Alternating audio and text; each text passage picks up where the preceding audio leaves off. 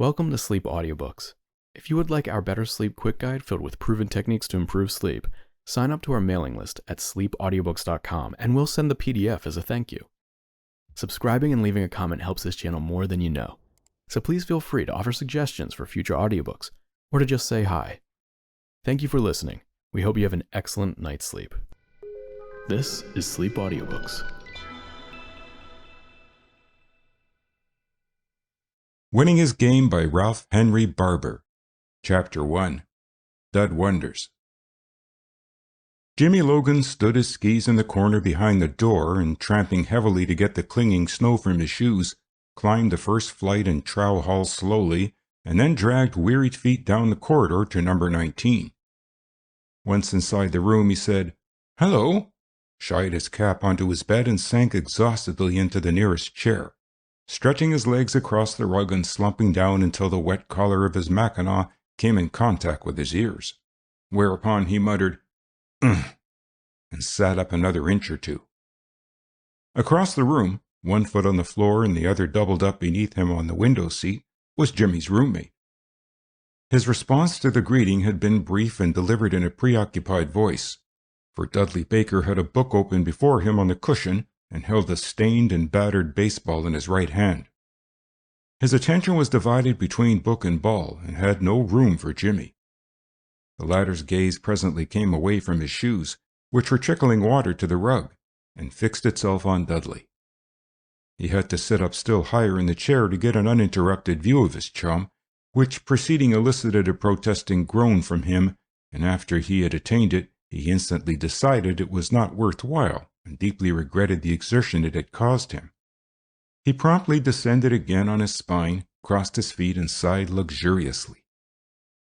The dollar clock on Dudley's chiffonier ticked briskly and loudly in the ensuing silence.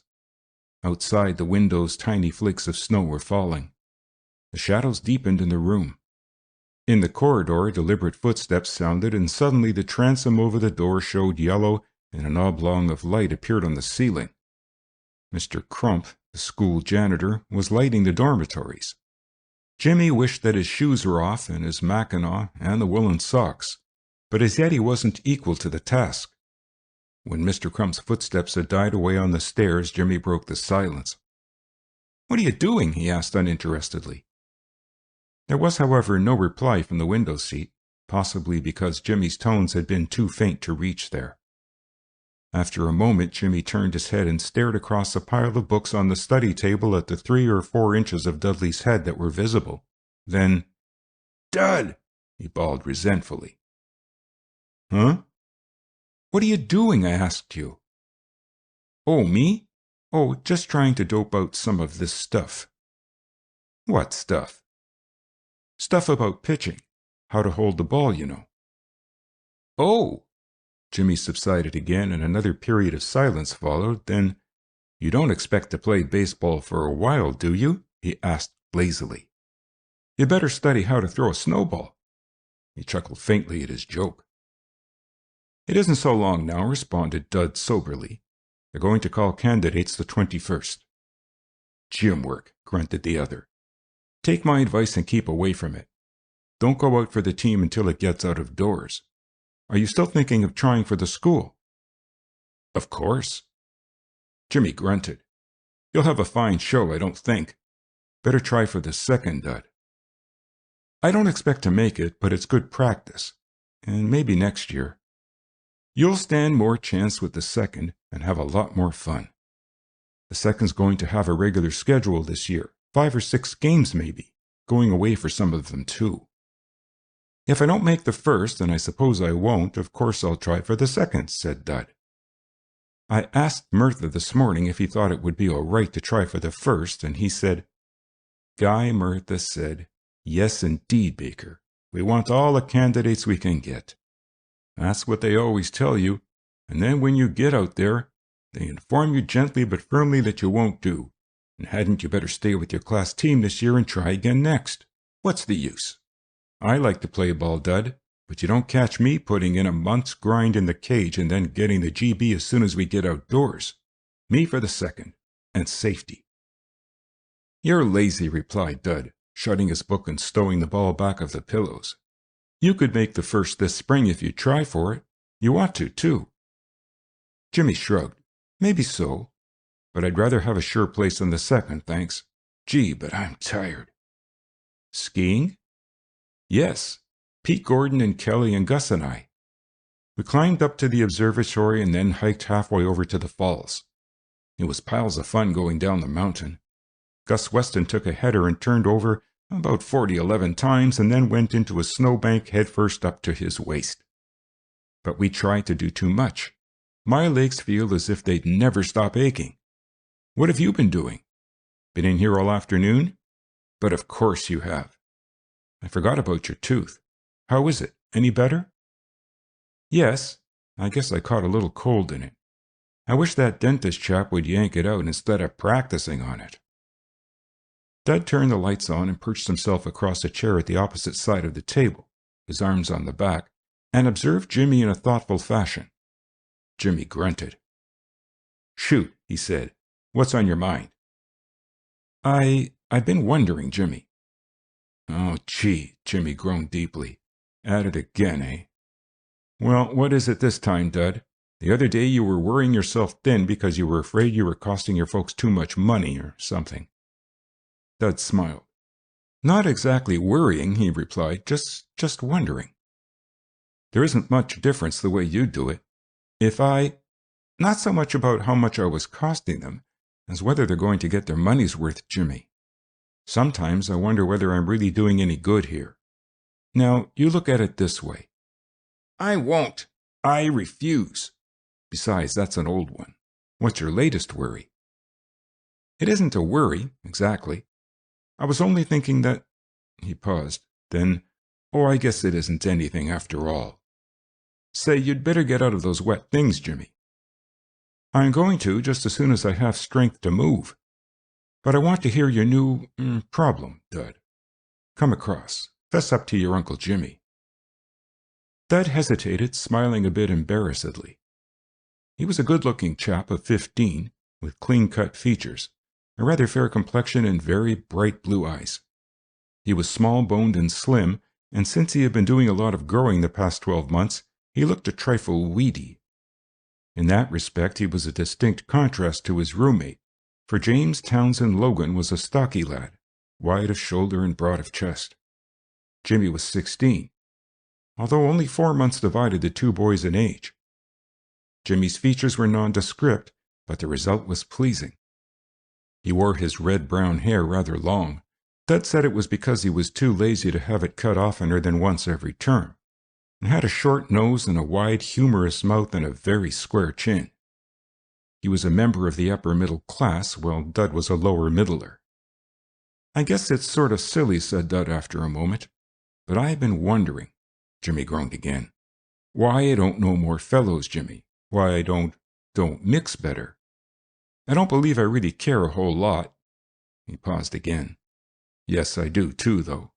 I'd like to have fellows like me, Jimmy, as they do you, and ask me to do things and go places and all that. Of course, I know the trouble's with me, all right, but what is it? Oh, piffle, Dud. Fellows do like you. Yes, about the way they like the steps in front of School Hall. That is, they don't exactly like me, they just don't dislike me. I guess I'd rather have them do that than not care a fig whether I'm alive or dead. I suppose this sounds silly, but... Honest confession is good for the soul, responded Jimmy lightly. But I think you're wrong about it, Dud. Or anyway, now look here. I suppose I'm just not cut out to be what you might call popular, interrupted Dud thoughtfully. Well, but still. Shut up and let me talk. The trouble with you is that you don't let fellows find out whether they can like you or not. You don't mix, do you see? If you'd get into things more. But that's just it. How can I when I see that I'm not wanted? That's just imagination, Dud. You can't expect fellows to fall all over themselves and hug you. You got to show 'em that you're ready to be friends. You got to make the start yourself. What do you do when someone says, let's do this or that? You mutter something about having to dig Latin or math and sneak off. Fellows naturally think you don't want to do things they do. Now, today, for instance. I couldn't have gone, Jimmy, with this plaguey toothache. Why, no, I guess you couldn't. But thunderation, Dud. If it isn't a toothache, it's something else. You've always got some perfectly wonderful excuse for beating it about the time the fun begins. Not that you missed much this afternoon, for you didn't, barring a lot of tired muscles, but you often do miss things. To be what you call a mixer, Dud, you've got to mix, and you don't know the first thing about it. Fellows like you, all right, what they see of you, but you don't give them a chance. Dud stared thoughtfully at the green shade before him. Yes, I suppose that's true, Jimmy. But I don't like to stick around when fellows are getting up things because I think that maybe they won't want me in on it, and that if I'm there, they'll think they have to ask me. What if they do have to ask you? Let 'em. Then when they see that you're a regular feller, they'll ask you the next time without having to. But I wonder if I am. Am what? Asked Jimmy ungrammatically. A regular feller. Maybe I'm not. I wonder. Jimmy threw up his hands in despair. Oh, gee, he's at it again. Dud, what you want to do is stop wondering. You're the finest little wonderer that ever came down the pike, all right, but you spend so much time at it that you don't get anywhere. Now, you take my advice, old chap, and stop wondering whether fellows like you or don't like you. Just get out and butt in a little. When you see a crowd, walk right into the middle of it and find out whether it's a fight or a frolic. And whatever it is, take a hand. Now, there's some mighty good advice, Dud. Take it from me. I didn't know I had it in me. And let me tell you another thing, kid. If you expect to have a show for the first team, you want to crawl out of your shell and rub shoulders with fellows. Get hunky with the first team crowd, do you see? Be more of a regular feller, like I said before. Don't try too hard to be popular, though. Fellows get onto that and won't stand for it. Just be natural. I guess I'm being natural, answered Dud with a smile, and that is where the trouble is. I guess I'll have to wait until next year. A lower middle fellow feels sort of fresh if he tries to mix in with upper middlers. Piffle. Lots of your class are thick as thieves with upper middle chaps. Look at young, what's his name? Styles. He's always traveling with upper middlers, Ordway and Blake and that bunch. Ned Styles has more cheek than I have. Besides, I don't think fellows like him particularly, Jimmy. He sort of toadies, doesn't he? He's a perfect ass, if you ask me. But they seem to stand for him. Well, but I don't want to be stood for. I want fellows to want me. All right, give 'em a chance then. You're all right, Dud, only you're shy. That's what's the matter with you, old chap. You're just plain shy. Never thought of it before. Look here now, I'll tell you what you do. You forget all about your dear little self and get over being, what's the word I want? Being self-conscious, that's it. That's your trouble, self-consciousness. Jimmy beamed approval at himself. Best way to do it is to do it. Tell you what, we'll make a start tonight, eh? Let's go out and visit someone. Who do you know that you'd like to know better? I'd like to know Hugh Ordway for one, said Dud hesitatingly. But I guess he wouldn't care about knowing me. And so, stow it. That's just what you mustn't do you see? You mustn't wonder whether a fellow wants to know you or not. You just take it for granted that he does. Say to yourself, I'm a good feller, a regular feller.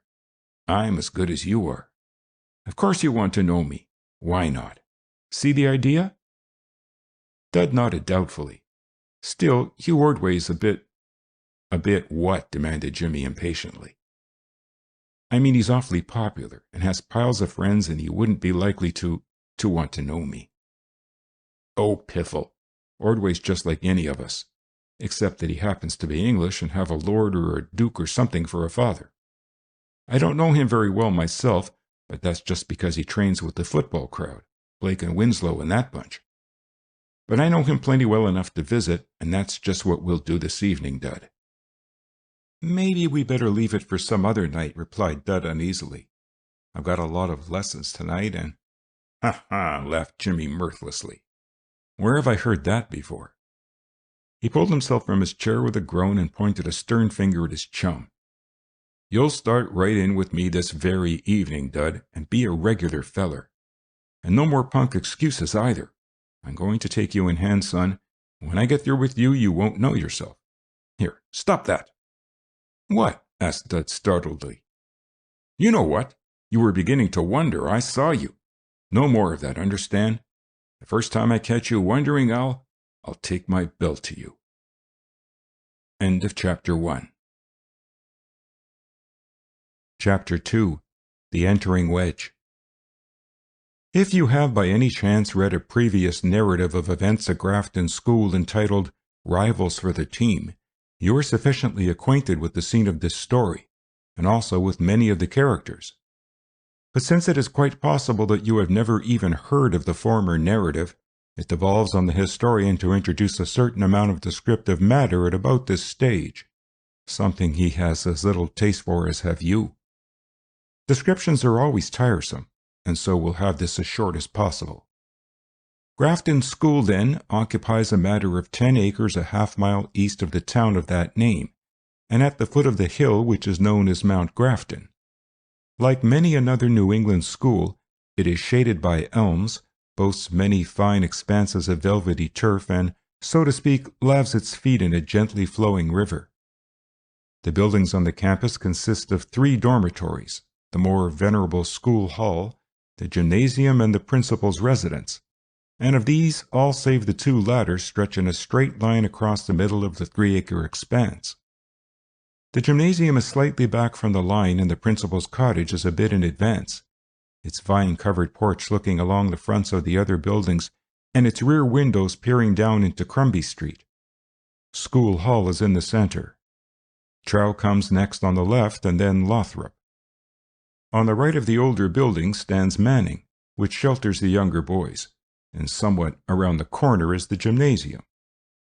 Gravelled walks lead across the campus, under spreading elm trees, to Crombie Street on one side, to River Street on the other, to School Street straight in front. Beyond School Street is the Green, a block-wide parallelogram on which, at the corner of School and River Streets, 2 smaller dormitories stand. These, Morris and Fuller, are converted dwellings of limited accommodations. The main walk from the steps of School Hall continues across the Green to Front Street, beyond which, descending gently to the Needham River, is Lothrop Field. An ornamental wall and gate commemorate the name of the giver.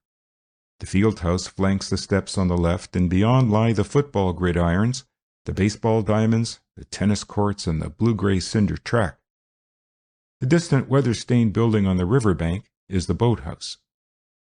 Grafton School looks after slightly over 200 boys between the ages of 12 and 20. At the time of which I am writing, February of last year, the number was, I believe, exactly 210, of which some 35 had attained to the senior class and about 80 were juniors, leaving the upper middle and lower middle classes to share the residue fairly equally. The faculty numbered 12, beginning with Dr. Duncan, the principal, and ending with Mrs. Fair, the matron. Dr. Duncan's full title is Charles William Duncan, A.M., Ph.D., but he is better known as Charlie. There was, and doubtless are, also a Mrs. Duncan and a Miss Duncan, but they are not likely to enter into this narrative. So much then for our stage setting. I might keep on, but I fear you are weary, and I know I am. Hugh Ordway roomed on the top floor of Lothrop, the newest and most luxurious of the dormitories, sharing the suite of study and 2 bedrooms with Bert Winslow. Hugh's father was English and his mother American, and although Hugh had been born on the other side and had spent most of his 16 years there, he declared himself to be half American. His full name was Hugh Oswald Broadwick Ordway, and in spite of the fact that by reason of his father being the Marquis of Lockleigh, Hugh had every right to the title of Earl of Ordway, he was generally known at Grafton as Hobo, a nickname evolved from his initials. As he was a straight, well-built, clear-skinned young chap with quiet brown eyes and an undeniable air of breeding, the nickname was amusingly incongruous if one stopped to consider it. But Hugh had been known as Hobo Ordway ever since fall, when his cleverness as a running halfback on the first football team had surprised and delighted the school, and nowadays the name was too familiar to excite any comment. Hugh's particular friends were more likely to call him Inus, however. It was Hugh, alone in the study, who responded to the knock at the door shortly after supper that evening, and who successfully disguised the surprise he felt when he recognized his visitors as Jimmy Logan and Dudley Baker. He made them welcome quite as heartily as though he had been expecting them all day, and Dud, who had hung back all the way up the 3 flights of slate stairs, was vastly relieved. The conversation skipped from one subject to another for the first few minutes, during which time Hugh, perched on the window seat, leaving the easy chairs to his guests, hugged his knees to his chin, piloted the conversation, and secretly wondered at the visit. You are not to suppose, however, that Hugh was the only one of the 3 at his ease. Such a supposition shows on your part a vast ignorance of Jimmy Logan. Jimmy was a stranger to embarrassment. Had Hugh been the President of the United States or the King of England or, well, Home Run Baker, Jimmy would have been just as splendidly at ease as he was at this moment. He might have assumed a more dignified attitude in the Morris chair, and his voice might have held a more respectful tone, but beyond that, no, not Jimmy. Just now Jimmy was humorously recounting his skiing adventures that afternoon, and Hugh was chuckling over them. Dud smiled when Hugh laughed, sitting rather stiffly in his chair, and tried his best to look animated and pleasant, and only succeeded in looking anxious and uncomfortable. Jimmy did his best to get Dud to talk, but Dud's conversation consisted largely of yes and no, and Hugh secretly thought him a bit of a stick. Jimmy was wondering whether to withdraw as gracefully as possible before Dud created any worse impression, when the door opened to admit a black-haired, dark-eyed fellow of 17 who, with less command over his features than Hugh, looked frankly surprised when he saw who the visitors were. The surprise even extended to his voice as he greeted them. "Hello, Jimmy," said Bert Winslow. "What are you doing up here? Haven't seen you around here for ages." He spoke to Dud then, hesitating a moment as though not certain of the latter's name. Dud, noting the fact, felt his embarrassment increase and wished that Jimmy would give the word to leave. But Jimmy had already abandoned thoughts of withdrawing. He liked Bert Winslow, just as most fellows did, and welcomed the chance to talk to him.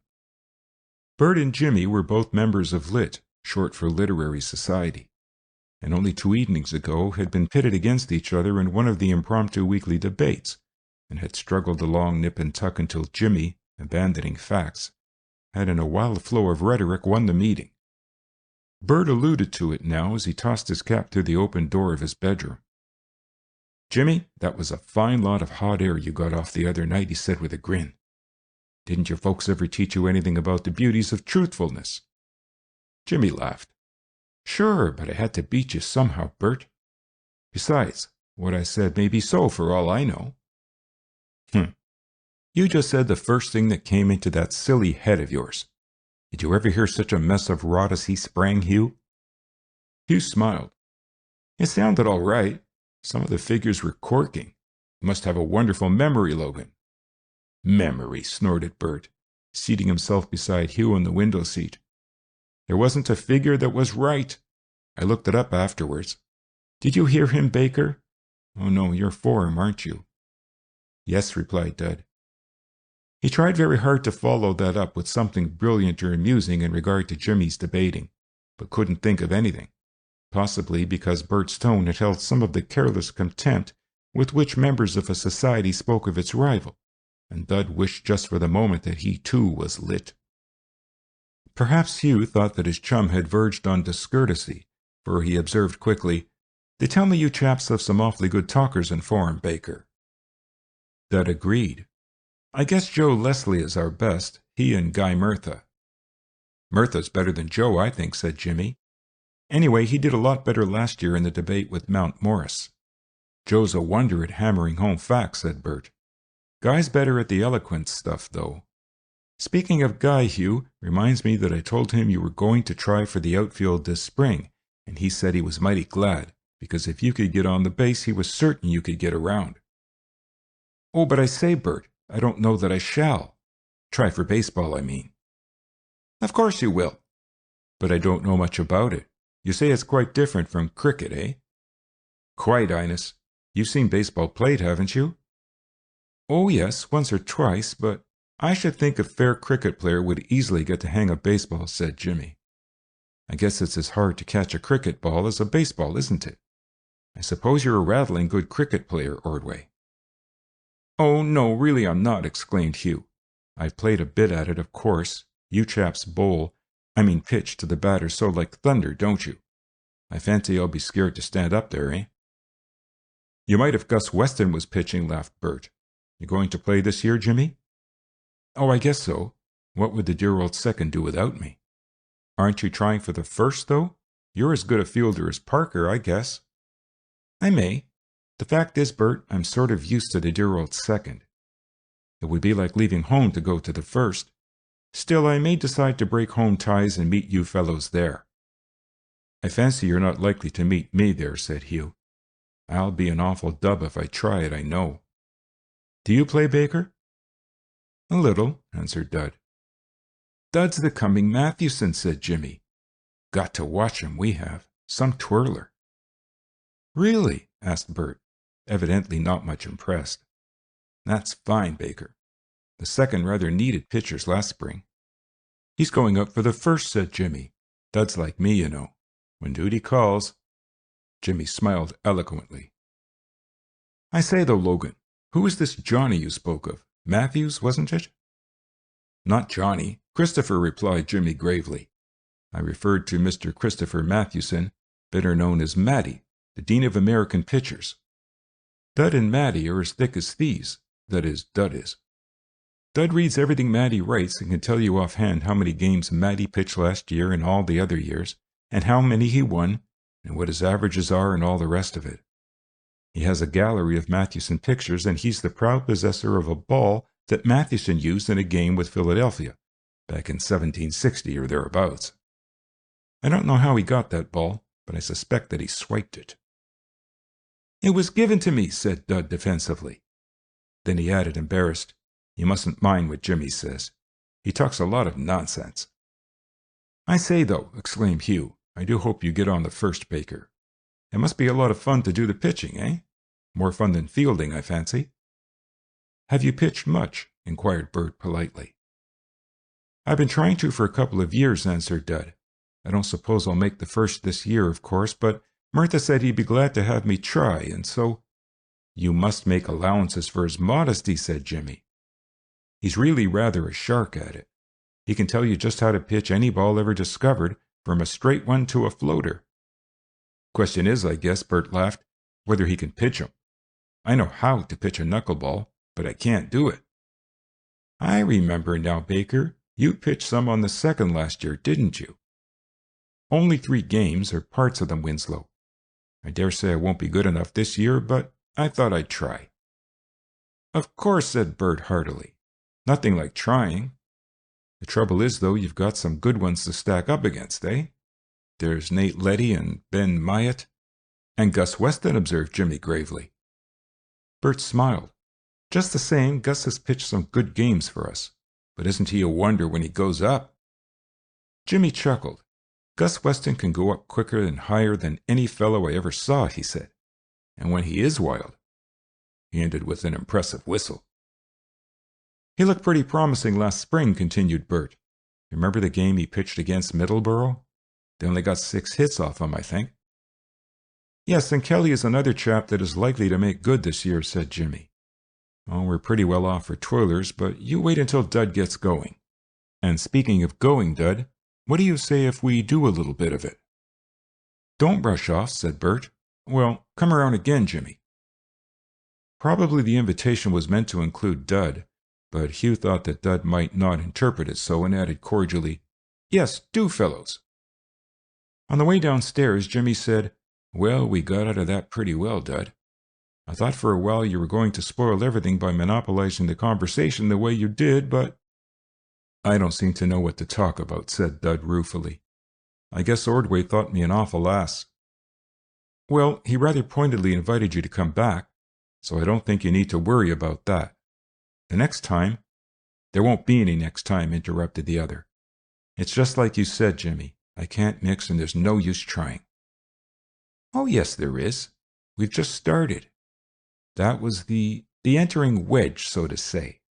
We'll drop around again next week. And between now and then I'll put you through a course of sprouts, old chap. We'll mix in society. Just as soon as you can learn to forget your plaguey self, Dud, you'll get on finely. The trouble is with you that you just sit and worry about what fellows are thinking of you. But I'll break you of that quick enough." "I guess we'll call it off," muttered Dud. "And I guess we won't," was the firm response.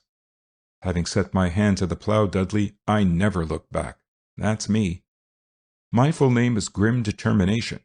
All others are impostors. Accept no substitutes. Guaranteed to comply with the pure food law. After you, Dud, one flight and turn to the right, please." End of Chapter 2. Chapter 3. 29 Lothrop. True to his promise, or threat if you think with Dud, Jimmy hailed his protesting friend from room to room in the evenings, made him join the throngs on the ice or the toboggan slide in the afternoons, and on all occasions dragged him into the conversations and, to use his own expression, got him in the spotlight. It can't be truthfully said that his efforts met with overwhelming success, however. Dud didn't shine as a conversationalist or display any traits calculated to win popularity. No one disliked him in the least. Most of the time, few were really conscious of his presence, in spite of Jimmy's untiring efforts. Personally, as has been suggested, Dud didn't take kindly to being exhibited and exploited, and when a fortnight or so after the inception of the undertaking, Jimmy actually got to telling jokes and crediting them to Dud, the latter was supremely uncomfortable. Jimmy would chuckle and say, "Dud got off a good one the other day, fellows." And then he would follow with some more or less brilliant remark or joke that sounded to Dud horribly flat. Generally, the hearers laughed and shot surprised glances at the silent and embarrassed Dud, but he didn't win recognition as a wit or sage for all of that. Had they heard the things from Dud firsthand, they might have been more impressed. As it was, the credit went rather to Jimmy than Dud.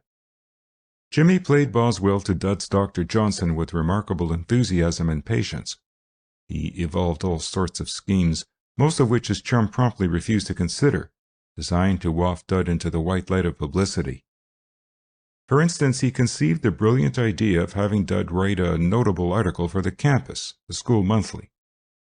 Dud had no serious objection to that project, but it fell through because neither of them could think of a subject to write on. Then Jimmy suggested that Dud get someone to break through the ice on the river so Dud could rescue him. Jimmy said he would be glad to impersonate the drowning character if he wasn't afraid of catching cold and having rheumatism in his throwing arm. It was all highly entertaining for Jimmy, and he thoroughly enjoyed it, but Dud was getting very tired of it. Every now and then Jimmy had what he called a showdown. At such times he would take a list from his drawer in the study table and check off the names of fellows whose acquaintance Dud had succeeded in making since the last time. Churchill, we got him. Check for Churchill. He was a brand new one, wasn't he? Roy Dresser, check. Dresser was rather a success, Dud. I think he rather took to you. We must call there again. I'll make a note of that. Dresser's room is a good place to meet fellows. Parker, check. Parker's an ass anyway. Ayer. I say, Dud, we haven't met Neil Ayer yet. Do you know him at all? Only to speak to. We'll go after Ayer this evening, then. I know where to find him. He will be in Joe Leslie's room, I guess. Foster Trey, check. Trey's a good sort. Zanetti.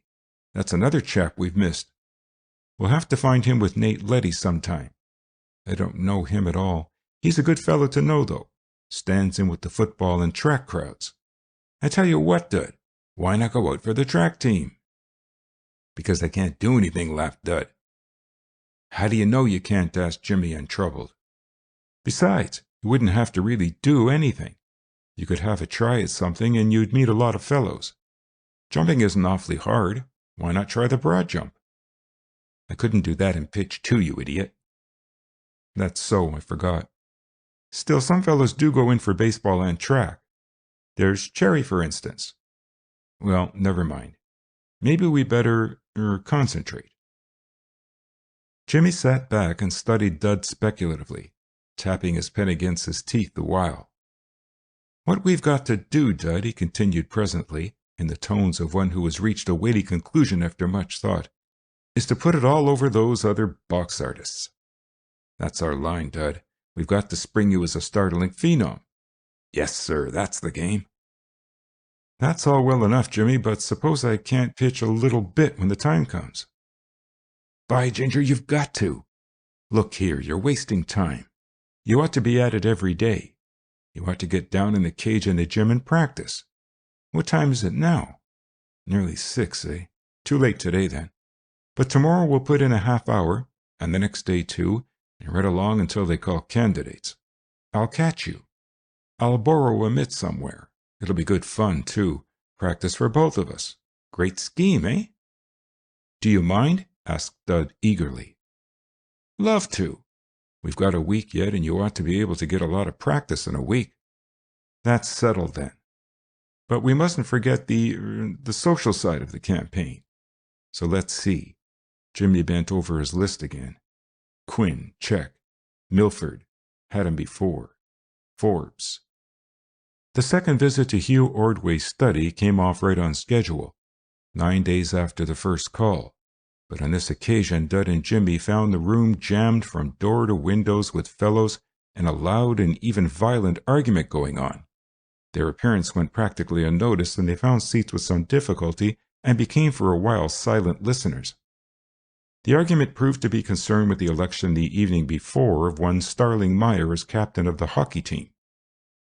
The hockey team had just finished a disastrous season, ending with a second defeat by Grafton's ancient rival, Mount Morris.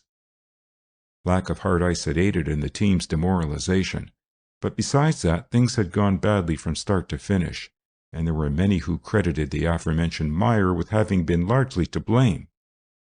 Pop Driver, who played right guard on the 11 and was normally good-natured to a fault, expressed the views of the anti-Meyer faction. Meyer, Pop was saying, has caused more trouble all the winter than he's worth. Everything that Yetters wanted to do one way, Stars insisted on doing another. You fellows know that, all of you. Look at the way they changed the style of play in the middle of the season. Yetters started out playing 4 men on defense, and it worked out all right. Then Star got to saying that we weren't scoring enough points, and that the 4-men back business was all wrong. He grouched and sulked about it until Yetter gave in to him.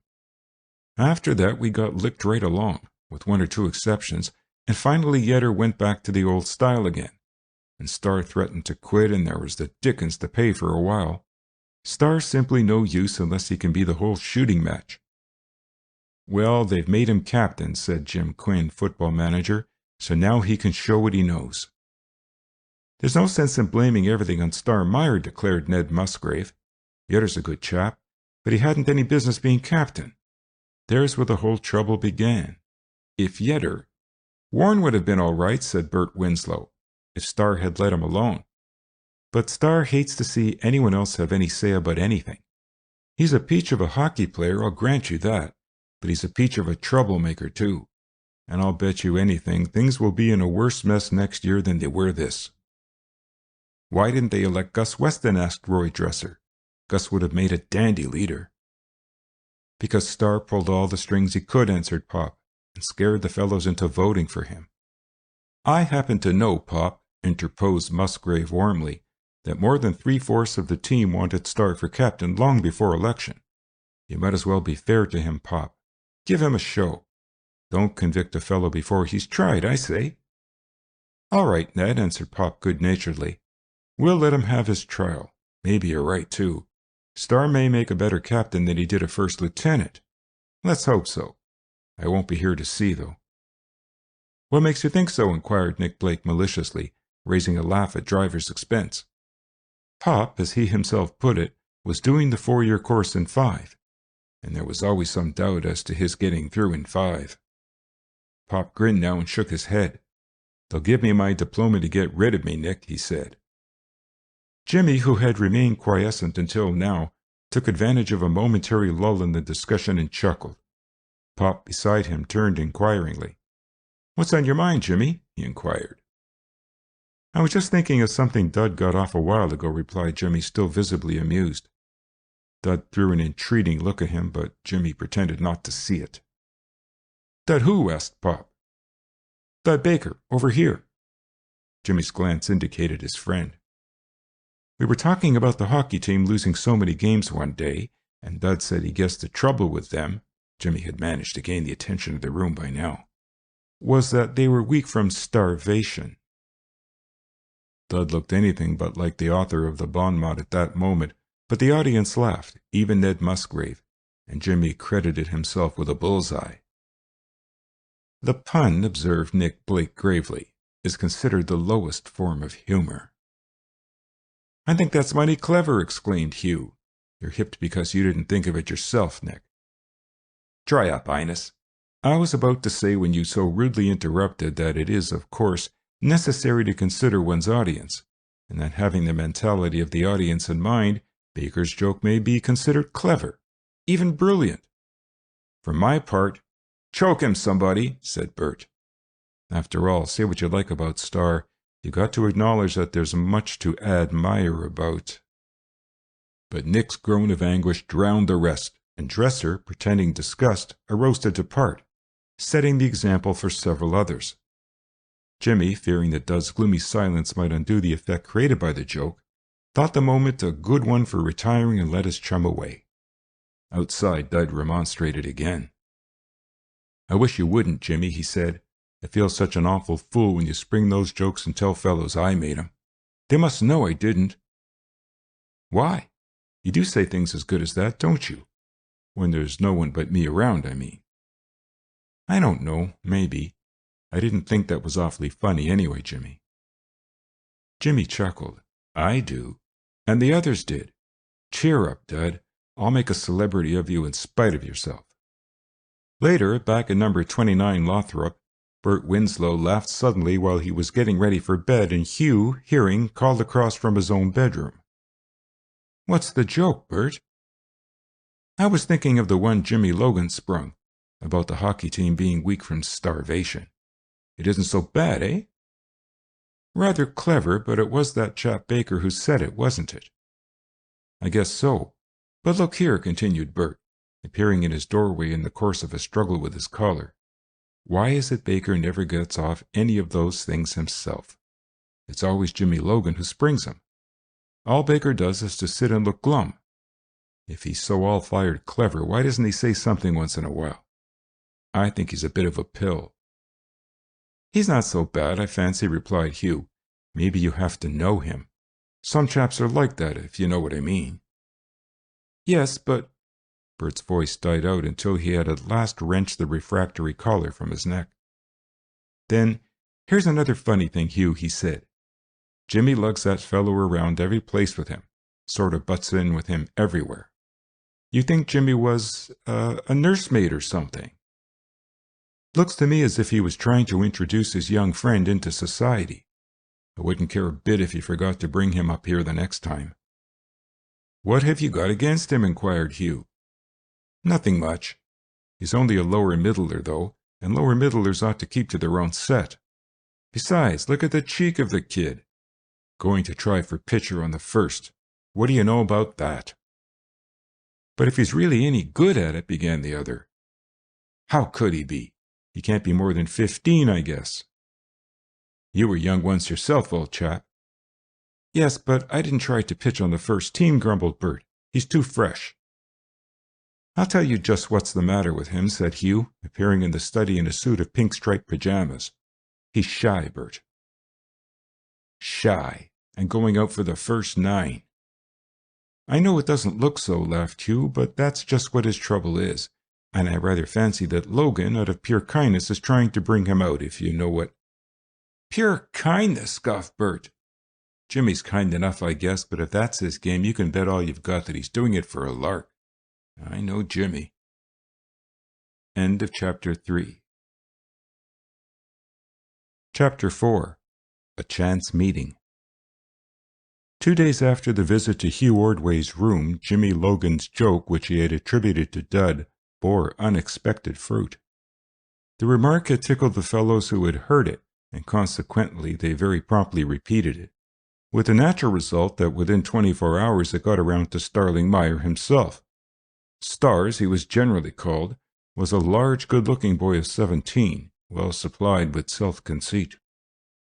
He was a rattling good hockey player, undoubtedly the best in the school, and a fair performer with the second nine in the outfield. There his athletic prowess ended, for he considered, or pretended to consider, track sports unimportant and football unscientific. He was a clever student and stood high in class and was, in consequence, rather a favorite with the faculty. As a member of the Forums Society, his activities were critical rather than constructive, for he took no part in the debates beyond attending them and pointing out the deficiencies of the debaters in a superior manner.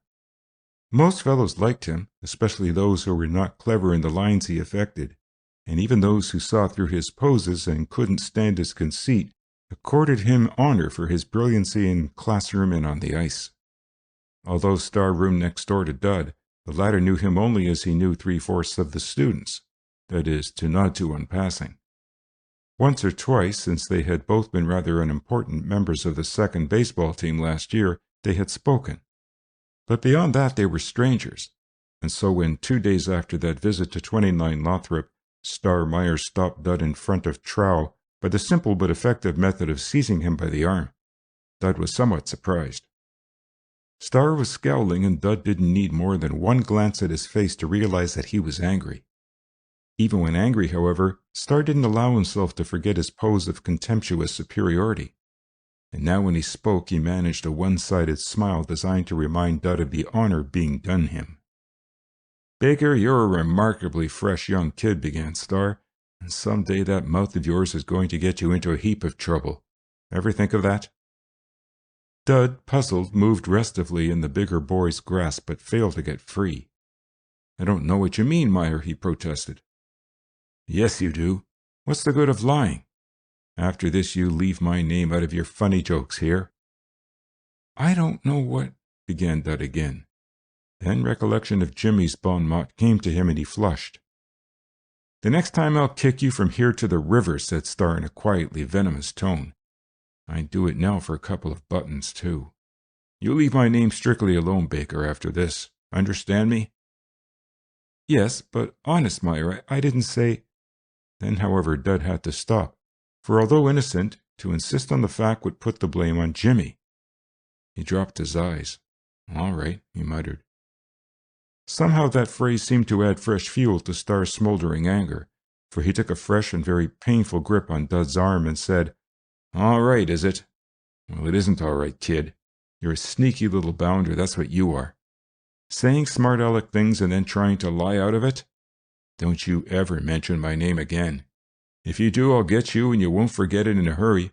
Now you beat it. You're a sneaky little bounder, that's what you are." With a sudden wrench of the captive arm, Star spun Dud around and aimed a kick at him. Fortunately, a premonition of what was happening caused Dud to jump aside, and Star's foot missed his goal.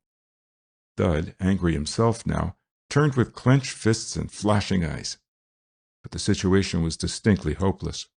Star topped him by a head, and Dud was suddenly conscious of his own physical inferiority. Still, he might have tried conclusions had it not been for the smile of haughty contempt on the other's countenance. Somehow that smile was too much. It seemed to say, "What, you dare to show disrespect to me? Begone, impious mortal." Dud's fingers straightened again. He gulped down his resentment, stole a doubtful glance at a group of fellows who were looking on curiously from the dormitory steps, and walked away, trying his best to appear dignified and unconcerned, but secretly feeling like a whipped cur. Later, when he recounted the episode to Jimmy, the latter took him to task vigorously.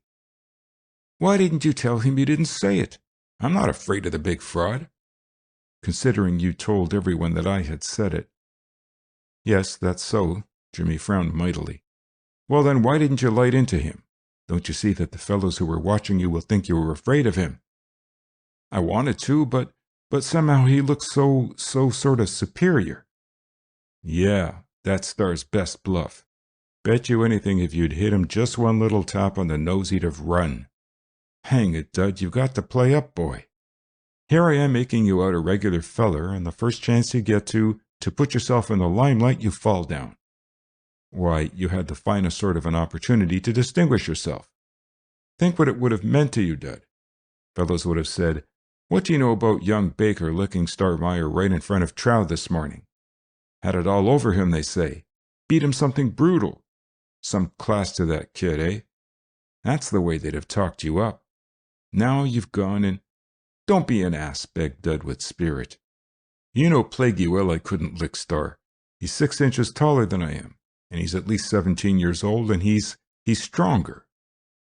"Son, when you get in a row with another chap," replied Jimmy emphatically, "don't you stop to figure out how much bigger or stronger he is. You jump in and get the first lick at him. You'll be surprised to find what a lot of inches that first whack takes off the other chap." "What you should have done." "Well, I didn't," said Dud shortly. "You wouldn't have either, I guess." Jimmy grinned. "Never mind what I'd have done, Dud. I'm not making a name for myself. I'm not—" "Neither am I.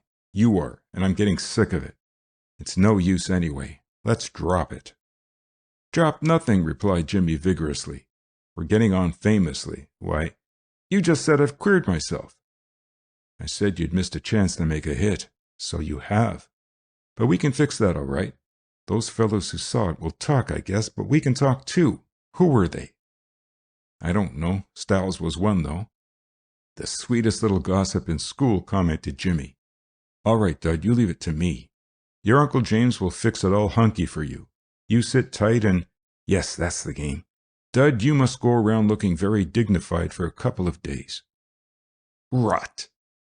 "I mean it. You must make fellows think that you resisted a great temptation and that it has, sobered you. Get me?" "What temptation?" asked Dud, puzzled.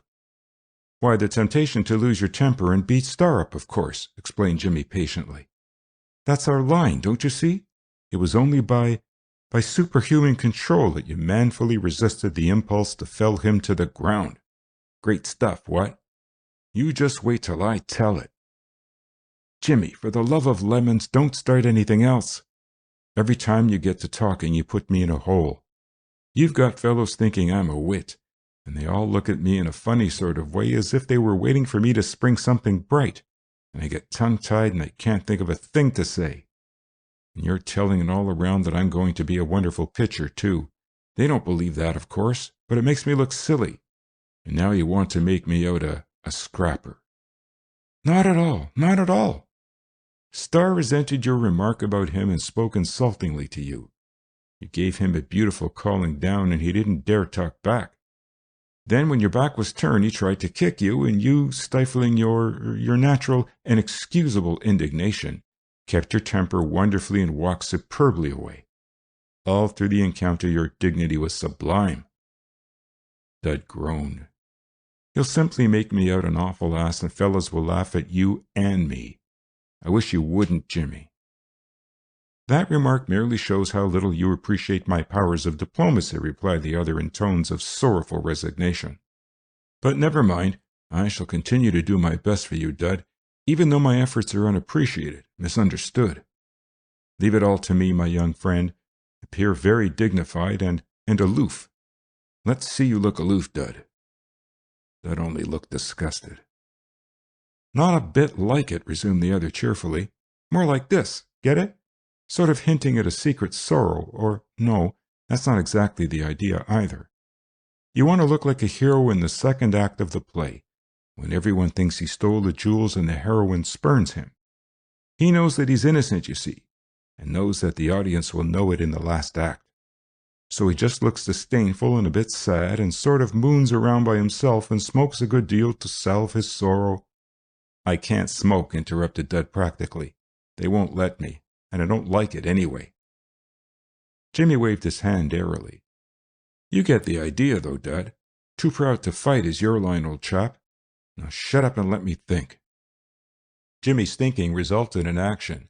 That afternoon about 4 he might have been observed lingering idly in front of School Hall, hands in pockets, whistling tunelessly, evidently quite at a loose end. Nick Blake tried to entice him up to Lit to play pool. Gus Weston suggested the joys of a trip to the village for hot soda, and Pete Gordon strove to lure him to his room. Jimmy resisted heroically and was left to his devices. It was a particularly disagreeable afternoon, with a hard wind freezing the pools along the walk, and Jimmy from time to time glanced impatiently at the big doors behind him. But it was nearly the half-hour before they finally opened again to admit Ned Styles. Warned by the creaking of the portal, Jimmy instantly assumed the appearance of one who, passing, has his attention attracted by the sound of an opening door. This in the face of the fact that he had been all along aware that Styles, in trouble with Mr. Gibbs, the history instructor, had been having an after-school séance with Gusty in a classroom. Styles was an upper-middler, 17 years old, an uninteresting and rather sycophantic youth, who Jimmy secretly disliked very much. Styles suspected the fact and was consequently somewhat surprised when Jimmy, after nodding briefly, halted and awaited him at the foot of the steps. "Hello, Styles. Rotten day, isn't it? Seen Guy Murtha lately?" Styles shook his head, changing his books from one elbow to the other in order to reach his handkerchief and blow a very red nose. Styles always had a cold in winter and snuffled from October to April. "Can't find him anywhere," continued Jimmy in preoccupied tones, accommodating his steps to those of the other boy and continuing on toward Trow. "Star Meyer said he thought he'd gone to the village. I want to see him awfully." "I haven't seen him all day, I guess," said Styles. He was hoping that some of the fellows would look from their windows and see him hobnobbing with Jimmy. "Well, I guess I can get him at supper," said the latter. Then he chuckled and, in response to Styles' unspoken question, explained, "I was thinking of Star. He hasn't got over it yet, I guess. Grumpy as anything he was." "Got over what?" asked Styles eagerly. "Didn't you hear about it?" Jimmy looked at him incredulously. "Why, Dud Baker gave him an awful calling down this morning, and Star took it like a lamb. Say, that kid certainly has got spunk." Styles viewed the others suspiciously, but Jimmy's countenance expressed truth and quiet amusement. Styles grunted. Then he said, doubtfully. "Star was mad as a hornet about something Dud said. Some joke or other, you know." Styles nodded. "Yes, about the hockey team dying of starvation." "Was that it?" "Well, anyway, he got after Dud and wanted Dud to apologize, and Dud told him to chase himself, that it was all true and that every fellow in school knew it, and a lot more. And Star was mad enough to bite. Think of Dud getting away with it." "I saw it," said Styles, "but it didn't look just like that to me. Star had Baker by the arm, and it looked like he was reading the riot act to him. And then he tried to kick him, and Baker beat it." "Good thing for Star he did then," said Jimmy knowingly. "I'd hate to stand up to Dud Baker when he was riled." "I didn't know he was that sort," said Styles interestedly. They had reached the entrance to Trow and paused at the door. "Dud Baker? Didn't you ever hear why he left the school he was at before he came here?" Styles shook his head. "Well, it isn't a nice story to tell, although it wasn't all Dud's fault. I heard it from a fellow who was there and saw it. In fact, he helped to carry the other fellow to his room. He was 3 years older than Dud and a whole head taller, too, they say. But Dud isn't the sort of fellow you can bully. Or he wasn't. Nowadays, Dud will stand a lot. I guess after that fracas he learned to keep his temper. The other fellow was in bed a month. It was such a close shave for him that it sort of sobered Dud up, and he will go most any length now to keep from scrapping. He's got an awful punch, they say."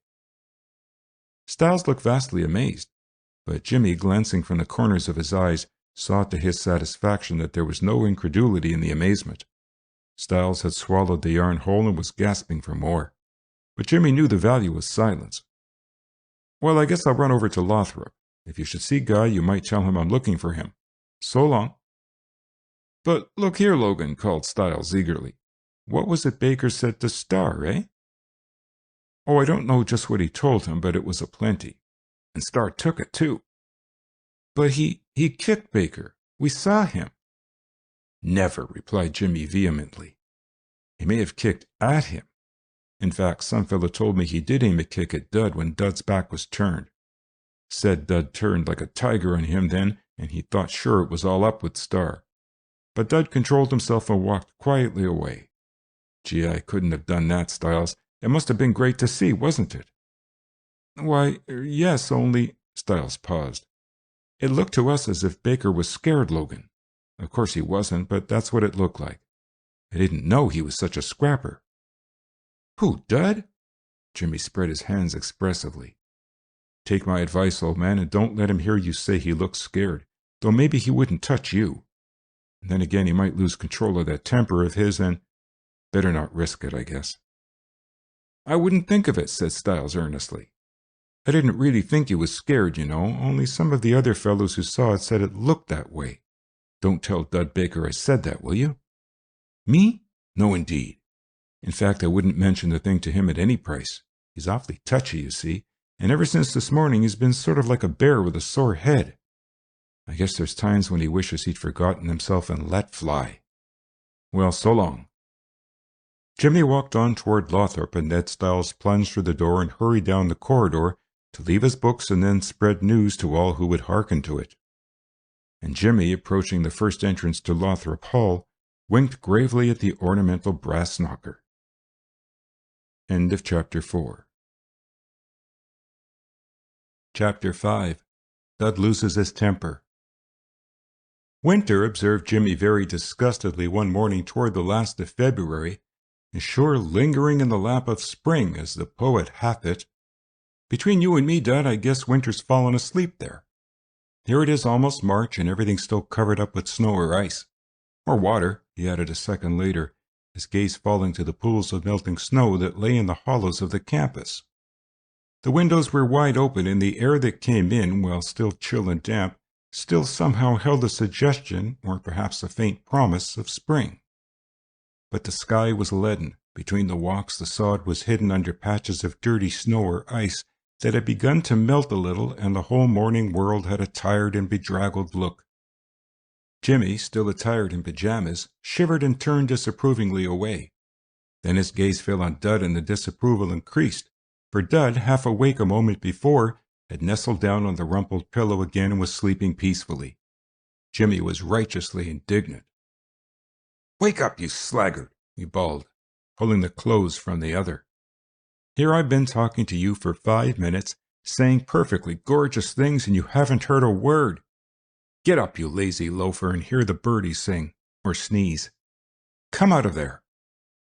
Dud came out, rather in a heap, blinking confusedly, and strove to pull the clothes from the bed to his shrinking form on the floor. But Jimmy was merciless, and Dud was forced to arise grumblingly and rub his sleepy eyes. What time is it?" he yawned. "Never mind what time it is," replied Jimmy severely. "It's time you were up and doing—" "With a heart for any fate," murmured Dud poetically if sleepily. "What day is it?" "Great jumpin' Jehoshaphat!" exclaimed Jimmy. "He doesn't even know the date." "It's a Tuesday, darling, and the month's February, and the year—" "Then it's today practice begins," said Dud. I knew there was something. He arose and sought his bathrobe. "I'll bet it's awfully early. I don't hear anyone up." "You hear me up," responded his roommate. "As a matter of fact, I don't know just what time it is, because you forgot to wind the clock and my watch has stopped and I couldn't find yours. But it must be long after 6. 6, grunted Dud in deep disgust. "What do you go pulling me out of bed at 6 for? I'm going back again." "I said it was long after 6. Where's your watch? Have a look at it." Dud discovered that article at last dangling over the back of a chair, it having escaped from a pocket, and in more mollified tones informed Jimmy that it was 20 to 7. In the corridor, a door opened and slippered feet pattered toward the bathroom. Jimmy set his watch on the clock, found his own robe, and then, pausing at the door, asked solicitously, "How's the old arm, Dud?" "Sore," was the answer. Dud bent it and flexed it. It was his right one, and he observed it scowlingly. "It's lame all the way to the shoulder." "Ouch! And the shoulder's lame too." "Too bad," said Jimmy. "I was afraid you might overdo it, Dud." "Well, whose silly idea was it anyway?" demanded Dud indignantly. "Who suggested practicing every day, I'd just like to know?" "I did, of course, but I didn't tell you to do too much of it and lame yourself, did I? What you've gone and done, Dud, is catch cold in it. You ought to be mighty careful that way. You ought—" "Oh, dry up," grumbled Dud. "You make me tired. If you know so pesky much about it, why didn't you say something before?" I wouldn't have caught cold in it if you hadn't insisted on slopping around in that rink yesterday with the water up to your ankles. No wonder I caught cold. Well, you'll have to lay off a few days, old chap. It'll be all right again, I guess. That's fine, isn't it, when I've got to report for practice this afternoon? You won't have to pitch, though, responded Jimmy consolingly. Just do the setting up stuff. Come on and get your bath. I don't want any bath, muttered Dud, still feeling of his pitching arm with cautious fingers. You go ahead. Dud, said the other severely, you've got a grouch. You must have got out of bed the wrong way. I did, when you pulled me out, was the pointed reply. And who wouldn't have a grouch, I'd like to know. I'll have a fat chance to do any pitching, won't I? You can tell him you lamed yourself, can't you? Cheer up, Dud. Come ahead before the crowd gathers. I'll rub it for you when we get back. Huh, I guess that's what's the matter with it now. You nearly killed me last night with your old massaging, as you called it. It may hurt a little, said Jimmy earnestly, but it's awfully good for you. It's regular Swedish stuff, Dud. I learned it from a chap at home who works in the gym. We ought to have some liniment, though. I wonder if that liquid dentifrice stuff of yours would do. I'll do my own rubbing, thanks, replied the other ungraciously, if it hadn't been for you. Help, wailed Jimmy, hurrying through the door. Then came the sound of quick scurrying in the corridor, and Dud, still mooning on the side of the bed, guessed that Jimmy and some other chap were racing for a bathtub.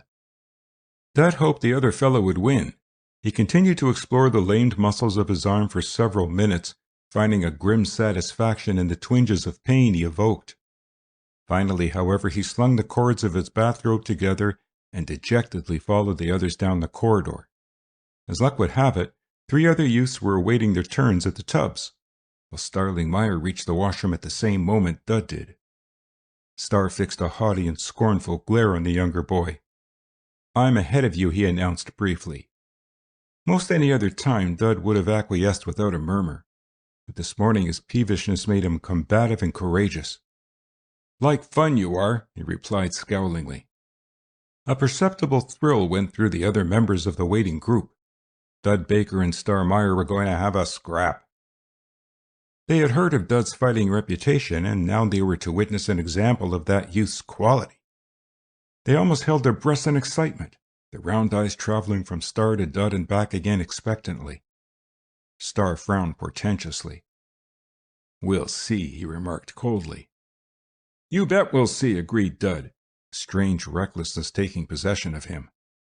Somehow this morning Star didn't look nearly so formidable, perhaps because his eyes were still heavy with sleep, or because the flaming red bathrobe in which he was enveloped was so palpable an affront to good taste.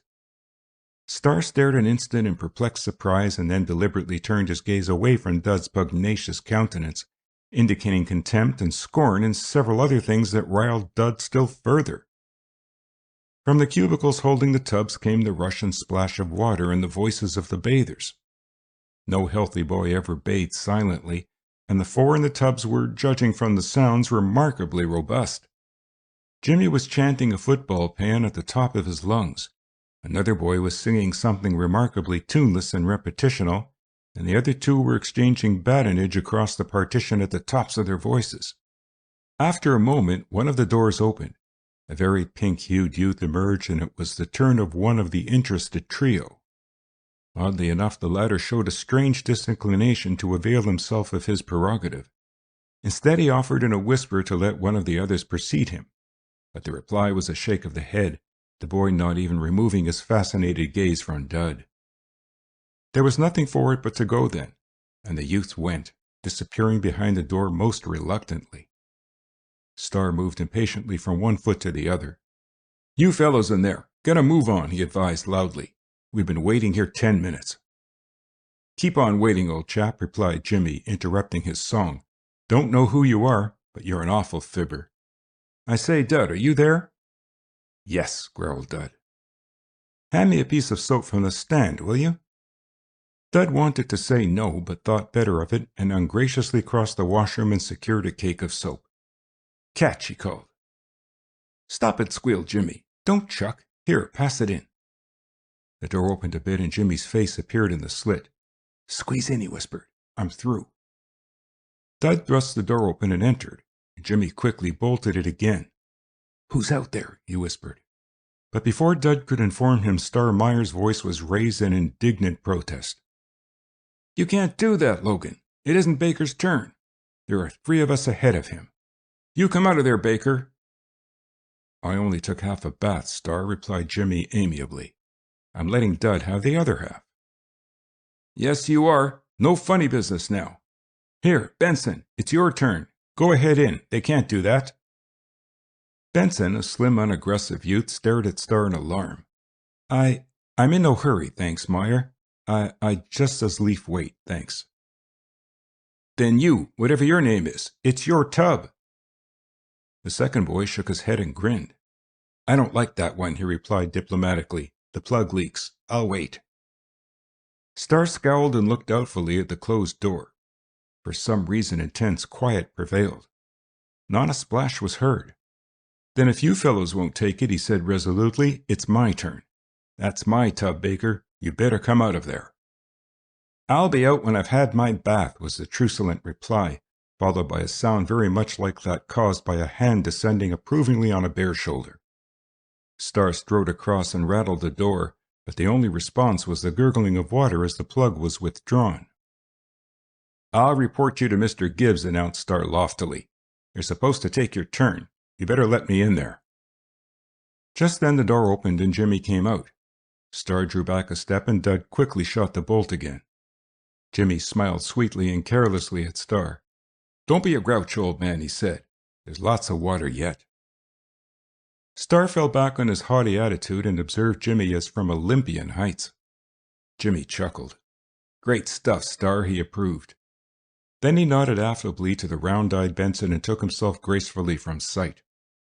At that moment another cubicle emptied itself of its occupant, and Star, swallowing his wrath, absent-mindedly entered it, leaving the 2 waiting youths to scowl blankly at the closed door. After a moment Benson ejaculated in a careful whisper, "Hog." The other boy nodded agreement. "I thought he and Baker were going to scrap," he confided sotto voce. "Gee, I wish they had, and I wish Baker had done him up.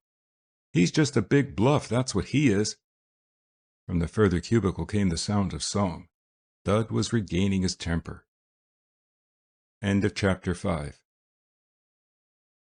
Chapter 6. First Practice. There was a large attendance at 3:30 that afternoon in the baseball cage. Some 40-odd candidates, most of them last year's first and second team members, had assembled for work, while fully as many others were on hand to watch proceedings. Not that anything very exciting promised, but it was a raw, uncomfortable sort of day outside, and fellows were glad of any event that offered a half-hour's mild amusement. The cage was not a very ambitious affair, for it had been an afterthought and had been built after the building was erected, and at a sacrifice of one of the 2 bowling alleys, which, thrown into the space formerly occupied by a storeroom, supplied area for a modest cage. It was large enough to throw at base distance in, and to hold batting practice in it if the batter didn't attempt anything more than a tap. Also, of course, it made an excellent place for the pitchers to limber up. Dud and Jimmy went over to the gymnasium together, for the latter had finally decided to try his luck with the first 9. When, having got into his gymnasium suit, Dud looked around for Jimmy, he was rather disconcerted to find himself confronting Starling Meyer across the bench. Dud didn't feel so brave today, and would have been just as satisfied if he hadn't run across the hockey star. But the latter only glared in a haughtily disgusted manner and turned his back, and Dud heaved a sigh of relief, not loud but fervent, and made his way unobtrusively out of the locker room. He was careful to nod or speak to such fellows as he knew, although lots of times it took a great deal of courage. He was obeying Jimmy's directions, however. "Don't wait for fellows to speak to you," Jimmy had ordered. "Speak first. Don't act as if you were afraid they wouldn't know you either. Just say, 'Hello, Smith,' sort of careless-like, or if you don't know them fairly well, just nod and smile. Don't grin, smile. Like this." And Jimmy turned the corners of his mouth up slightly and nodded his head very briefly. "Get the idea? I know who you are, but I don't recall the name. But don't try that on the big fellows like Murtha and Trafford and those chaps. You want to be polite to them, sort of cordial, too. Only don't let them think you're trying to swipe. Which I am, Dud had interpolated a trifle bitterly. Not at all. You're merely being tactful. There's a difference. Tact and diplomacy are great things, Dud. You want to practice them. Toadying, I call it. Tut-tut, nothing like it. Call it a studied effort to please. Call it what you like, Dud had replied somberly. It's poor business. Some of our greatest citizens have been diplomats, Dud. Look at me. Dud's gaze picked out a number of baseball celebrities whom, under Jimmy's tutelage, he had come to know well enough to speak to. In every case, if he found himself near enough to speak, he spoke, or, failing that, he nodded, trying to look quite at his ease and not succeeding very well. Guy Merthyr was there, of course, for Guy was this year's captain. He was 18, a tall, decidedly plain youth with so many likable qualities that one soon forgot about his features. And Bert Winslow and Nick Blake were talking together further on, and nearby were Ben Myatt and Pete Gordon and Nate Letty. And Hugh Ordway was one of the group, the rest of whom Dud knew only by sight. Jimmy appeared from somewhere, and about that moment Mr. Sargent, the physical director and baseball coach, came in with Tris Barnes, the manager. Mr. Sargent, or Pete as he was called, was short and square, with a beard and mustache and a pair of restless brown eyes behind the big round lenses of his spectacles. He had a nervous, impatient manner of speaking and was quite likely, to the secret amusement and delight of the fellows, to get his words twisted when the least bit excited. All out of the cage, please, but team candidates, was his order. Close that door, somebody. Better bolt it, Churchill. Now, fellows, if you'll kindly stop talking. Stop talking? We'll get started. Captain Merthyr, want to say anything? I guess not, sir. There'll be plenty of time to talk later on, won't there? I'd like to say, though, that we're going to need more candidates than are here today, and I wish you fellows would try and get others to come out. There's no use waiting until we get outdoors, for this work in the cage is very important, and fellows who miss it won't stand much show. Our season begins pretty early this spring, a week earlier than last year, and we haven't any too much time to get in shape. I'd like mighty well to see fully 20 more fellows here tomorrow. Yes, this is a very poor showing, agreed Mr. Sargent. Well, we'll make a start, fellows. We're going to have setting up work this afternoon and for a few days. How's that, Barnes? No dumbbells today, thanks. Just get in line, fellows, will you? About 4 rows will do. That's it. Now then, follow me, please. And keep your mind on what you're doing. 1, 2, 3, 4. Stretch the arms out as far as they'll go. All right, now the wrists. Twist. 1, 2, 3, 4, 5, 6, 7, 8. Keep it up. All right. It soon became tiresome to Dud, for he hadn't been in training and the gymnasium work twice weekly had not been strenuous. It was, he reflected, rather remarkable to find so many muscles that creaked in unsuspected places. Almost in front of him in the second row, Star Meyer was going through the evolutions easily and gracefully and untiringly, and with something of his usual haughty disdain for anything not of his own devising. In gymnasium shirt and trunks, Star showed strong and muscular, and Dud felt a warm satisfaction over the fact that he and Star had not come to blows that morning in the bathroom. Star's legs were things to admire as the muscles played over them like whipcords, and Dud wished that he had paid a little more attention to his physical condition during the past year or two. He imagined that his own thin, elongated body must look strangely out of place there with all those other well-conditioned ones. Further along, where he could just be seen out of the corner of Dud's eye, stood Jimmy, sturdy and stocky, loafing a bit when Mr. Sargent's gaze was not on him. Dud wanted to loaf too, but didn't dare. The calisthenics lasted less than half an hour, by which time Dud was not the only one breathing hard and perspiring freely, and then Barnes set the candidates' names down. When it was Dud's turn to register, Star Meyer was nearly at his elbow, a fact which added to Dud's embarrassment. Name? Asked the manager.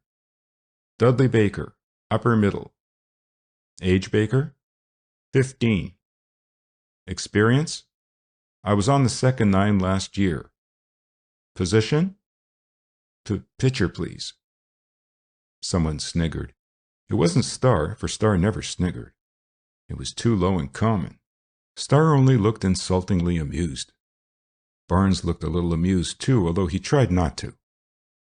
All right, Baker, get on the scales and let me know your weight tomorrow. Don't forget, please.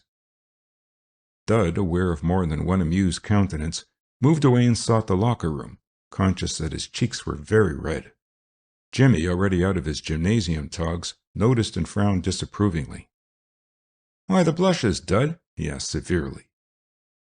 Dud muttered something evasive and passed on to his locker. But later Jimmy wormed it out of him. Jimmy always could. And Jimmy frowned once more. We'll have to do something with Star, he said thoughtfully. Something to make him have a little more respect for his betters. I wonder. Dud laughed. I thought wondering was my stunt, Jimmy. So it is. I don't wonder then. I merely speculate. Look here, Dud. Know what I think? Dud shook his head hopelessly. Well then, Jimmy went on, I think you'd better have a showdown with Star. What sort of a showdown? Faltered Dud. I mean, pick a quarrel with him and fight him. You see, Star has a good deal of influence, and I'm afraid he's been talking. One or two things have reached me, you know. What we'd better do is make an impression on him. Thanks. You're not much of a slugger, are you? Dud shook his head. No, I suppose not, continued Jimmy thoughtfully. Well, neither am I, but I guess there are a few tricks I could teach you. Besides, I have a hunch that Star isn't any fonder of scrapping than you are. I wouldn't be a bit surprised if you could bluff him, Dud. Of course, I may be wrong, but that's my idea of him. It's a fine idea, said Dud sarcastically, but suppose you're wrong. Then what? Why, then you'll have to mix it up a bit, replied the other quite cheerfully. But we won't try it until we've got in shape some. We ought to have a couple pairs of light gloves. Know any fellow who has any, Dud? No, I don't, answered the other emphatically. And if you think I'm going to stand up to Star Meyer and have him knock me around just to please you, you're horribly mistaken. Nothing doing. To please me. I like that. It isn't to please me, you silly chump. It's for your own good. Star is distinctly inimical to your interests, and... Yes, and he'd be distinctly inimical to my nose, interrupted Dud warmly. And I like my nose the way it is. You may not, but I do. I'm not going to fight him, and that's all there is to it. Jimmy was plainly disappointed. It seems the only way, though, Dud, he said pleadingly. If you know any better way. And besides, you've got a reputation for slugging to keep up. What will fellows think if you let Star sneer at you and don't call him down? You had no business telling fellows I was a fighter, said Dud. You didn't consult me about that, and I'm not responsible now for what they think. I'm not a fighter and never was and never could be. I don't know anything about it. And I don't want to. Jimmy sighed and shrugged. You're extremely difficile, Dud, he said in a discouraged tone. I plan things for you. Plan things? I should say you did. You're a bully little planner, Jimmy, but I don't like your plans. Think up something that won't get me killed, please. Piffle. What if Star did give you a black eye? You'd have the credit of putting up a game fight and fellas would like you better. I tell you, Dud, a fella's got to risk something now and then. You do the risking then, replied the other a trifle sullenly. I don't want any black eyes, thanks. Oh, all right then. Still, we've got to take Star down a peg or two, Dud. But don't you worry. I'll fix my giant intellect on the problem. Leave it all to me, old chap. Yes, answered Dud bitterly, and find myself all beaten up some fine day. Look here, Jimmy, I guess this thing's gone about far enough. Let's drop it now. I guess I don't care so much about being a regular feller as I did. It's too plaguey strenuous. Give it up just when we're beginning to show results? Cried Jimmy in amazement. Never. When I start a thing, Dud, I see it through. That's me, old chap. Having once set my hand to the plow... Dud groaned in despair. Well then, he muttered, I wish you'd go off and plow somewhere else. Cheer up, Dud, the dawn is breaking. Jimmy slapped him encouragingly on the back. We'll make a regular feller out of you yet. That's all well enough, Jimmy, but what I want to know is this. What's Star Meyer going to do when he hears that I'm telling it around school that he's afraid of me? It's a wonder to me that he hasn't heard it already." Jimmy winked. "I sort of think he has, Dud," he said softly. End of Chapter 6. Chapter 7. Ben Myatt Advises.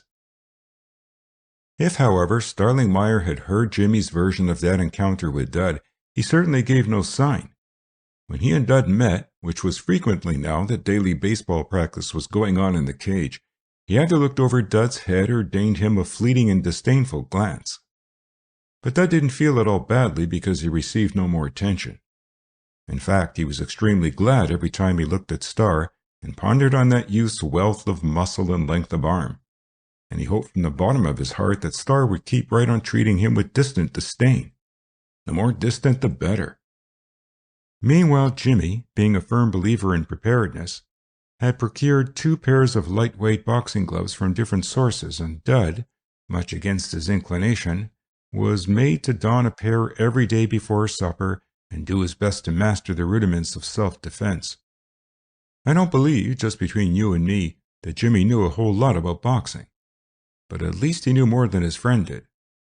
Dud was the veriest tyro, and those first lessons, undertaken by Dud with no relish and one might say under compulsion, were strange affairs. With the study table drawn back to the length of the green cord connecting drop light and ceiling plug, the drop light met a natural fate during the 3rd lesson, an 8-foot ring was secured, and in this, with much thudding of shoes and thumping of gloves, the 2 feinted and parried and struck. The striking, though, was somewhat one-sided at first, Jimmy being the striker and Dud the strikee, to coin a convenient word. Anyone pausing outside the door of number 19 might have heard, in spite of the closed transom, a conversation calculated to arouse curiosity. "Watch your head now. Well, I warned you, didn't I? Keep your right in front of you. Don't drop your arm like that, or... Now lead, quick. I'll put some pep in it, Dud. More like this, see? Feint with your right and come up quick with your left straight for my chin. Get it? Try it again. That's better, only you're too slow. You give it away beforehand. Keep your eyes on mine and don't look where you're going to hit. Sorry, Dud. Was it too hard? You had your guard down, you see? Quicker on your feet, old chap. Keep moving. Don't get set or I'll... I just wanted to show you what would happen, Dud. Don't get mad about it. The only way to learn... Good one.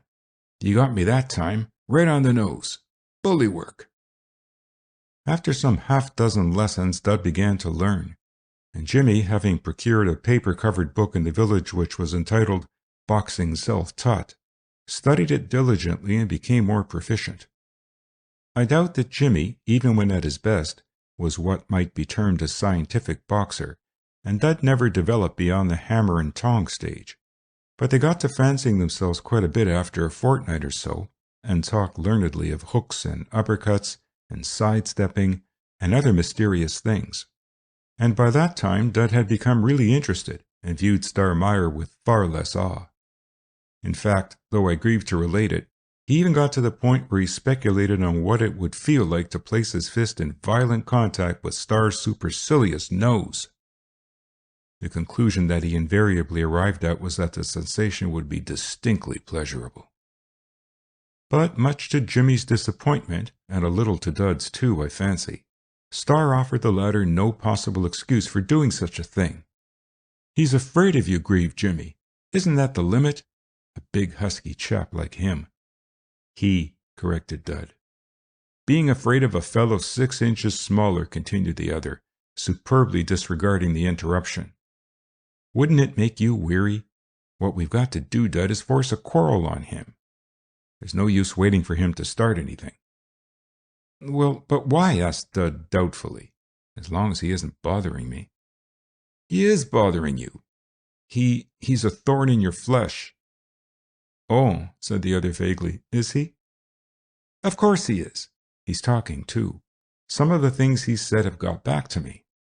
"What?" asked Dud. "Never mind what. You wouldn't want to hear them, I guess." Dud laughed. "You're making that up, Jimmy," he charged. You're just dying to get me into a scrap with him. I wouldn't mind much, although I guess he'd lick me.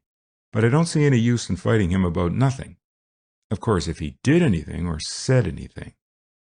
Haven't I been telling you? And I heard him say it, added Dud hastily. Why, that would be different. Oh, if you're going to wait for him to knock you down.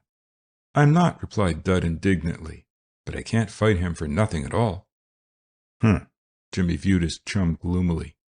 I don't see what use it is then to go to all that trouble to learn to fight if you aren't going to make use of your knowledge.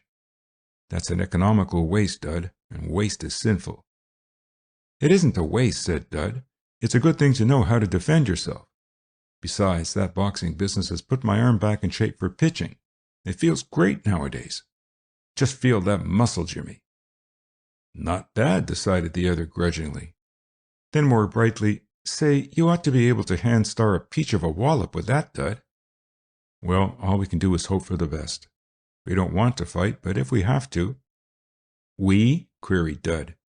I don't see where you come into it. You're always talking about we fighting Star Meyer, but it's me. I, said Jimmy sweetly. It's I, then, who would have to do it.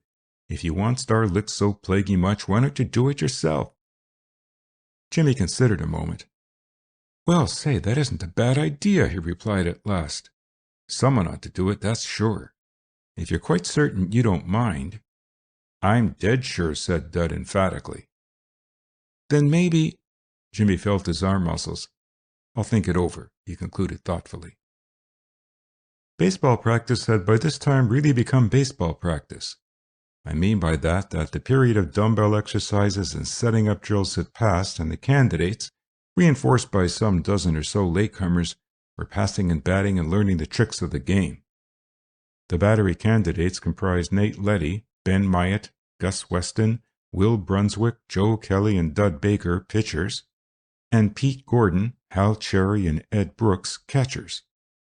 Of the pitchers, Myatt was last year's star and a clever twirler. Letty was a good man, but not so dependable. Weston had speed but little control, and the others were still unknown quantities, except that both Kelly and Dud had twirled a few times for the second nine the spring before. Pete Gordon was the regular catcher and Brooks the second-choice man.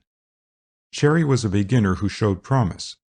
At the end of the first 2 weeks of indoor work, the battery candidates were given their first tryout one afternoon at the conclusion of their regular practice, and Dud, somewhat to his surprise, survived. Still, as Jimmy kindly pointed out to him later, that didn't mean much since it was the custom to keep all the would-be pitchers until the team got out of doors. Nevertheless, Dud was encouraged and did his level best to make good. Myatt, a big, likable chap of 18 or over, took a real interest in the efforts of the younger members of the staff and was generous with advice and instruction. One afternoon, shortly before the candidates got outdoors for the first time, he took Dud in hand after practice. "Say, Baker," Ben called as Dud was leaving the cage. "Got time to pitch me a few?" Dud, pulling his glove off, turned back. "Why, yes," he answered. "Want me to?" "Yes. Yell to Ed Brooks to lend me his mitt, will you?" A minute later, Ben took his place in front of the net and thumped the big mitt encouragingly. "All right now, boy. Try a few easy ones. That's nice. I say, Baker, mind if I give you a hint or two?" "I'd be awfully glad if you would," replied Dud eagerly. "I know I'm not much good." "Who says so?" "I do," Dud smiled. But Ben shook his head reprovingly. "You ought to be the last one to say it," he announced gravely. "First thing you want to do, boys, stop tying yourself in a knot in your wind-up. You'll never last 9 innings if you go through all that gymnastic stuff. What's the big idea?" "I don't know," faltered Dud. "That's the way I've always done it, I suppose." "Well, I wouldn't do it any more. You see if you can't reach the toe plate without going through so many motions. Cut out that second swing of yours, why don't you? Here's you." Ben went through an exaggerated imitation of Dud's wind-up. "Too much work, see? If you had a man on second now, you couldn't do half that, boy. He'd be sliding into the plate before you were through. Get your body into it and stop throwing your arm around. It's the body that puts the speed into the ball. You want to start easy and work up gradually until, When the ball leaves your hand, you're at the top of the pitch. The way you do it, Baker, you get a lot of motion up and then lose it before you pitch. And you tire yourself a lot. I couldn't last 5 innings if I threw my arms around like that. I hope you don't mind my criticizing you, Baker." Dud didn't, and tried to say so, but his response was not much more than a murmur. However, Ben went on cheerfully. "Just at first you won't have the control you have now, I guess, but after you've got onto the hang of it, you'll find you can pitch a lot easier. Just try it, will you?" Dud's first attempt was a complete failure, for he started unthinkingly on that second swing, tried to stop it, and got so confused that he didn't even let the ball out of his hand. Ben suggested getting used to the wind-up before trying to pitch, and so Dud twirled and twisted a number of times, uncomfortably conscious of the few loiterers watching through the netting, and finally got so that he was able to reach the moment of delivery without falling over his feet. But when he tried to pitch a few straight balls into Ben Myatt's mitten, he discovered that the change in his method had seemingly spoiled his direction. For more than once, Ben had to reach for a wide one or else scoop one off the floor. "Don't worry about that," said Ben. "You'll get your eye back again. That's enough for now, I guess. There's one more thing I suggest, though, Baker. You're trying to pitch too many different things. You were hooking them in and out and dropping them and trying to float them, too. You don't need all that, boy. Not yet, anyhow. You take my advice and learn to pitch a good straight ball. Get so you can send it high, low, in or out, or right in the groove. Then learn to change your pace without giving it away to the batsman. After that, there's plenty of time for drops and hooks. I tell you, Baker, the fellow that has control is the fellow that batters hate to stand up to. This thing of having 57 varieties of balls doesn't cut much ice, old man." Ben opened the door and gently pushed Dud out ahead of him, and they went across to the locker room. A chap who can tease the batter with the straight one, slip one across for a strike now and then, follow a fast one with a slow one, and do it all without changing his style, is the fellow who wins his games. I'm not saying hooks and floaters and all those aren't useful, for they are, but I do say that when a fellow's beginning, he ought to pin his faith to just one thing, and that's control. Don't be worried if they hit you hard at first, they're bound to, but just keep on learning to put them where you want to, and the first thing you know, you'll be fooling them worse than the curve artist. Practice that new wind-up, boy, and cut out all the unnecessary gewgaws that just use up your strength. 9 innings is a whole month sometimes, and it's the very dickens to feel your muscles getting sore along about the 6th. So long, Baker. Good luck." Dud thought it over while he stood under the shower and while he pulled on his clothes. Maybe Ben Myatt was right, he reflected, but he was a bit proud of his ability to put something on the ball, and confining himself to straight ones didn't sound interesting. For a moment he wondered if Ben was trying to steer him away from his hooks and drops so that he wouldn't prove a rival. Then the absurdity of that suspicion dawned, and he smiled at it. In the first place, Ben wouldn't be in school another year, and in the second place, Dud was certain that he would never be able to pitch as Ben could if he kept at it all his life. In the end, by which time he was tying his scarf in front of one of the little mirrors, he decided that Ben's advice was excellent, and that he would follow it for a while at least.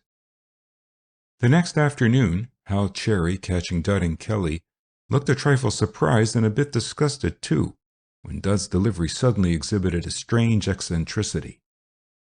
Cherry had to spear the air in all directions that day, and Mr. Sargent, watching and counseling the fellows, followed Dud's doings with dubious eyes.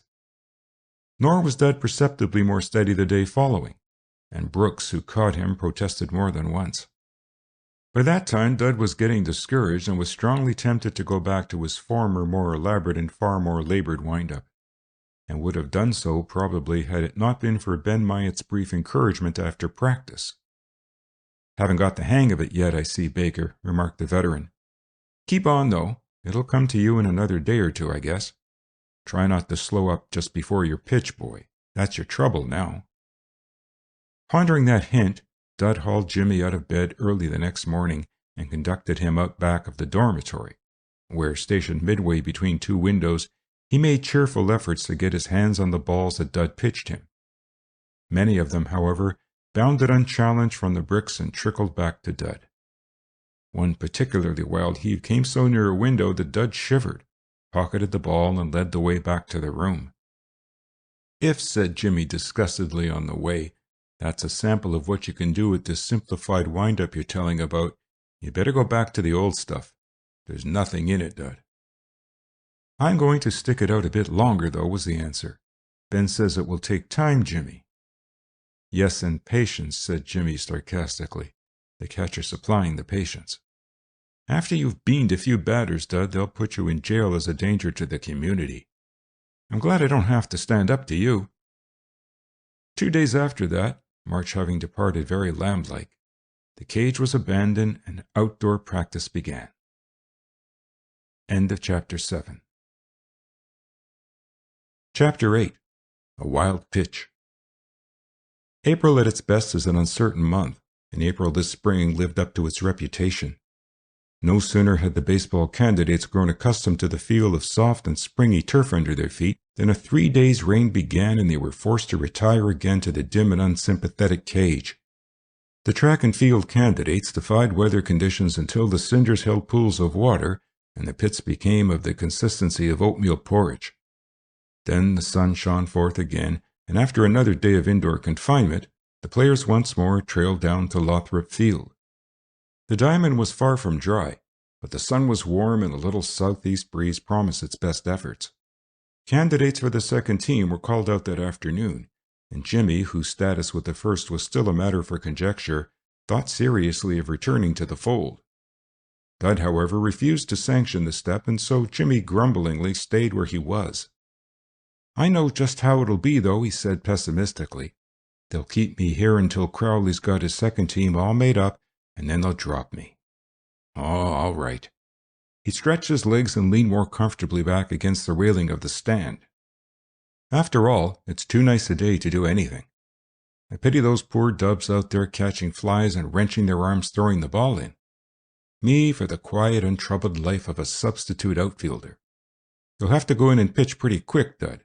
Pete's got his eye on you now, but I'll just sit here and keep this bench warm and—" Jimmy's remarks were rudely interrupted. "Hi, Logan," called Mr. Sargent. "Go on out there to left and get your hands on some of those flies. Lively now. Send Boynton in."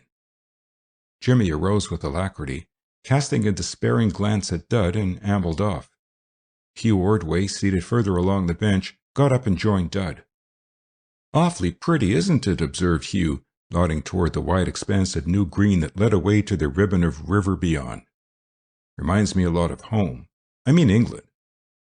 It sounded as if he was correcting himself, and Dud asked, "But England is your home, isn't it?" Hugh nodded. "I suppose it is, only when I'm here I like to remember that I'm part American, if you know what I mean." "Your mother is American, isn't she?" asked Dud. "Yes, she was born in Maryland. Her folks have lived there for a long time. It's a bit odd, Baker, but sometimes I feel as if I were more USA than British. Being sort of half and half like that, a fellow doesn't quite know where he is, if you know what I mean." "I dare say," murmured Dud. It was the first time that Hugh Ordway had ever approached him, and he felt rather embarrassed. The desire to make a good impression on the other only resulted in tying his tongue up, but Hugh appeared not to notice the fact. "How are you getting on," he asked, "with your pitching?" "Just fair, I guess. How do you like it? Baseball, I mean." "Crazy about it. I'll never learn to play decently, I fancy, but it's a jolly game, isn't it? What I like best is batting, only I can't seem to hit the ball very well yet. My, it fools me every time, you know. I got a couple of good ones off Nate Leddy the other day, though. Are you pitching today?" "I guess Pete will put me in for an inning or two later. He's giving us all a chance now. I'm pretty rotten so far." "Haven't found yourself yet, I fancy. It takes a bit of time, eh? Bert says a lot of us will be dropped to the second pretty soon. I say, Baker, I wasn't thinking of you, you know." "Oh, I'll get dropped all right, I guess." "Hope not, I'm sure. In my own case, I wouldn't mind a bit. Maybe I could play well enough to make the second, or a class team, perhaps." "I thought you fielded very well the other day," said Dud politely. Hugh laughed. "You're spoofing, I fancy. I did catch a few, but I was beastly scared of them. Bert says I looked as if I was going to catch them in my mouth." Odd feeling you have when those balls begin to come down, getting bigger and bigger every second, and you're wondering whether you'll catch them or if they'll hit you on the nose. Jolly good fun, though. Corking. Lots more exciting than cricket. Is it? I never played cricket. Oh, no end. Cricket's a bully good game, too, but it's a lot more quiet and sedate, if you know what I mean. Well, I'll toddle. Hope you get on finely, Baker. And drop in sometime, eh? Thanks, answered Dud. Then as Hugh moved away, he blurted, Did you really mean that, Ordway? What? Why, of course. Then I will. I didn't know... Dud's voice trailed off into silence as he dropped an embarrassed gaze. Hugh smiled and nodded. Righto, Baker. Glad to have you. Dud, wishing he hadn't made such a fool of himself, bent stern attention on his glove until the red had subsided from his cheeks.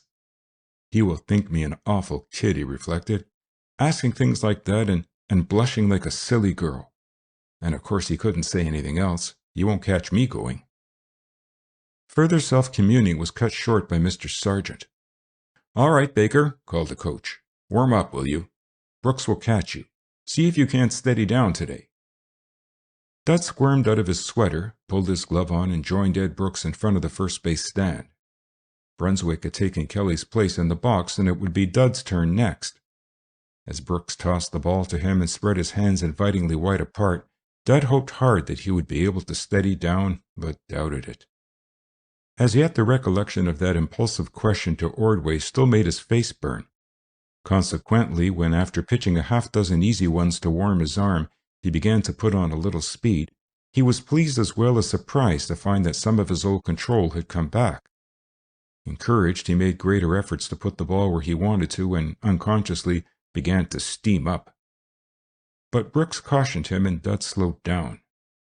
That's pitching 'em, called Brooks. They're all straight though, Dud, or pretty near it. Try a slant. But Dud resisted the temptation to hook one and shook his head.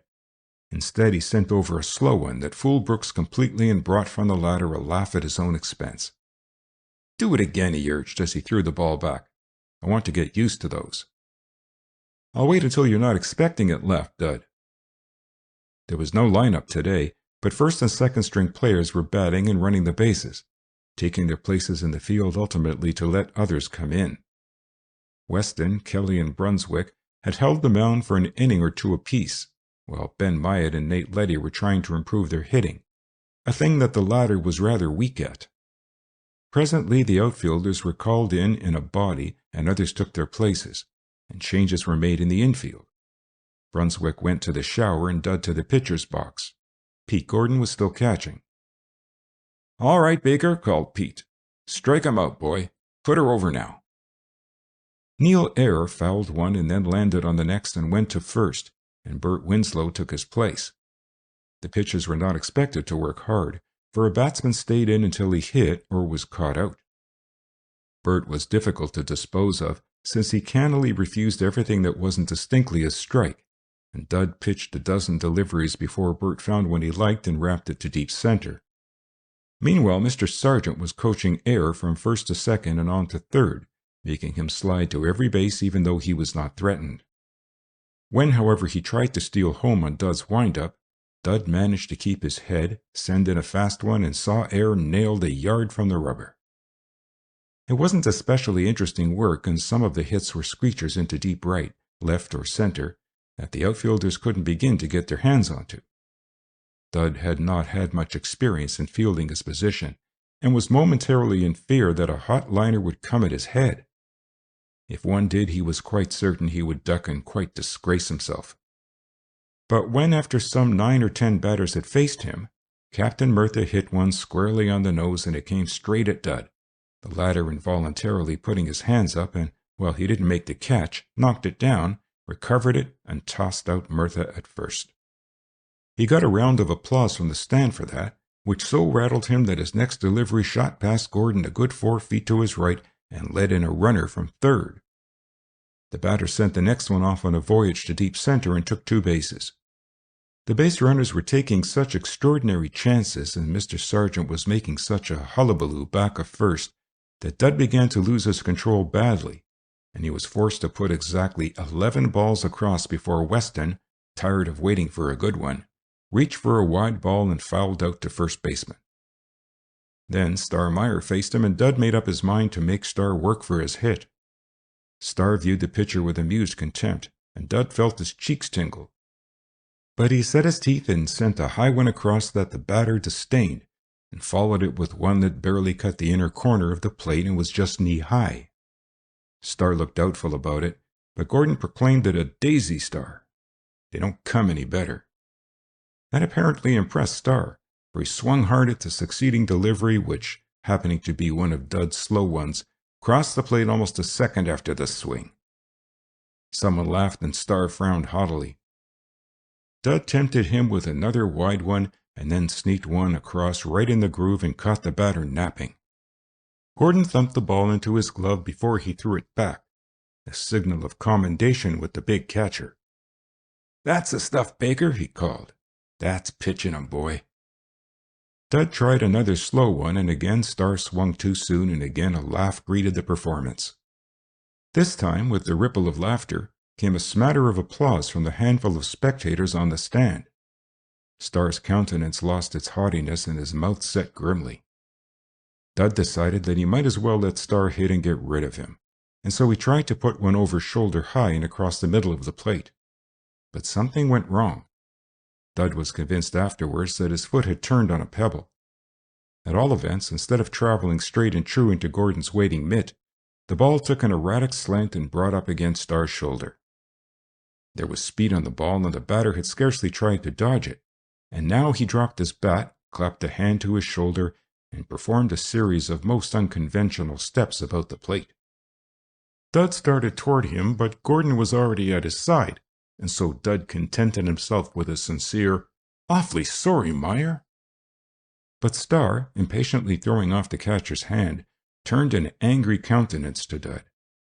"You meant to do that, Baker. You did it on purpose. I'll get you for it, too. You can't—" But Mr. Sargent interposed then. "Tut, tut, Meyer. It was purely an accident. You must learn to get out of the way of them. Sorry if it hurt you, though.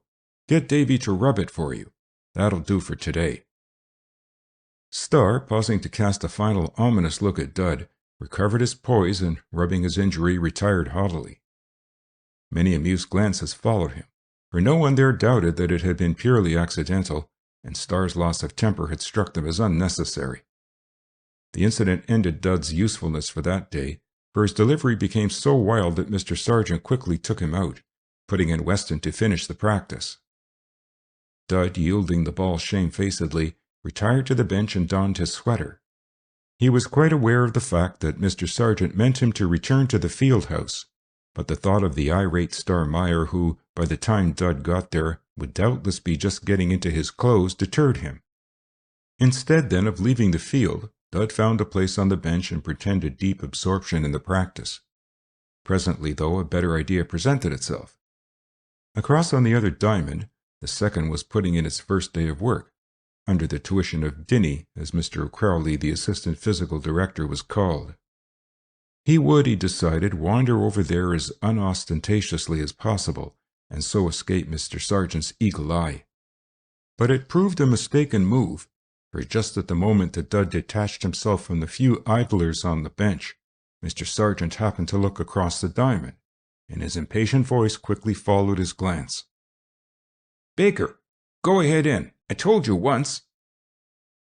The fellows on the bench grinned, and Dud tried his best to make it appear that he wanted nothing better in life than to do that very thing. But just the same, once behind the stand and out of view of those on the diamond, his feet moved very slowly along the path. I don't believe that Dud was a coward, for one may have no stomach for physical combat and yet be brave enough in other ways, but I'm quite certain that he wished heartily all the way across to the field house that the tall and dignified form of Star Meyer would appear at the doorway and proceed homeward before he reached there. But nothing of the sort happened, and when Dud entered the locker room, he was just in time to hear Star finish an account of the recent episode for the benefit of 3 boys who lolled on the benches in various stages of undress. He was afraid to give me one I could hit, and so he wanged one straight at me. I wasn't looking for it and couldn't get out of the way, and it got me right on the shoulder. He threw it as hard as he could, too, and that arm will be out of commission for days. Pete had the cheek to tell me that it was an accident. Accident. Yes, it was. Not. You wait till I get a chance at that fresh kid. End of Chapter 8. Chapter 9. Jimmy Takes Charge. Dud's first impulse was to turn back, but one of Star's audience had seen him already, and so after a moment of hesitation he went on and, since Star had his back toward the door, reached his locker before the speaker saw him. Then there was an instant's silence. Dud pulled open the locker door, took his towel out and dropped it on the bench. Then, "Got canned, did you?" asked Star. "Maybe you'll learn after a while that you can't do that sort of thing and get away with it." "I didn't mean to hit you, Meyer, honestly," returned Dud. I'm awfully sorry. There was a pebble or something." "Oh, forget your pebbles. You know very well you meant to hit me. You've been doing a lot of talking around school lately. I've heard it. And I'd have given you a mighty good spanking if you'd been big enough to notice." Star had walked around the end of the bench and now faced Dud like an outraged Joe from a yard away. Dud tried hard to appear undisturbed, but the mere publicity was enough to send the blood into his cheeks and put a tremor in his voice as he answered. "I haven't been talking about you, Meyer," he said as stoutly as he could. "And anyhow, you needn't try to bully me. I've apologized for that accident, and that's all I can do." "Oh, you apologize, do you?" Star laughed amusedly. "Well, apologies don't answer, kid. If you weren't so small I'd kick you around the room, you ugly-faced little insect." "Never mind my size," cried Dud, throwing discretion to the winds in the sudden flare of anger. "And never mind about my looks either. Any time you want to start kicking, you go ahead, Meyer. I'm not afraid of you. You're a bluff. A big bluff, that's all you—" Star's right hand shot out suddenly, and the open palm landed hard on Dud's cheek. The blow sent him sprawling across the bench, but he was on his feet again in an instant, his face white save where the impact of Star's hand had left a tingling red stain. Star, smiling crookedly, had stepped back, ready for Dud's rush. But the rush wasn't made, for at that instant Davy Richards' voice came sternly from the doorway. "Here, boys, stop that! Look you, Meyer, leave him alone. What mean you hitting a boy beneath your size, eh?" Davy was Welsh, and when excited relapsed into a brogue as broad as it was difficult of reproduction in type. Star looked around, shrugged his shoulders, and laughed lightly. "I wasn't hitting him, Davy. I merely slapped his face for him. If I ever really hit him, he'd know it." "Well, no more of it in this house. 'Tis no place for fighting. And you there, Baker, behave yourself, do you hear me? No more now, or I'll take a hand myself." Davy retired grumbling, and one of the audience of three chuckled as he got up and sauntered out. The others exchanged glances of amusement and went on with their dressing. Star nonchalantly retired to his own bench, leaving Dud standing with clenched fists and angry face in the middle of the floor, for once unconscious of the curious gazes of others. "It isn't finished yet, Meyer," he said at last in a low voice. Star glanced up contemptuously. "You'll be finished if you try any more funny stunts with me, Baker," he said threateningly. "And I want you to stop talking about me, too. Hear that? The next time I'll do a lot more than slap your ugly face for you." "You'll fight me." "I wouldn't bother to," Star laughed. "I might break you in two if I hit you." "You'll fight me," reiterated Dud doggedly. "If you won't—" He stopped, for Davy was glowering at him from the doorway. "Look you, Baker, what I say I mean. One more word about fighting while you're in this place, and out you go." Dud subsided and silence reigned until the door opened to admit a number of released second-team candidates, by which time Dud was ready for his shower. When he returned to the lockers, Star had gone. By that time the room was crowded from end to end, for practice was over and some 40-yard boys were struggling for space. Jimmy spied his chum and pushed his way to him. "Oh, Dud, it was fine," he whispered delightedly. "Only why didn't you put it a foot higher or so and bean him? Did you see him again?" Dud nodded. "Was he mad?" demanded Jimmy eagerly. "Hello, what are you looking so funny about? You didn't— I say, Dud, you two didn't—" He paused expressively. "We had words," replied Dud in low tones, and he slapped my face. "Slap?" Jimmy whistled. Then, "Great stuff, Dud. What did you do? Where were you? I wish I'd seen it." "I didn't do anything. Davy butted in. I'm going to fight him, though." "Of course. Slapped your face, eh? The big bully." That's a fighting matter, Dud. When are you going to do it?" "He refused. Said he wouldn't bother with me. Said he might break me in two. But he's got to fight, Jimmy." "You bet he has," agreed Jimmy enthusiastically. "But listen, let me get my shower. You wait for me, will you? We've got to talk this over, you know." "There isn't anything to talk over," Dud said flatly. "He's got to fight me." "Yes, but if he says he won't, you wait for me, see? I won't be a minute." Jimmy, beaming broadly, dashed off. Dud found a corner by the door and waited, listening idly to the chatter of the fellows. Nearby, Foster Trey, struggling with a stubborn shirt, remarked in smothered tones, "Did you see Baker peg Star in the arm, Mill? It was a fierce old biff." "Yes," replied Oscar Milford, "and Star was hopping mad." He chuckled. "Said Baker did it on purpose." "Well, maybe he did. I don't know. But they say Baker's got Star scared of him, for some reason." "Oh, piffle. A kid like that? Not likely. But it isn't sense getting mad about being hit with a ball. Gee, if I got peeved every time I got whacked last year." A good-natured altercation over the possession of a bath towel that both Letty and Parker laid claim to drowned the rest of Trey's remark, and Dud slipped further along. Captain Merthyr ran across him a moment later and stopped an instant. "Say, Baker, you did mighty well there for a while today. Keep it up, old man. But don't lay out any more of the team, eh? You might leave us short-handed." Guy laughed, nodded, and went on, and presently, showing numerous evidences of having dressed hurriedly, Jimmy arrived a bit breathless and dragged Dud outside. There, one arm through Dud's, he led the way back to the dormitory. "Now," he demanded eagerly, "let's have the whole story." "Well, I stepped on a pebble or something, and the ball got away and hit Star in the shoulder." "Yes," chuckled Jimmy, "I saw that. Something ought to be done about those pebbles." Then he winked meaningly. "But it was a pebble," declared Dud. "I didn't mean to hit him." "You didn't?" Jimmy was incredulous and disappointed. "Gee, I thought of course you did it so he'd get mad and fight. Are you sure?" "Yes, I am," answered Dud shortly. "Don't be a fool, Jimmy." "Oh, all right then. It was an accident." Jimmy sighed. "Then what?"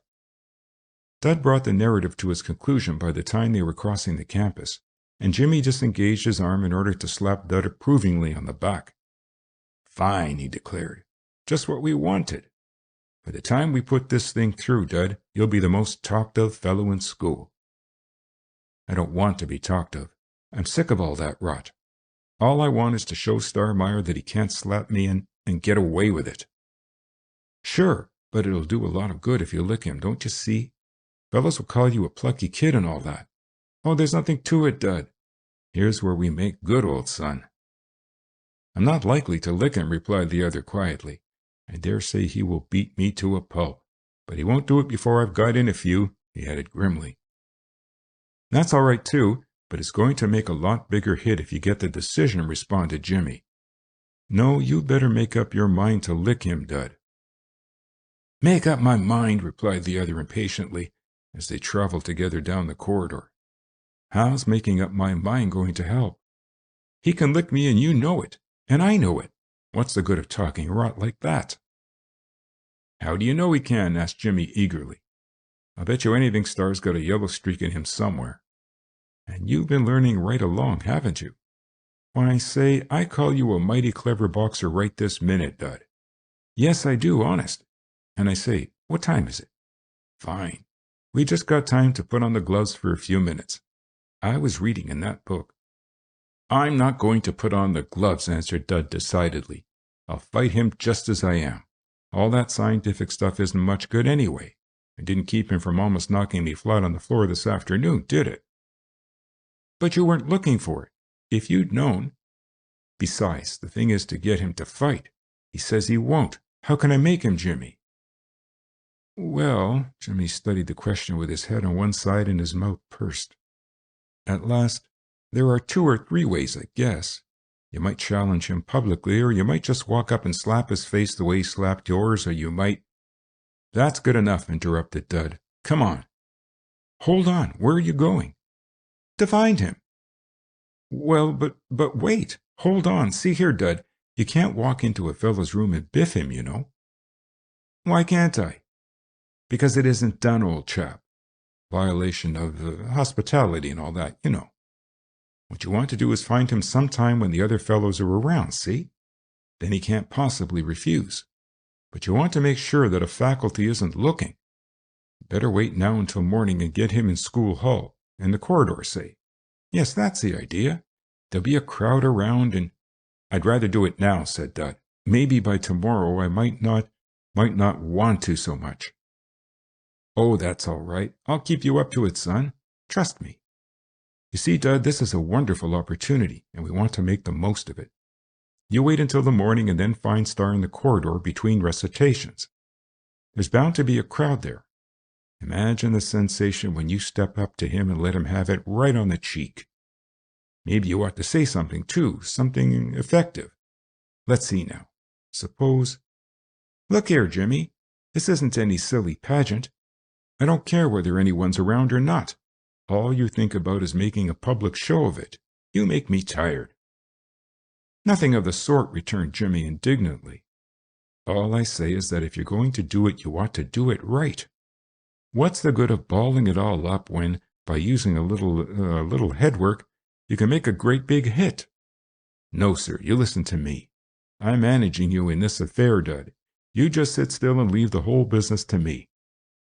"Leave it to you," began Dud bitterly. "Besides, I've got a better scheme, old chap.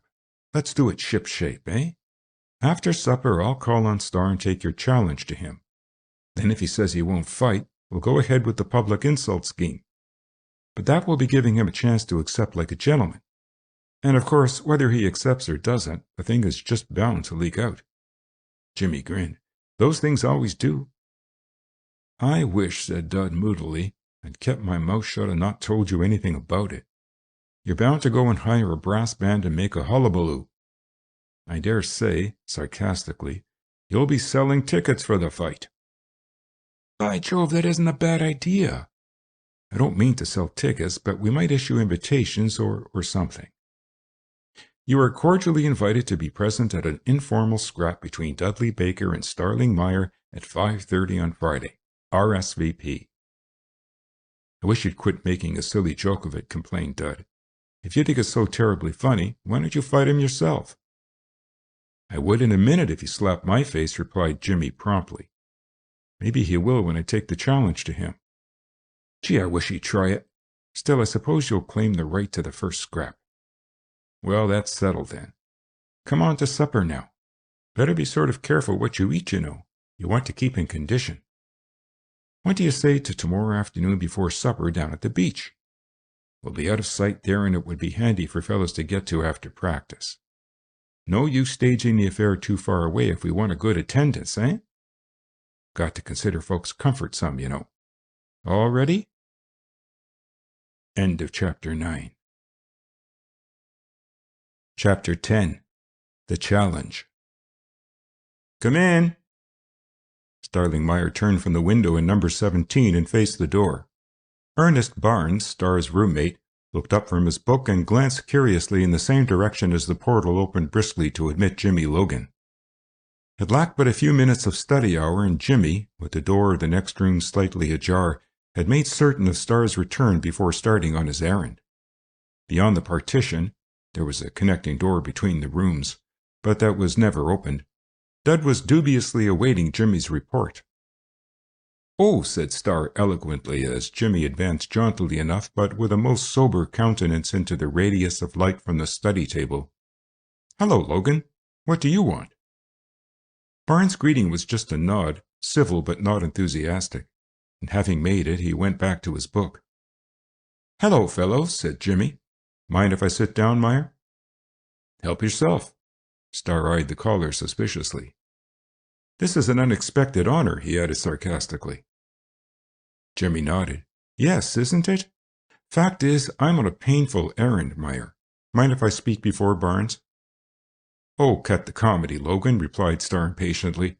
"What nonsense are you up to, anyway?" "No nonsense at all, really," Jimmy assured him earnestly. "It's like this, Meyer. I'm here on behalf of my friend Baker. You see, he isn't just satisfied with the way things were left this afternoon. He feels that the matter ought to be settled more definitely. See what I mean?" "Oh, rot. I'm not going to fight that kid, Logan. He's too small. Tell him to forget it. And look here, you." Star's voice took on an edge. "I want you to quit meddling in my affairs too, Logan. I know what you've been up to. You and that roommate of yours are altogether too fresh." "Me?" asked Jimmy innocently. "What have I done, Meyer?" "You've talked a whole lot too much, that's what you've done. And you've egged Baker on to make trouble. I want you to stop it, both of you." "Well, I may have talked some," Jimmy allowed calmly. "Everyone has a right to talk. If they're careful what they say, yes. But anyway, that isn't what I came to see you about. I've talked it over with Dud, and we've concluded that you ought to give him his satisfaction. You see, Meyer, slapping a fellow's face and then refusing to go on with it looks, well, a bit funny, eh? Now, what we propose is that you and Dud meet, say tomorrow afternoon at 5:30, down at the beach, and settle the matter in a quiet, gentlemanly way. What do you say to that?" "I say no," replied Star shortly. "I haven't any intention of fighting him. All I will do is slap his face again if he doesn't let me alone. He's been telling it around, or you have, that I am afraid of him." Said Jimmy thoughtfully. "Well, if you don't fight him, won't it look as if he was right?" Star flushed angrily. "Don't be a fool, Logan. I'd take the two of you on and lick the tar out of you if it wasn't beneath me." "Oh, I see. Then I'm to tell Dud that you refuse." "Tell him anything you like. And now you get out of here or I'll throw you out." Barnes had displayed a remarkable aloofness up to the present moment, but now he raised his eyes at last from his book and judiciously, even hopefully, compared the two before him. The result of the comparison, however, seemed to disappoint him, for he sighed and went back to his occupation again, apparently dismissing the matter from his mind. "And what would I be doing?" asked Jimmy brightly. "I'll tell you frankly, Meyer, that your attitude is a great surprise to me. It's a great disappointment, too. I'd hoped for better things, Meyer. The fellows are going to be mightily disappointed when they hear about it." "So you intend to talk some more, do you?" demanded the other exasperatedly. "Me? Oh my, no. But these things have a way of getting out, you know, Meyer." Jimmy shook his head sadly. "This school is a frightfully gossipy little community." He got up and turned toward the door. "If you think better of it, all you've got to do is just let me know. I wish you'd think it over, Meyer." "You get out of here," retorted Star threateningly. "I'm going. I don't know what Dud will say, though, when I tell him." "I fancy," sneered Star, "that he will be a good bit relieved." "Dud? Oh, dear, no," responded Jimmy gently. "He's awfully keen about it, Dud is.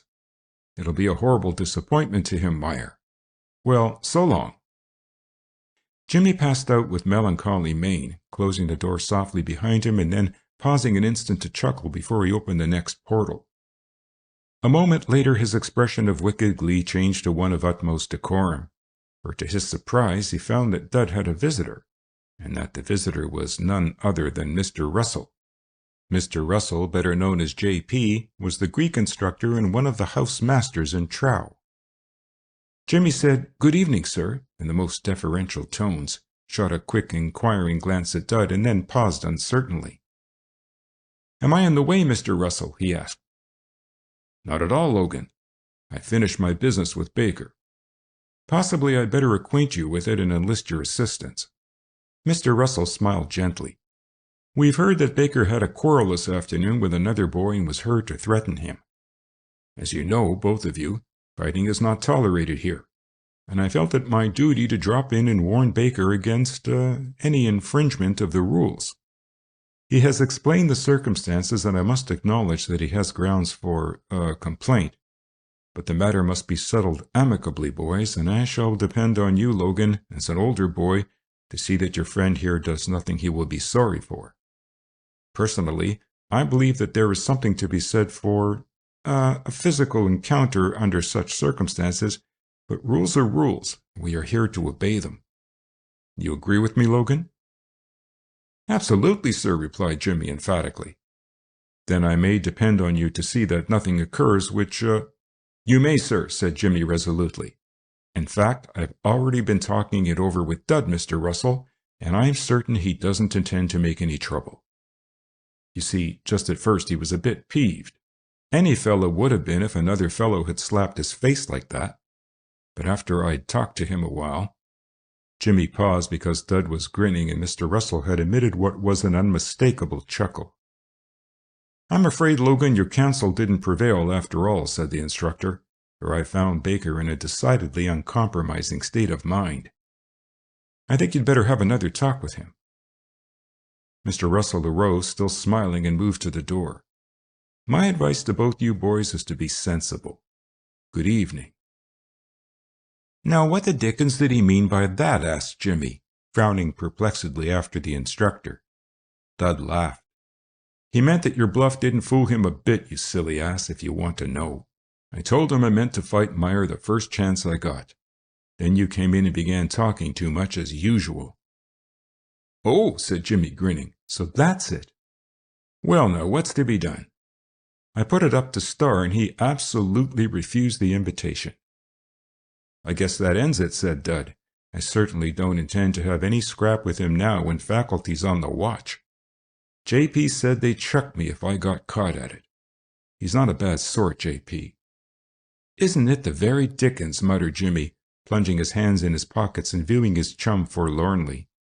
Just when everything was coming around our way, too. Dud shrugged philosophically. I'll get even with him sometime, even if I can't fight him now, he declared grimly. Don't you worry. Yes, but that isn't going to help us much now, replied Jimmy perplexedly.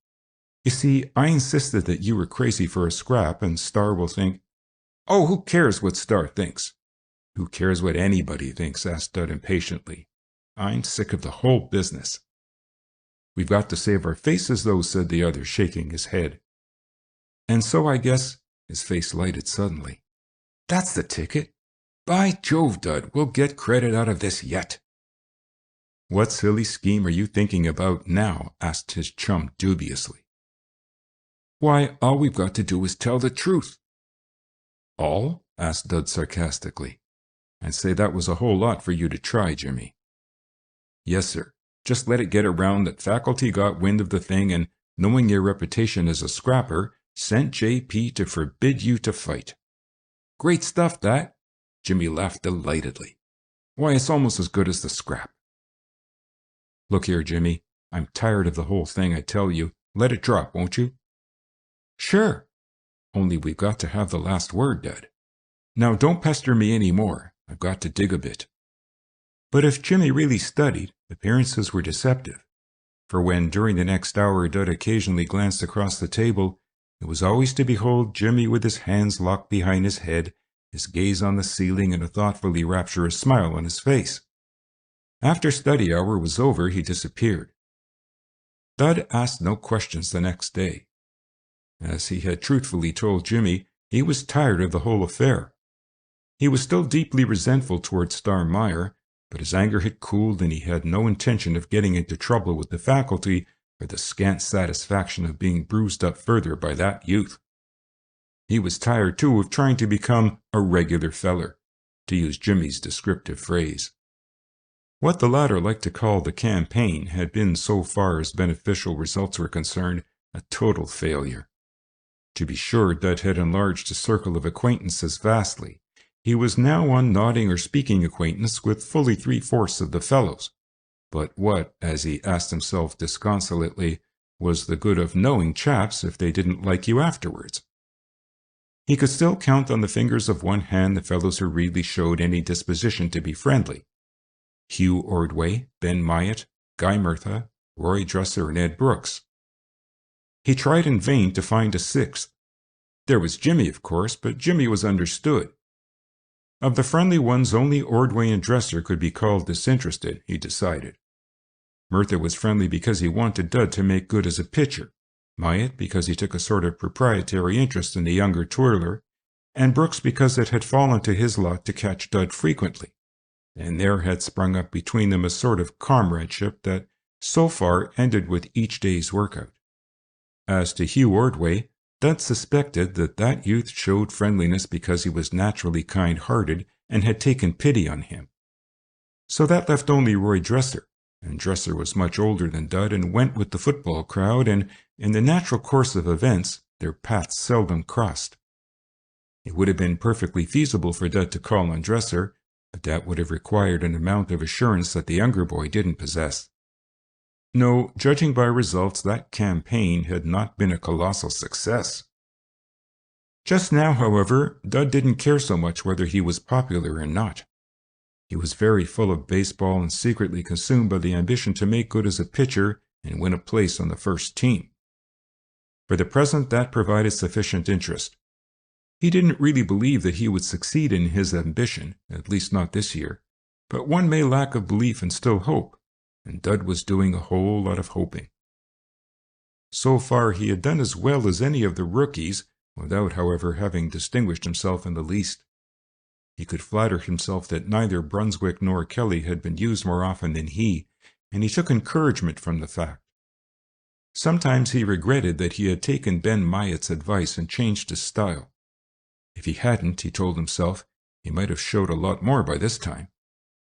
Generally, though, he recognized the fact that Ben's advice had really been very sensible and that eventually, if not this season, then next, he would find himself better off for having followed it. So far, though, the improvement that Ben had promised had developed very slowly, and he had days of discouragement. It seemed that what accuracy he had possessed before had quite left him.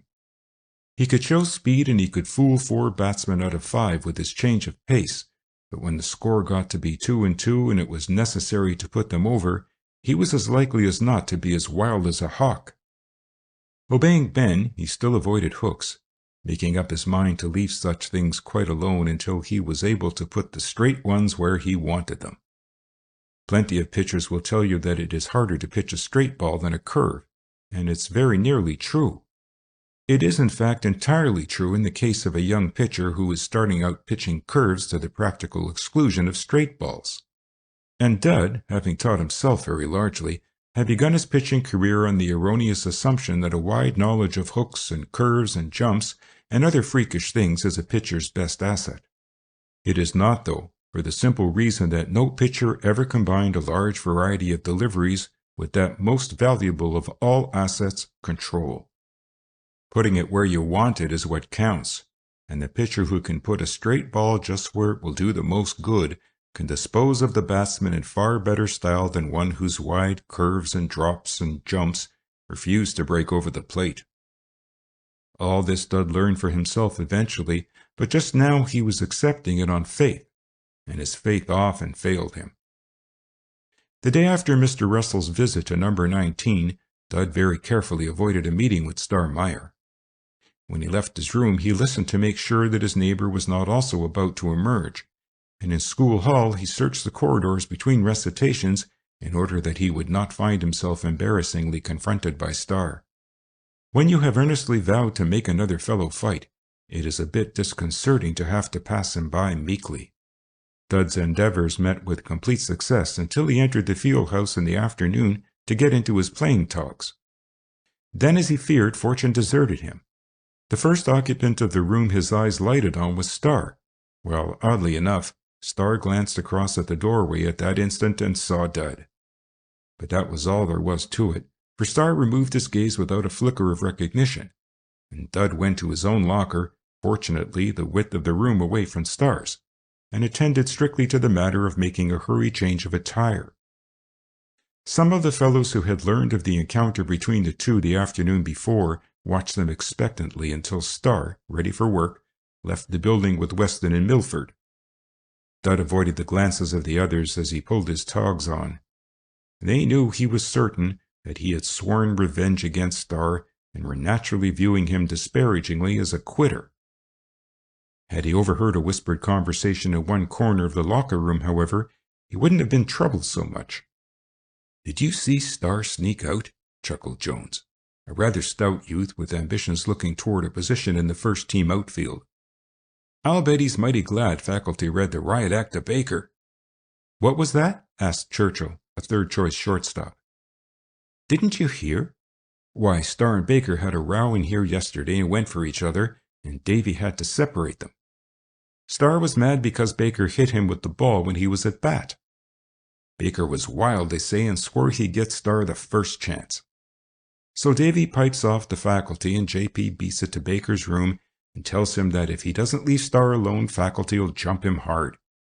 So, of course, Baker has to promise to behave, but they say he's hopping mad and will get Star yet. I thought maybe he'd forget and light into him just now." "Oh, peanuts! I guess Star isn't afraid of that kid. Why, look at him. Star's 6 inches bigger every way." "That's all right," responded Jones, "but they say Baker's a regular terror when he gets started. Got thrown out of one school because he nearly killed a fellow there." "That right?" asked the other incredulously. "Surest thing you know, old scout. Ned Stiles was telling me. He knows the fellow Baker beat up." Jones gazed speculatively and admiringly at the unconscious Dud and shook his head. "He doesn't look awfully scrappy, does he? But say, I'll bet he could hand you an awful wallop with that right of his. They say he's as clever as anything on his feet. Just dances all around the other fellow and does about as he likes. You all ready?" On the way out, Churchill, regarding Dud in surreptitious awe, encountered that youth's gaze, and as Dud at the instant happened to be frowning darkly at his thoughts, Churchill was ever after convinced that Dud was a fellow to be treated with the utmost respect. End of Chapter 10. Chapter 11. With the Scrubs. Dud speedily forgot all about Star Meyer, social aspirations, and everything else except baseball, for they had their first practice game that afternoon, and although Dud wasn't called on to work during the first 3 innings, he became vastly absorbed in the proceedings. Mr. Sargent made up one team of seasoned veterans of previous campaigns, with Gus Weston pitching and Gordon catching, and formed the opposing team of the newer candidates, giving the twirling job to Nate Leddy and letting Ed Brooks catch him. Since it was the first contest of the year, both teams were on their toes and went into it hard. From the practice diamond, Mr. Crowley's second 9 looked on enviously when the opportunity allowed. Weston pitched nice ball for the regulars for 2 innings, mowing down the opposing batsmen impartially and even monotonously. But in the third, Ben Myatt, playing left field for the Scrubs, landed on one of Gus's offerings and drove it far into right center, where neither Star Meyer nor Gordon Parker could reach it in time to prevent him from reaching third. That put the following batsmen on their mettle, and before the inning was over, Gus Weston had yielded 4 hits for a total of 7 bases and 3 runs had crossed the plate. As, however, the regulars had by that time scored thrice owing to 2 singles and as many errors of the Scrubs' infield, the contest was far from decided. Weston managed to survive the 4th inning, although decidedly wobbly. He allowed 2 hits and passed Barnes, and the Scrubs were yelling for a tally when Hugh Ordway fanned and made the last out, leaving an irate runner on third. Brunswick went on the mound for the regulars in the 5th, and Dud took Leddy's place for the scrub. After that, as might have been expected, the fielders were much busier, and runs began to trickle across quite frequently. Dud pitched 3 innings that afternoon and performed fairly creditably. Ed Brooks, fast rounding into form as a catcher, knew Dud's failings and jockeyed him along with a lot of skill and wisdom. More than once Dud found himself in a hole, and if he escaped, as he generally did that day, it was more due to Brooks than to him. The catcher never hesitated to demand the 3rd strike when it was due, leaving it to Dud to put on enough steam or to fool the batter with an unexpected slow ball. And it must be said to Dud's credit that he frequently delivered the goods. But at that he was hammered hard by the head of the opposing batting list, and could only find consolation in the fact that Brunswick fared but little better at the hands of the Scrubs. Brunswick gave way to Joe Kelly in the 8th, and in that half inning the Scrubs almost snatched the game away from their haughty opponents. Kelly was wild and ineffective, and filled the bases with the first 3 men up. Jimmy Logan, who had never set the world on fire with his batting, bunted cannily down the first base line, managed to get in the way of Kelly's throw to the plate, and not only saw 2 runners score, but reached first in safety himself. Prentice fouled out on the second delivery, and Jimmy was caught going down to second. Dud, whose turn it was at bat, had but slight hope of turning in a hit. But Kelly had another ascension, or perhaps merely continued his first, and got himself in the hole to the tune of 1 strike and 3 balls. Dud let another strike go by, and then hit it the next delivery. Luck favored him, for Nick Blake, at short, made a miserable stop of a weak grounder and threw to first the fraction of a second too late, and the runner from third was safe. That run brought the Scrubs' score to 11 to the regulars' 13, and even with 2 down, the Scrubs dreamed of tying it up. But Boynton dispelled the illusion by popping a weak fly to Neil Ayer at first, and since the practice period was up, Mr. Sargent called the game. For the succeeding half-hour, the Scrubs busied themselves to a man, telling just how they would have won the game had it gone 9 innings. Doubtless pitching 4 innings to the tune of 9 hits and 2 passes isn't anything remarkable, but Dud left the field that afternoon treading on air.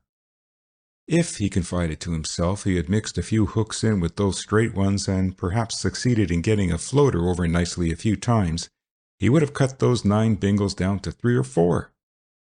And anyway, Pete hadn't taken him out as he had Brunswick, which showed that at least the coach was fairly satisfied with him. And when, while he was pulling off his togs, Guy Murtha stopped an instant to say, "Good work, Baker. I like your style," the air under Dud's feet became roseate clouds. He didn't even recall Star Meyer's existence until on the way to the showers, he literally ran into that youth. And then, instead of falling back abashed, he pushed past the other with a fine indifference and rattled the curtain along the rod in Star's face. Afterwards, going across the green in the early twilight, he overtook a group of fellows, and contrary to his usual custom of passing them with a muttered and doubtful greeting, he fell into step with Bert Winslow, much to that youth's surprise, and carelessly offered an observation to the effect that it had been a dandy game. Bert agreed unenthusiastically, shot a curious side glance at the other, felt some of his antipathy toward him vanish, and remarked quite cordially, "You're more of a pitcher than I thought, Baker. Where'd you learn it?" "I haven't learned it yet," answered Dud, conquering his shyness with an effort that left him almost breathless. "Anyway, you didn't have much trouble hitting me, Winslow." Bert accepted the compliment as merited, which it was, and thought better of the other's discernment and modesty. And while he was beginning a reply, Nick Blake, walking a few steps ahead, turned and regarded Dud gravely and remarked sadly, "I'll give you a quarter next time, Baker, if you'll tip me off when you're going to pitch one of those slow ones. I don't mind hitting the air, but I hate to break my back. Besides, I'm extremely sensitive to ridicule, Baker." The others laughed, and Dud was spared the necessity of a reply by Bert Winslow. "If you were really sensitive to ridicule, Nick, you wouldn't try to play," he observed crushingly. Nick resented the insult promptly, and battle ensued. Dud left the adversaries rolling on the turf, applauded by several spectators, and made his way on to Trow, feeling much embarrassed and extremely happy. The happiness was reflected in the letter which he wrote home the next afternoon, for that was Sunday, and Dud, while he sometimes dashed off a hurried note on a weekday, made it a practice to always fill 4 pages with his somewhat scrawly writing on Sundays. His epistles invariably commenced the same way. "Dear Mother, Father, and Sisters," there were 2 of the latter, "I am well and getting on nicely. I hope you are well when this reaches you." After that he might change the rest of the contents from week to week, but Mrs. Baker, who read the letters aloud to a more or less attentive audience, could get through the first 2 sentences while she was still fixing her reading glasses on her nose. Today Dud's letter was far more cheerful than usual. In fact, it started right out being cheerful, and the weather, generally dwelt on at length, was utterly neglected. "A good deal has happened since I wrote last, and things are getting pretty busy here. Something doing every minute in the big tent, like Jimmy says. Yesterday I pitched 4 whole innings in the first practice game we had, and did pretty well, take everything into consideration. Dad will say I'm boasting, but I'm not, because if I hadn't done pretty well, Mr. Sargent would have canned me quick, I guess. They only got 9 hits off me, and Guy Murtha, who was captain, and a peach of a wanger only got one real hit off me and one that was mighty scratchy. I guess I did as well as Brunswick, and I know I did better than Joe Kelly, because Joe had an ascension and handed out passes to beat the band. Well, we're getting down to business here now, all right. Everybody's doing something. The track team has been out about a fortnight, and so have we, nearly. And the tennis cracks are out on the courts, and some of the fellows who play golf go over to the Mount Grafton links. They let the schoolfellows play there for nothing, but I guess Charlie pays them something for their privilege by the year. I'd like to try my hand at golf, but I guess it wouldn't be good for my pitching. I'm still sticking to straight balls like I told you last week, but if I can get my control back pretty soon, I'm going to try hooking them again. I guess you'll begin to think I don't do anything here at school but play baseball, but that isn't so, because ever since mid-year exams, most of us have been digging like anything. I'm all square again with Mr. Gring, but I told you that last week. He says if I could write English as well as I talk, it'd be all right. But just the same, I got good on my last comp and would have got excellent only for punctuation. Jimmy says I'm a punk punctuator. I guess I am all right, too. We play our first game the 25th with the second team, and then we play Portsmouth Grammar the 28th. I'll send a card with the schedule on it so you will know when we play and whom. We have 16 dates this spring, but some of them aren't filled yet. It's very hard to get teams around here to play us because we usually beat them badly, and they don't like it. I had a row with Star Meyer in the field house the other day, and he slapped me, and Davy, he's the trainer, butted in. I was going to make Star fight, but faculty got wise, and JP came up and said if I did, I'd get in trouble, so I didn't. But I'll fix him some other way. Jimmy is well and as crazy as ever. He is out for the first two, and I guess he will make it. Anyway, he has more chance than I have, but I feel very much more encouraged since Pete let me pitch all through the last of the game yesterday like I told you.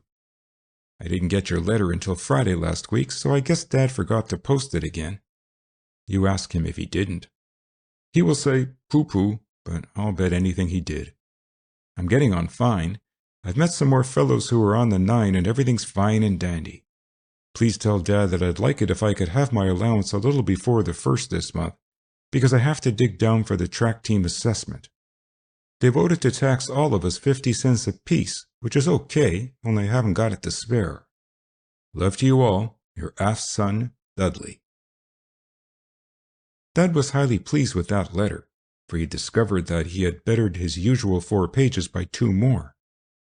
There was, besides, he decided, a literary flavor to it that most of his epistles lacked, and he was certain that his father would chuckle about forgetting to post that letter, and maybe he would send the allowance right away.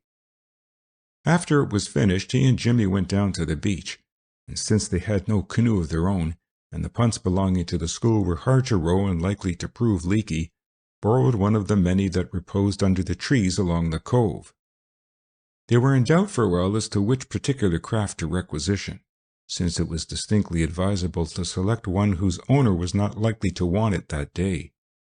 The difficulty was finally solved by Dud, who recalled the fact that young Twining was in the infirmary with German measles. Twining was only a junior anyway, and juniors had few rights even when perfectly well, and still fewer when they weren't. So Dud blithely led the way to a gorgeous light blue old town, and together they bore it to the muddy water of the cove and clambered in. It's the best canoe here, too, observed Jimmy contentedly, as he dipped his paddle at the bow. Jimmy took the bow paddle because, or so he declared, there was more responsibility connected with that position. Dud, while not deceived in the least, never objected, for he had a notion that stern paddling would develop his arm muscles. They say that little bounder has heaps of money, millions and millions, that is, his dad has. Did I ever tell you about the old darky woman who used to work for us? She was telling Mother about some man who was terribly rich, and Mother said, "I suspect he's a millionaire, Dora." "A millionaire, Miss Logan," says she. "Bless your heart, honey. That man's got several millions of heirs. Guess that's the way with Twining's dad, eh?" "That's a peach of a canoe that Ordway's got," said Dud, after he had laughed at Jimmy's story. "Too fancy," replied the other as they left the cove and headed down the river. "He has about everything in it except the grand piano." "I suppose it cost a lot," said Dud. "I'll bet it did. I told him the other day that it was too pretty to use, and he said he thought it was, too. Seems he didn't know much about canoes and let Bert Winslow order it, and Bert got all the trimmings the law allows. That's like Bert. I guess it's too heavy to handle well. Here comes Brew Longley and Foster Trey. Don't forget to speak now. A battered green canoe occupied by two youths passed and salutations were exchanged. For once Dud managed to get just the proper amount of mixed hauteur and friendliness in his greeting. Somehow, since yesterday, it wasn't so hard to do things like that. Trey, a football player and track team member, laughed as the canoes passed. "See you got a canoe now, Jimmy," he called. Jimmy waved his paddle nonchalantly. "Yes, it's a poor thing, but mine own. I'll let you use it, Trey, any time you like. I believe in lending to them as hasn't." "You believe in borrowing too, don't you?" laughed Longley. "Anything but trouble," responded Jimmy, over his shoulder. They paused near the old wooden bridge beyond the boathouse to watch an automobile dash by at some 40 miles an hour. Jimmy sighed as he began to paddle again. I always think every time that the old affair will fall into the river, but it never does. I never do have any luck. Beyond the bridge, where the river widened as it wound through the marshes, they met a canoe at about every turn. Many were drawn to the bank, and their crews were usually lying at ease above. About 2 miles beyond the bridge and within view of Needham Falls, they overtook a white canoe, or a canoe that had been white at one time, apparently empty, since at a little distance nothing showed but an idle paddle in the backs of the seats. "That," mused Dud, "looks like Ordway's. It must have got away from him somewhere further back. We better tow it home, hadn't we?" "I guess so. Got anything we can tie it up with?" Jimmy altered the direction of his craft to run alongside the derelict. "Maybe we can use my belt," Dud suggested. But at that moment they came near enough to see into the white canoe and discovered that it was far from empty, since two forms were stretched out flat on the bottom. One had the colored pages of a Sunday paper over his face and was consequently unrecognizable, but the other was unmistakably Nick Blake himself. Jimmy signaled to stop paddling, and the canoe floated silently alongside. "Asleep," whispered Jimmy. Dud nodded. Their eyes questioned. Here, plainly, was a heaven-sent opportunity to perpetrate a joke. But what form the joke was to take was not easily decided. Dud watched Jimmy expectantly, and Jimmy frowned thoughtfully, benignantly down on the recumbent forms. If, he pondered, there was some way of fixing a line to the white canoe without waking the occupants, it would be a lark to tow it down to the falls and tie it up there in plain sight of the trolley bridge. But Nick or his companion would probably wake before they had accomplished that deed. And besides, there was no rope handy. Jimmy was for once at a loss. So evidently was Dud, for the latter returned Jimmy's inquiring look blankly. The precious moments passed. And then, while Jimmy still racked his usually prolific brain, Nick's lips opened, although not his eyes, and Nick's voice murmured, "Hello, Jimmy. How well you're looking. Isn't he, Ines?" And from under the newspaper came the reply in dreamy accents, "Oh, rather. Perfectly ripping." End of Chapter 11. Chapter 12. On the River. "You chumps," growled Jimmy in deep disgust. "What do you think you're doing, anyway?" "It's a sad story," murmured Nick. "We were shipwrecked 6, 7, how many days ago was it, Mr. Ordway?" 7, Mr. Blake. "Aye, 7 days ago, sir. And ever since we have been tossed about in this tiny boat at the mercy of the sea and tempest and elements," suggested the voice from under the comic supplement. "Aye, elephants. At last, at last." "Get that in about no food nor water," prompted the other in a hoarse whisper. "I forgot to say that there was no time to provision the boat. For 6 days, 7. For 7 days we were without food or drink, and at last, weak and exhausted, we lay down in the bottom of the boat and died." "Oh, so you're dead?" asked Jimmy interestedly. "Dead as anything," replied Nick cheerfully. "You dead, Mr. Ordway?" "Fearfully, thanks." "I thought so. When one is dead, one's memory is apt to be a bit uncertain, though. That's why I asked." Gentleman here inquired. Very kind of him, I'm sure. Wasn't it kind of him, Ines? Extraordinarily kind. Most polite, I'm quite sure. The trouble with you fellows, said Jimmy solicitously, is that you've been lying around here in the sun. What you need is a local application of cold water to the cranium. Doesn't he talk beautifully, Ines?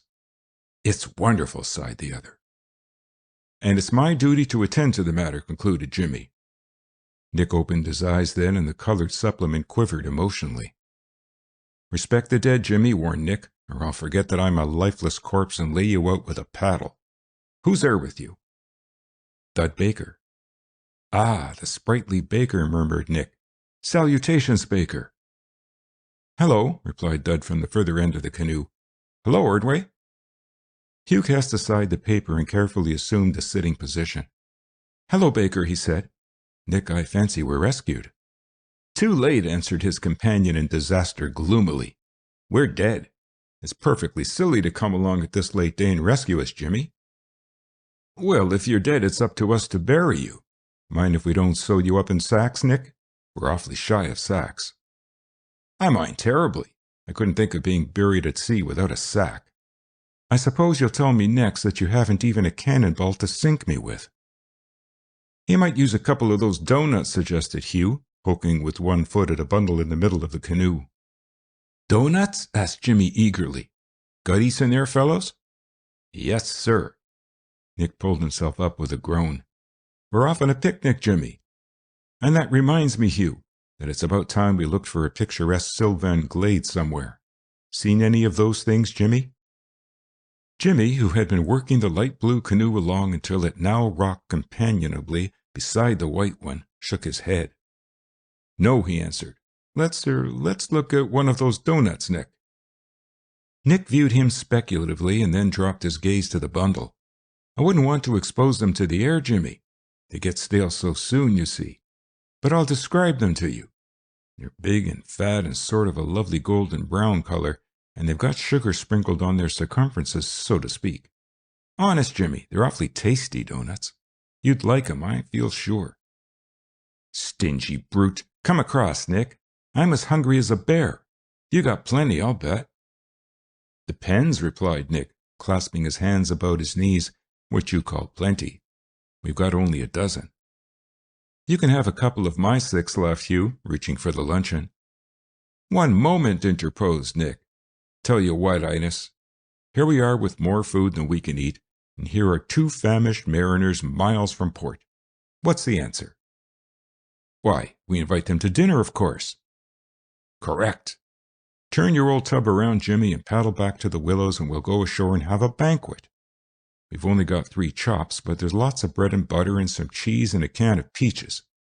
Only we forgot to bring an opener, and so I don't just see...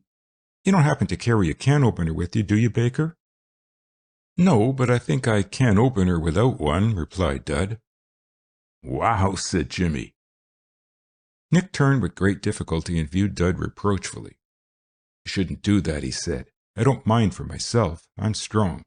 But Hugh here won't get that before tomorrow morning at 11:39, and meanwhile he will puzzle that poor English bean of his and get faint and dizzy.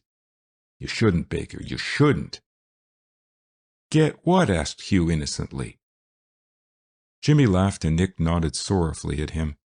Listen, Ines, he explained patiently. It was like this. I asked Baker if he carried a can opener with him. Get that? Perfectly. And he said he could open it without one.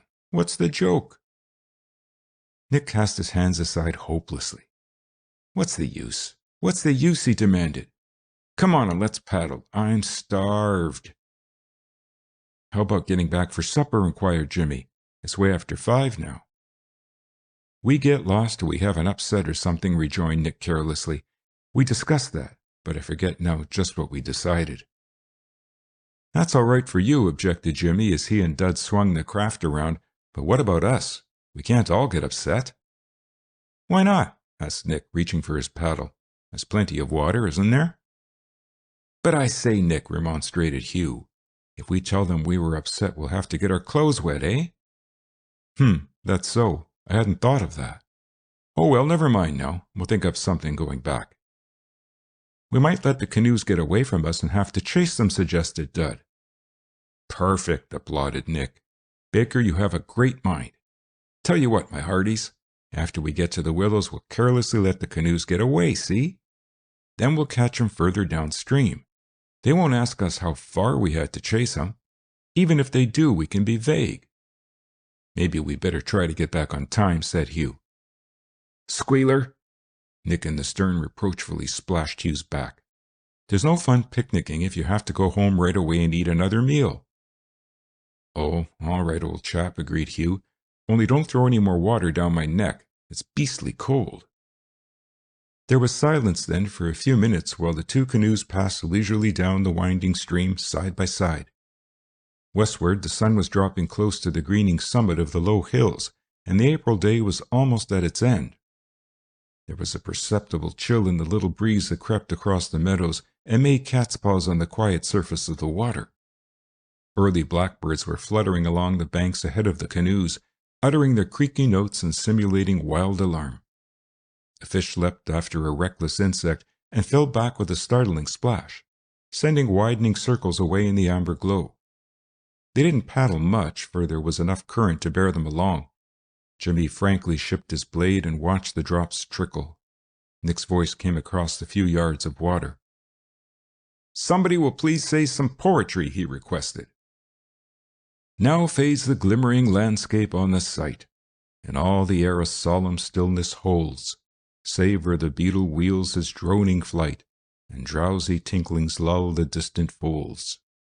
Save that from yonder ivy-mantled tower, the moping owl. That'll be about all of that, interrupted Nick. If you don't know anything cheerful, Ines, dry up. The moping owl. Where do you get that stuff, anyway? Chap name of Gray wrote it, replied Hugh meekly. Thought so. Same fellow who did that elegy on a country cemetery, or whatever it is. He was a jovial old Johnny, wasn't he? Bet you he'd have been swell company at a funeral. If you want something bright and sparkling, offered Jimmy, I know a nice little poem about a hanging. It begins... Never mind how it begins. Want to spoil a perfectly good appetite? I say, you fellows, we'll race you to the willows. Dig, Ines. Followed a spirited race around the last bend to where a group of willows leaned out over the shadowed water. Victory was claimed by both crews, and the matter was never finally settled, for Nick tactfully introduced the subject of supper in the middle of the argument and leapt ashore with the brown paper package that contained the precious viands. Dried marsh grass and the paper from the bundle started a fire at the foot of one gnarled willow, and small pieces of driftwood, deposited by some winter flood, were piled on. Meanwhile, Hugh made the discovery that they had failed to provide salt for the chops, and that Nick had neglected to bring his folding cup. Jimmy helpfully reminded them that it was an ancient custom, or so he had read, to substitute gunpowder for salt when the latter was not to be had, and so that was all right. Nick called him an idiot, and borrowed his knife to sharpen a stick on which to broil the chops. In payment, Jimmy helped himself to a donut. End of Chapter 12. Chapter 13. Confession. A quarter of an hour later, they were sitting around a bed of glowing coals, busily concerned with the chops and bread and butter. The chops were decidedly underdone in the middle, although beautifully crisp outside, and Nick came in for some criticism as a cook. But each of the four ate his share. It had proved rather a problem to divide 3 chops into 4 equal portions. And so, if the proof of the pudding is in the eating, Nick was vindicated. They had also brought 4 potatoes to roast, but it was decided that life was too short and appetites too impatient to wait for them, and so Jimmy buried them in the ground, after carefully cutting them into quarters, and agreed to share the proceeds of the crop in September with the others, estimating the yield at 2 pecks. When they were thirsty, they went down the bank, climbed into a canoe and leaned their heads into the river, thus, as Nick pointed out, getting not only a drink, but a bath. The doughnuts, now diminished to 11, were served out as dessert, Jimmy, of course, receiving only 2 as his share, and were consumed with the peaches and cheese. Jimmy's knife was rather the worse for his encounter with the can, but Dud kept his promise of opening the latter. They speared the peaches out with slivers, passing the can around the circle until nothing was left but the juice. Then they drank that. Afterwards, they tossed the can into the river and threw pebbles at it until it floated slowly out of range. By that time it was fully twilight, and the April evening was growing chill. So they built up the fire again and sat closer, huddling together for better protection from the little breeze that whispered through the dead grass and leafless boughs. For a while no one showed much inclination for conversation, but after a while Hugh let fall a murmured remark, and presently they were talking desultorily of this and that, or at least Jimmy and Hugh and Nick were. Dud, as usual, had little to say, and finally Nick remarked, "Shut up, Baker, and let someone else get a word in. I never heard such a chatterbox." Jimmy chuckled. "Isn't he gabby?" he asked. "Is he like this in the room, Jimmy?" Nick inquired. "No, and that's the funny part of it. When he and I are alone together, he's just full of words. Can't get them out fast enough.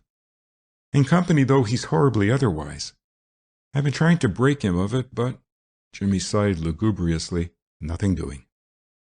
"I dare say he believes in waiting until he has something to say," offered Hugh. "Is that the idea, Baker?" "Oh, I don't know," Dud laughed uncertainly. "I never seem to think of things when I'm around with a crowd." "Well, you don't call us a crowd, do you?" demanded Nick. "Come on now, loosen up. Spring some of those scintillant remarks that Jimmy is always repeating. Know what he does, Baker? Well, he tells them around and sort of gets the credit for them himself. Of course, he says you said them, but there's a sort of inflection in his voice that gives you the idea that he put you up to it, or something, if you know what I mean, as Hugh would say." "Oh, Dud's full of bright things," said Jimmy carelessly. "Only the trouble is he doesn't talk for publication." "And you're his press agent, eh?" laughed Nick. "I've often wondered—" He stopped. Then he laughed softly, and Jimmy was aware that he was regarding him mirthfully in the half-darkness. "What's the bally joke?" murmured Hugh. "Oh, nothing. That is—" Nick fell into silence again. Then, "Most of the things Jimmy tells sound a whole lot like Jimmy," he stated suggestively. There was a moment's silence, broken at last by Dud. "They are Jimmy's," he said quietly. "Here, don't try to put the blame on me," Jimmy laughed loudly. "That's a punk trick, Dud." "Honest confession is good for the soul," said Nick lightly. "Come across, Jimmy. What's the idea? Everyone knows you've been touting Baker like anything ever since Christmas recess. What is it, a conspiracy?" Jimmy laid a twig carefully on the fire. "I don't know what you're talking about," he grumbled. "Oh, yes, you do, old man. We're all friends together, you know, and nothing you say will be used against you. That all right, Baker?" "Don't ask him," replied Jimmy. "He'd tell you anything. He's incapable of the truth. Say, what's the matter with getting back, fellows?" "Oh, there's plenty of time," said Nick. "Joking aside, Jimmy, just what is the big idea?" "Go ahead and tell," urged Dud. "I don't mind. Besides, they won't talk." "Oh, you," said Jimmy in disgust. "What is there to tell?" "Well, all right, fellows. Only this is just between us, understand? It's a little scheme of my own. You see, Dud here is, well, he's just as you see him now. He thinks big thoughts, and he's a nice boy, but he's a graven image when he gets outside his room. Well, he likes fun as much as the rest of us, but he doesn't get it because he always thinks he isn't wanted around. He's shy, you know. At least I suppose that's it. I never was that way, and I don't know much about it." Nick and Hugh laughed. "So I said one day, 'Dud,' I said, 'you do like I tell you, and I'll have you mixing in no time at all. I'll make a regular feller of you, and it won't cost you a cent. All you've got to do is what I tell you.' So Dud said, 'Oh, pshaw,' or words to that effect, but agreed to try the scheme. First thing I did was to make a list of fellows he ought to know. Then we started in and got acquainted. It was hard sledding because just as soon as I got him into a bunch of fellows he'd get tongue-tied. Well, I saw that wouldn't do, and so I began to get off the good things Dud said." "All of which you made up?" chuckled Nick. "No, not all, honest. Some I did, of course. Dud didn't deliver the goods fast enough. And, well, that's all there is to it. Perfectly legitimate, you see, although Dud has had his doubts now and then and threatened mutiny once or twice. We've got on fairly well. I haven't exactly popularized him yet, but I haven't done so badly either. Lately he's been sort of kicking over the traces and refusing to pull, but we're progressing slowly. Now you know all about it. If either of you chaps blab, I'll punch your head." "So that's it," mused Nick. "Some scheme, eh, Ines?" "Rather." "I'm glad you know," said Dud, embarrassed, "because it's always seemed so silly for Jimmy to go around getting off a lot of funny jokes and crediting them to me, and then for me to just stand around and act like a dummy. I suppose we went into it as a sort of lark, or, well, I don't know. I suppose it sounds funny to you chaps, but I wanted you to know." "I knew already," said Hugh. "That is, I guessed a long time ago." "Honest?" exclaimed Jimmy. "Say, that's queer, because when I asked Dud which of the fellows he'd like to—" "Shut up, Jimmy," implored Dud. "Why? There's no harm in it, you chump. I asked Dud who we'd like to know most, and he said—" "Please dry up, Jimmy." "He said Hugh Ordway. That's why we butted in on you one night a long while ago." "Really? Well, you know, that's quite a compliment, Baker. I'm afraid, though, you didn't find me— what's the word, Nick? Responsive? Well, yes, or appreciative, I guess. That's better. If I'd known—" "You didn't expect Baker to tell you, did you?" asked Nick. "If you really wanted to know a fine, respectable member of the community, though, Baker, why didn't you select me? I can't understand you wanting to know this cold-blooded Britisher." "I think we called on you next," answered Dud, laughing. "Did you? Well, thanks for small favors. But look here, Jimmy, it's been fun for you, I guess, but you haven't done Baker much good, you idiot. A fella's got to work out his own salvation at school. No one else can do it for him. Now, you let Baker hoe his own row, and—" "That's all you know about it," replied Jimmy tranquilly. "Dud is on speaking terms with about every fellow worth knowing now, and before I took him in hand—" "That's all right, but I'd rather have a half-dozen real friends than be able to say hello to everyone. All Baker needs is to put his chin up and get out and mix." "Sure," agreed Jimmy sarcastically. "That's all. But suppose he can't do it? Suppose he hasn't got the assurance? Then what?" "Why, that's where I come in, do you see?" "You're an ass," laughed Nick. "Baker, you take my advice and discharge your press agent. He's no good. Anyway, you won't need him any more." "It's funny about being popular, or whatever you like to call it," mused Hugh. "Funny, I mean, how some fellows are and some aren't, and lots of times the popular chaps aren't the ones you like best, if you know what I mean." "Very clear, Ines. Almost pellucid," said Nick. "Just the same—" "I don't think I ever wanted to be what you'd call popular," interrupted Dud. "I never could be, I'm sure. All I did want was to know more fellows and not feel quite so much out of everything. Of course, being a lower middler, I dare say it's cheeky to want to mix with fellows in the upper classes." "Don't see it that way," said Nick. "Very commendable ambition, I'd call it. Shows a desire to seek refinement and wisdom and—" "Oh, let's get back," said Jimmy. "I'm freezing to death. Besides, you chaps may say what you like, but I know that without my skillful handling of the case, Dud wouldn't be sitting here tonight listening to you talk a lot of poppycock, Nick. Results are what count, and as a press agent, if you like, I've produced results. Now, someone tell me I haven't." "If you call this a result," began Nick doubtfully. "Of course I do. Dud has shown you two chaps that, whether he's a brilliant conversationalist or isn't, he's a perfectly human sort of a chump, and you both like him a little better than you did yesterday, and tomorrow Dud can go around and mention to a few fellows that last evening he picnicked with Ordway and Blake on the river, and the fellows will think, now if Baker is with Ordway and Nick Blake, he must be all right. And—" "Don't be a rotter, Jimmy," begged Dud. "Rotter nothing.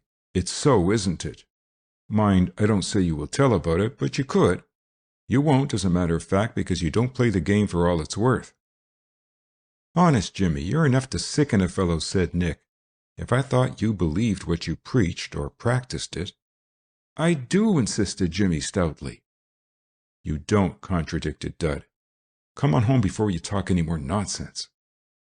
"I deny the nonsense," replied Jimmy good-naturedly, "but I'm perfectly willing to go home. I've been trying to for half an hour. Help me up, someone. My legs are stiff with the cold. I say we mustn't forget to let the canoes get adrift, fellows. Oh, rot, said Hugh. If we've got to lie, let's lie decently. Why lie at all, then? Asked Dud. Let's just say that we wanted to have supper on the river and had it. Not a bad idea, applauded Nick. Who knows but that we'll get off easy that way? Faculty will be so surprised when we don't offer any of the usual excuses that they'll probably forget to put us on pro. Anyway, let's try it. I'll try anything once, murmured Jimmy, as he stretched his numbed legs. I wonder, though, if we can see our way back. Bet you we'll run into the bank every 2 minutes. Where the dickens is that canoe? I thought we left it right here. And where's... Jimmy stopped and turned toward the others approaching. Say, fellows, I know an awfully good joke, he drawled. What is it? Demanded Nick suspiciously. Get ready to laugh. All set? Well, the canoes have gone. The canoes have gone? End of chapter 13. Chapter 14. Marooned. Gone! Exclaimed Hugh. My word! But how? Cut out the comedy, Jimmy, said Nick. Aren't they there? Really? Well, you come and have a look. Maybe your sight is better than mine. I haven't my glasses with me, and so of course I may be mistaken, but nevertheless and notwithstanding. Well, I'll be switched, muttered Nick, holding a flaring match aloft in the darkness. Now how the dickens? I guess, offered Dud, that getting in and out of them to drink pushed them off. That's the jolly story, agreed Hugh, but they were there the last time I went down. Who took the last drink? Asked Jimmy. You did, didn't you? Did you see both canoes then? Jimmy turned to Nick in the gloom and considered. At last, I didn't notice, he confessed. It was pretty dark then. But I say, interrupted Hugh, what are we going to do, eh? Beat it home, Inus, responded Nick, if you know what I mean. There's no use looking for the pesky things tonight. I dare say anyway they'll run aground somewhere before they get very far. What we've got to do is to foot it back. How far is it, Jimmy? About 1.5 miles, answered Jimmy gloomily, and most of the way across this plaguey marsh, unless we strike across that direction and find the Yarrow road. That would be worse than looking for the canoes, said Nick. Best thing to do is follow the river as well as we can. Come on. I say, if I fall in, you might sing out so I'll know which way to swim, suggested Hugh. Tomorrow I'm going to buy an anchor for that canoe, Nick. That is, if I ever find it. Gee, muttered Jimmy. What's the matter? Asked Nick. I was just recalling the interesting fact that the canoe we were in belongs to young Twining, the little beast, and he will be likely to be quite peevish if it's lost. How inconsiderate, laughed Nick. He's a junior, isn't he? Yes. That's all right, then. You can point out to him that it's a great honor for him to have his canoe lost by an upper middler.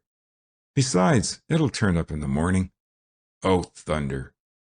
I should say so, agreed Hugh, scrambling out of the ditch he had followed Nick into. Wear water, fellows. Dud and Jimmy escaped that time, but during the next half hour or so, they had their share of misfortunes.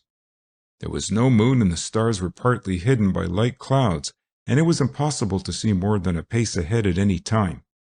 They never actually tumbled into the river, but they frequently stumbled down the bank and only saved themselves by prompt laying hold of whatever they could reach, as when Nick, walking too close to the edge and finding himself slipping, promptly clutched Hugh's leg and nearly doubled the catastrophe. It seemed more like an hour than a half-hour since they had left the willows before they caught sight of the old bridge looming indistinctly above them. After that the rest was easy, for they had only to break their way through the bushes that clad the embankment and foot it along Crombie Street to the corner of the campus, their path now illumined by the infrequent streetlights. Under the first of them they stopped to take stock. Every one of them was wet to the knees or above and plastered here and there with the nice dark rich mud of the marshes. It was almost 8 o'clock, and any hope they may have entertained of reaching their various rooms undetected had long since vanished.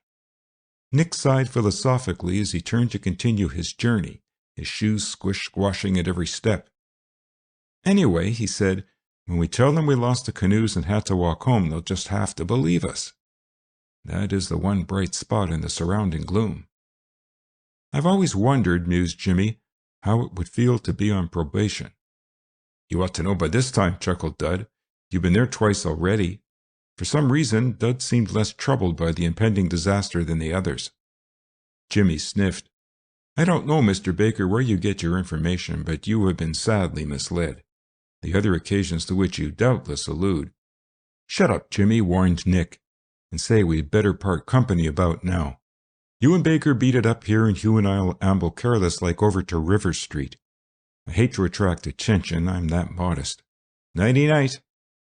Same to you, replied Jimmy, and thanks for a pleasant party, although I must say that your arrangements for getting us home were a bit primitive. Don't mention it. Farewell, brothers. We meet in prison. Whether by design or accident, Mr. Russell's study door was wide open as Dud and Jimmy quietly slipped from the stairway well into the first-floor corridor of Trow, and although they didn't think it advisable to stop to pass the time of day with the instructor, they stopped just the same. Ah, Logan, is that you? It was J.P.'s voice. The two boys retraced their steps and halted at the doorway. Yes, sir, replied Jimmy brightly. And Baker, too, I see. Well, young gentlemen, where have you been? We missed your bright and smiling faces at supper tonight.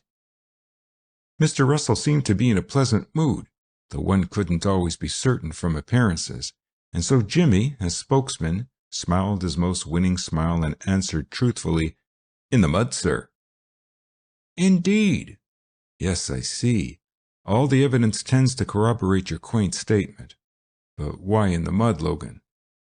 Jimmy hesitated an instant and then decided to make a clean breast of the matter. Mr. Russell heard him through, smiling pleasantly. And when the tale was told, he said, A most interesting narrative, Logan, on my word. You show a nice sense of dramatic construction. But really, boys, I'm rather afraid trouble will come of this. You know there's a rule about being in bounds by 6 o'clock on Sundays, eh? By the way, you brought your fellow miscreants back with you, I trust. I refer to Ordway and Blake. Yes, sir, they're back, replied Jimmy dispiritedly. Mr. Russell's tone now wasn't so reassuring. And they, too, were in the mud? Jimmy grinned. You'd think so if you saw them. They fell right in a ditch once. Really, Mr. Russell smiled quite broadly. Well, I suppose it's a grand lark with you youngsters, eh? Dear, dear, what a thing it is to be young. Get those wet things off, boys, and stay in your room for the rest of the evening. Possibly, he caught himself up. Then we'll hope for the best. Better look to your ways for a while, though, both of you. How about that little matter we spoke of recently, Baker? Any developments? No, sir. I quit. Wise youth. Go your ways, young gentlemen. Ponder on your sins and, Mr. Russell took up his book again, refresh your souls with the sweet communion. The rest was only a mumble. Dud and Jimmy stole noiselessly away. Fortune was good to them on the morrow. They were assembled, a sober quartet, in Dr. Duncan's office after breakfast and gravely reprimanded and told that only a diligent application to studies could wipe out the stain of their guilt. Promises of unfaltering labor being at once forthcoming from each, they were dismissed with a final admonition to mend their ways, and they thought a sigh of relief from the principal, never at his best in the role of stern authority. After a 10 o'clock recitation, Nick and Jimmy hurried up the river in Nick's canoe and recovered the lost craft, Twinings being found lodged against the bridge timbers and Hugh's half a mile up the stream, entangled in a sunken branch. That to all appearances ended the affair, but in reality there was one important consequence that was lost sight of, which was the acceptance of Dud into the circle in which Nick Blake and Hugh Ordway revolved. It didn't happen all at once, and for a week or two Dud himself didn't realize it. But at the end of that period he suddenly discovered himself sitting with Hugh and Nick and Bert Winslow and Ted Trafford in Nick's room, very gravely discussing such important subjects as the value of the sacrifice hit, overhand versus underhand pitching, when to use the pinch play, and the duties of a third baseman on a bunt to his territory with a man on second. Perhaps Dud didn't take a very large part in the discussion, but when he had anything to say, he found voice to say it, and a few remarks from him on the subject of underhand pitching were well received. But the main thing was that he was there, not on sufferance, but as it seemed quite naturally and as a matter of course. He surreptitiously pinched himself, found he was actually awake, and then, for a moment, was visibly embarrassed. I don't pretend that either Hugh or Nick would have been broken-hearted if Dud hadn't been present that evening, nor shall I attempt to guess just how much of the friendliness they displayed was due to sympathy. On the other hand, they were more than willing to have him there, and when they thought of it, were at some pains to make him feel welcome. Ted Trafford took his cue from his host, and Bert Winslow's attitude was one of careless toleration. He still looked on Dud with suspicion.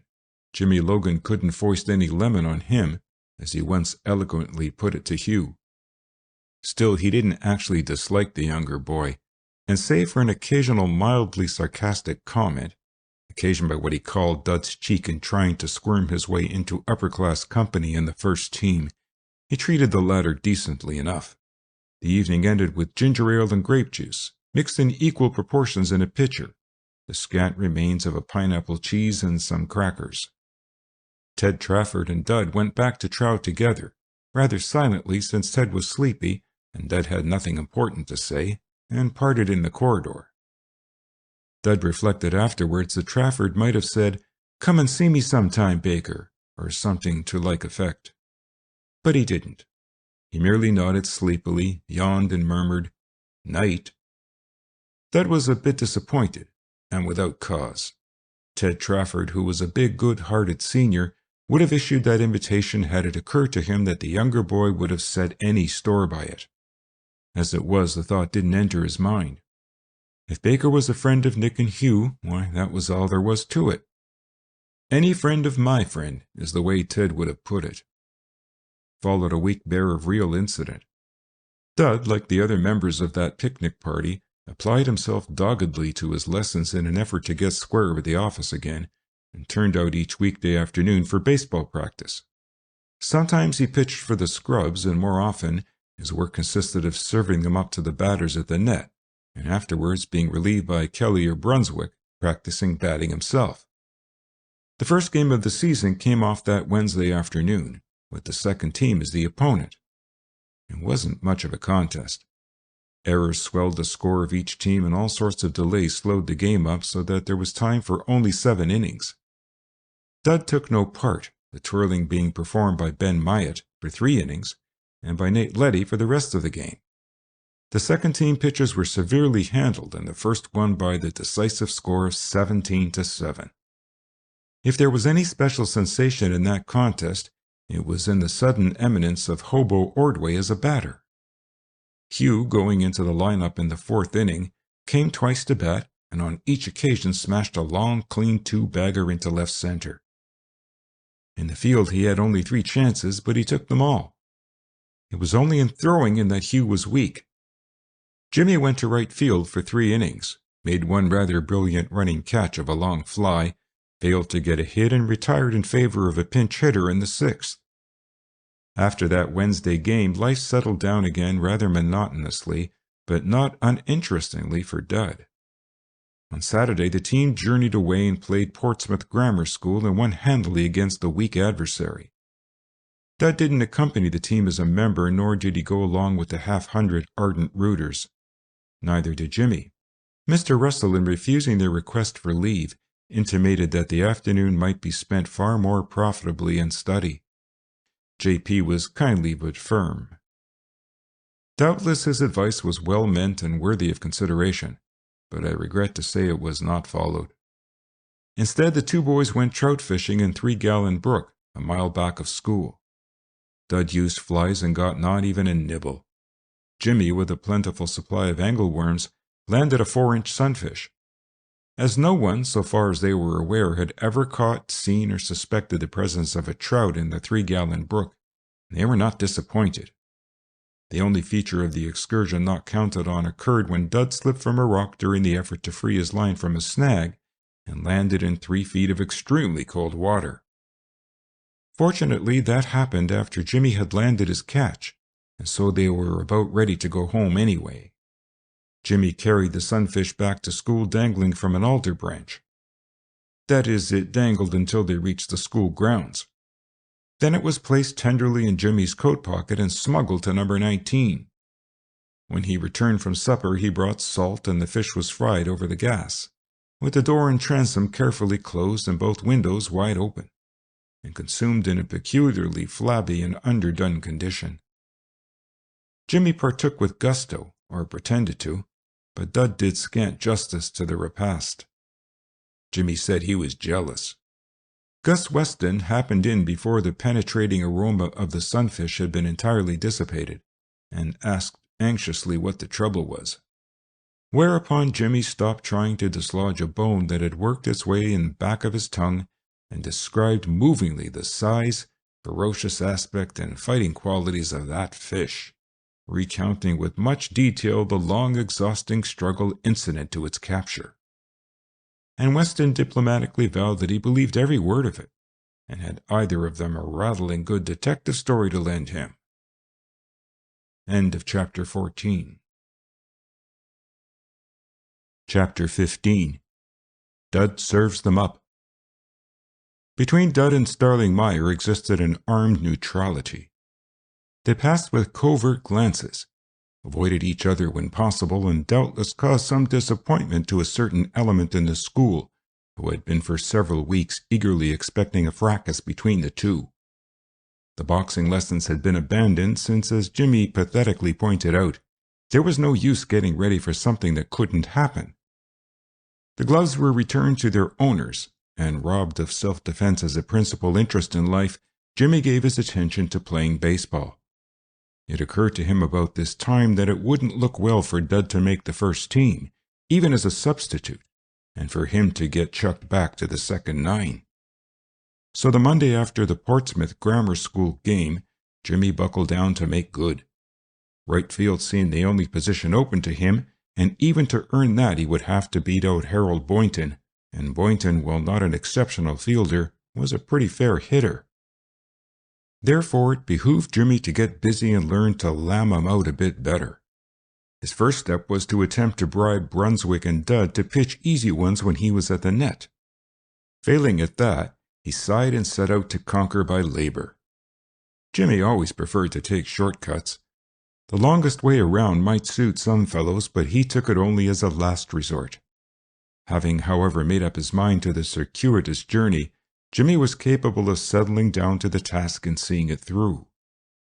On Wednesday, the second team was again defeated, and on the following Saturday, Grafton High School, supported by a large and noisy mob of pennant-flaunting boys and girls, engaged the attention of the first team. The batting order that afternoon gave a line on what was likely to be the final selections. Blake, shortstop; Murtha, second base; Parker, center field; Winslow, third base; Ayer, first base; Ordway, left field; Boynton, right field; Gordon, catcher; Myatt or Letty, pitcher. There might be, probably would be, changes later on in the arrangement of the players for batting purposes, but it was generally conceded that the team as made up that day was practically as it would be 6 weeks later. It was likely that Ben Myatt would occasionally be played in center field, for Ben, aside from being a remarkable pitcher, was a steady outfielder and a good hitter. There were some critics who sneered at Hugh Ordway's presence on the 9, hinting at favoritism, and it must be acknowledged that Hugh accomplished little that afternoon to vindicate his selection for the middle garden position. Hugh had a bad day, missing one easy fly and failing to reach first base once. His muff in the third inning led in 2 runs and made the outcome doubtful until the 6th, when a single by Guy Murtha with 1 down, a sacrifice by Parker, a screeching 2-base hit by Bert Winslow, and an error by third baseman landed 2 tallies for the home team. The score stayed at 5-5 until the 9th, when the home team started a rally. Bert Winslow, first man up, was passed. Neil Ayer laid a bunt in front of the plate, sending Bert to second and going out himself at first. Mr. Sargent sent Milford to bat in place of Hugh, and Milford came through with a clean single that landed him on first. Bert, however, was out at the plate by inches only. With 2 gone, a second pinch hitter was sent to the rescue in the person of Gus Weston. As a pinch hitter, Gus was ordinarily something of a joke, but on this occasion he turned the laugh on high school's pitcher, landing on the first offering and sending it down the third baseline for a hit that advanced Milford to second. Gordon followed with a pop fly that should have been an easy out, but which second baseman and shortstop managed between them to let fall safe. With bases full and Nate Letty up, Myatt had gone through 5 innings and been sent to the showers. Mr. Sargent took a chance and let Nate go to bat. Evidently, the latter was instructed to wait out the pitcher, for he stood idly by while 2 strikes and 2 balls went across. Then the coach called him back, and Jimmy Logan was sent in to distinguish himself. Anyone but Jimmy would have suffered from nerves, I fancy, for it is something of an ordeal to step up to the plate with 2 out, bases filled, and the pitcher score 2-2. But Jimmy approached the task with beautiful assurance. Some said he even swaggered a little.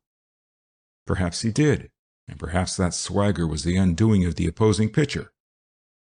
At any rate, all Jimmy had to do was dodge 2 wild deliveries and trot smilingly to first, while Milford ambled over the plate with what proved eventually to be the winning run.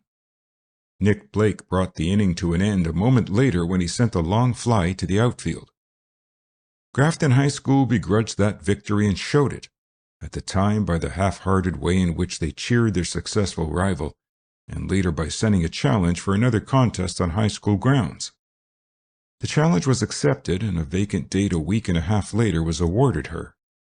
Since faculty rules prohibited the team from playing away from the school on Wednesdays during April and May, a special dispensation was asked for and obtained, and the game came off in due time, and high school went down in decisive defeat, the score at the end of the 7 innings played being 9-2 in favor of Grafton.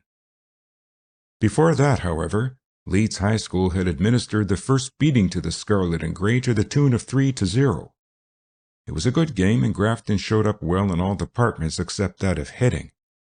Leeds' pitcher was a hard proposition, and only 4 scattered hits were registered by Grafton.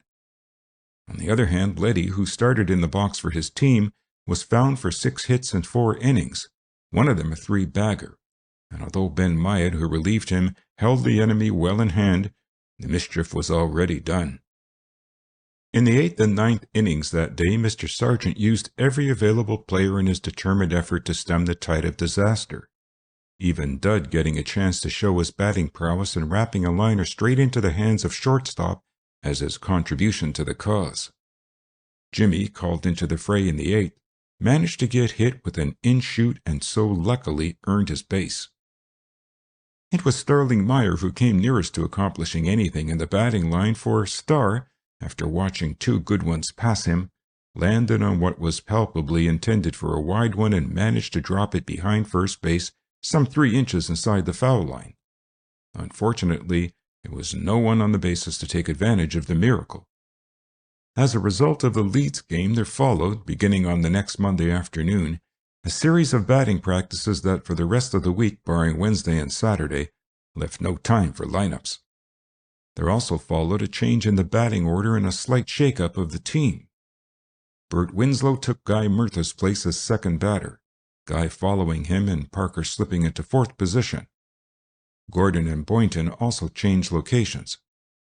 Milford was tried out at first, and for the next 3 weeks, he and Neil Ayer had a very lively struggle for the first sack. Eventually, Ayer came into his own again, although had batting ability alone entered into it, Milford would undoubtedly have won the place. Jimmy got several opportunities to show what he could do in right field, and Starling Meyer received some recognition in center. South Lake Academy was defeated on the 19th at South Lake, Gus Weston pitching for once a remarkably steady game until he was taken out in the 7th. By that time, the contest was on ice, and Coach Sargent sent Brunswick in for a couple of innings of experience. Experience came his way, too, to the tune of 4 hits for a total of 6 bases, but luckily only 1 run resulted. Track and field sports were by now engaging much of the school's interest. The team had held its handicap games the last of April, had defeated St. James Academy the week before, and was at present very busily at work getting into condition to meet Mount Morris, Grafton's principal rival, on the 26th. Over on the big oval ribbon of gray-blue cinders, the 20-odd youths who wore the scarlet and gray stripe across their chests, or who hoped to wear it after next Saturday, sprinted and ran and hurdled, while about the jumping pits a dozen or 15 others strove mightily with shot and hammer and vaulting pole, or worked zealously at the jumps. Nowadays the audience at the first team diamond was smaller each afternoon, and one heard much learned talk of dual records, and the names of Zanetti and Trey and Keyes and Yetter and Musgrave and many others pursued one from breakfast to bedtime. Dinny Crowley divided his time as best he could between track team and second nine, while Davy Richards, at last really in his element, loomed large in importance. Davy had a reputation as a trainer of track and field talent to vindicate, and Davy in the process of vindicating was a fine imitation of a tyrant. Even Mr. Sargent forsook baseball for a space each day and gave his attention to the weight men and jumpers, for Pete in his day had held the college record for 2 years with the hammer and had, as a side issue, leapt his 22 feet odd for the honor of the blue. So for 1 week at least baseball took a back seat at Grafton, and the real heroes were the slim-waisted, bare-legged chaps in fluttering white trunks. The ball team met Middleborough High School on Wednesday afternoon and had no trouble in winning a 14-3 contest that offered little in the way of excitement or suspense to the listless spectators.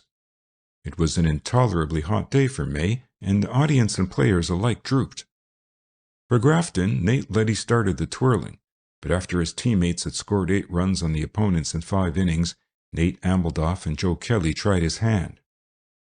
Joe was not a success, for the enemy took most kindly to his slants, and after facing 2 innings of trouble, Joe likewise retired, and Dud was given his first taste of hostile batsmen. With the score 12-3, Dud was not expected to kill himself, and Ed Brooks, who had taken Gordon's place behind the plate with the advent of Kelly on the mound, was all for an easy life. But Brooks was reckoning without Dud's ambition to win a place on the list of battery candidates. Dud had warmed the bench and twirled his glove during so many games that this opportunity presented itself to him as heaven sent, and he resolved to use all the skill he knew and all the control he possessed. For a fortnight he had been experimenting with his curves again, and at Ben Myatt's suggestion, had even attempted a sidearm delivery that looked promising. He had little fear of being punished much, but he went to the mound and picked up the ball determined to deny any sort of a hit to the opponents. That is why he shook his head so frequently at his catcher, much to that gentleman's surprise, and why when Middleborough's tail-enders faced him in that first of the 8th, he worked so carefully and cunningly that one after another the 3 last batters on the list retired without even fouling off a ball. The Middleborough pitcher stood like a graven image while Dud shot 2 fast ones over the outer corner of the rubber, wasted one for luck, and then ended the inning with a slow ball that floated as perfectly over the center as though it had been rolled on wires. For the first time during the game, the somnolent spectators showed enthusiasm as Dud dropped the ball and made for the bench. Brooks squeezed in beside him and thumped him on the knee. "Great work, Dud," he said. "We made 'em look like pikers, didn't we?" "You," laughed Parker, sitting next to him. "What did you do, Eddie?" Baker scratched every signal you gave him. "Me?" asked Brooks sarcastically. "Oh, nothing. I just held him, that's all. You get up there and put your mitt against some of Dud's fast ones and see how simple it is. Say, Dud, it would be fine if we could send them down in the next inning the same way, eh? Only thing is, that fellow Dollard who bats second is a pretty good hitter. He's made 2 already out of 3 times up." "What's the first fellow like?" asked Dud. "Chapman? I guess that's his name. Plays third. Oh, he's not dangerous. He wants his base. Sneak over the first one for a strike and then tease him a couple of times with high ones. He'll go after them every time. But Dollar's not so easy. He waits for the good ones." "Then we'll have to see that he doesn't get them," replied Dud simply. "Well, if you can keep on working the corners the way you did last inning, you're all right. That ump has his eyesight with him. If he didn't, you'd get the worst of it lots of times." Grafton tallied twice more in her half of the 8th, and then Dud went back to the mound and faced the small and stocky third baseman. But he wasn't hard. Once Dud thought he had lost his wish, but the ball rolled foul before it reached the third sack. After that, there was no more trouble. Chapman, if that was his name, bit at a high one and missed it badly, let a ball go by, and then again swung too late at a fast one that crossed the plate and retired disgruntled to the bench. But Dollard was more canny. Dollard had to have good ones. Dud tried him on two that looked fair until they broke, but the batter treated them with contempt. Then Dud tried him out with a slow one and caught him napping. Dollard fouled the next one into the stand, and the score was 2-2. Brooks signaled for a straight one, hoping to finish him off, but Dud shook his head.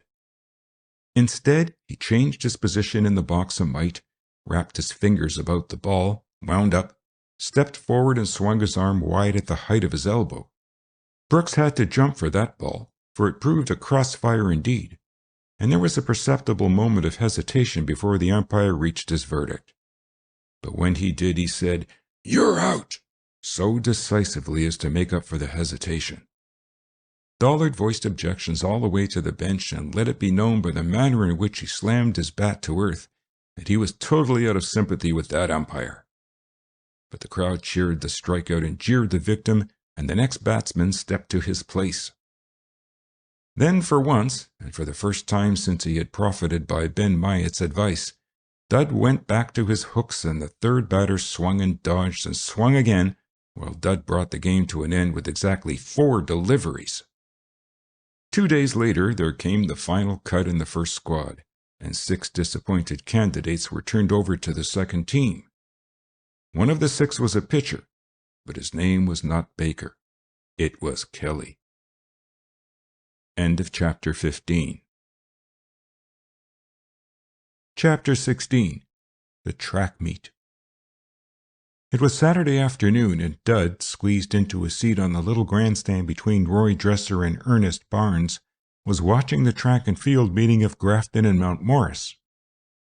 The baseball crowd had gone off to play the Rotan College freshman team, and by what Dud considered a horrible error of judgment on the part of the coach, he had not been taken along. Of course, he hadn't expected to pitch even 1 inning against the college 9, but he did think that Mr. Sargent might have included him among the substitutes. How was a fellow to learn if he didn't watch the team play? And to add to his sense of injury, Jimmy had actually accompanied the 9 to play right field. Of course, that was only because Boynton was entered into the athletic meet, and someone had to take his place. But it didn't make Dud any more reconciled. There were moments when he almost wished that the team would run up against the defeat that was predicted for it. Still, those moments were of the past, for during the last half hour, Dud had been far too excited over the events taking place before his eyes to recall the injustice done him. The sprints, the half-mile, the high hurdles, the shot put, and the high jump had been decided, and the rivals were within 2 points of each other, Mount Morris leading with 28. Just now 9 eager youths, 4 wearing the green and white of Mount Morris and 5 the scarlet and grey of Grafton, were awaiting the pistol at the start of the quarter mile, and Dud's eyes were riveted on them. Warren Yetter, on whom Grafton's hopes rested, was the second man from the pole, and oddly enough Kirkwell, the Mount Morris crack, was at his right elbow. Dud could see them talking to each other smilingly, but for all of that a bit constrainedly. Then the 9 bodies poised. There was an instant's silence, and the sharp report of the starting pistol sounded on the still air. The runners leapt away, jockeying for positions in the first dozen strides, and swept past the stand like frightened deer. Dud was on his feet, and so too were all those around him. Inarticulate sounds made a background for the strident shouts and yells of encouragement. Along the grass, a Mount Morris youth, an official of some sort, raced beside the runners, dangling a white sweater with a broad green band on it, yelping and urging. Now they were at the first corner, Kirkwell leading and Yetter a yard behind him.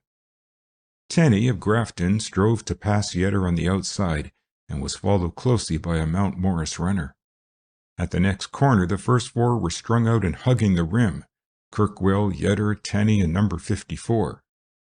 Dud sought hurriedly for his program to discover the identity of number 54, realized the next moment that he didn't care, swept his gaze back across the field quickly, and joined his voice in the roar that swept from the stand. Yetter was sprinting gamely now. Only a yard separated him from Kirkwell. Tenney was certain at third place. The finish was only a few yards away. Yetter crept up and up. The shouts increased. The stand was a pandemonium. The officials packed about the finish line were waving and shouting too, all but the judges and timers. Yetter and Kirkwell swept to the line side by side. Or did they? Wasn't the Mount Morris man a little ahead as they disappeared behind the group there? The tumult had quieted, but now it broke forth again and the shouting came from the other end of the stand. Across the field, a half-dozen jubilant Mount Morris fellows were tossing their hats in the air and signaling victory. "That was a peach of a finish," said Roy Dresser with a sigh of relief. Warren almost had him. "That puts them another point ahead," said Dud, grudgingly crediting Mount Morris with 5. "Gee, I thought Yetter was supposed to have the 4:40 cinched." "I guess he ran it inside his best time," replied Roy. "Kirkwell was better, that's all." The announcer was bawling forth the result. 440 yards run. Won by C.J. Kirkwell, Mount Morris. W.H. Yetter, Grafton 2nd. A.L. Tenney, Grafton 3rd.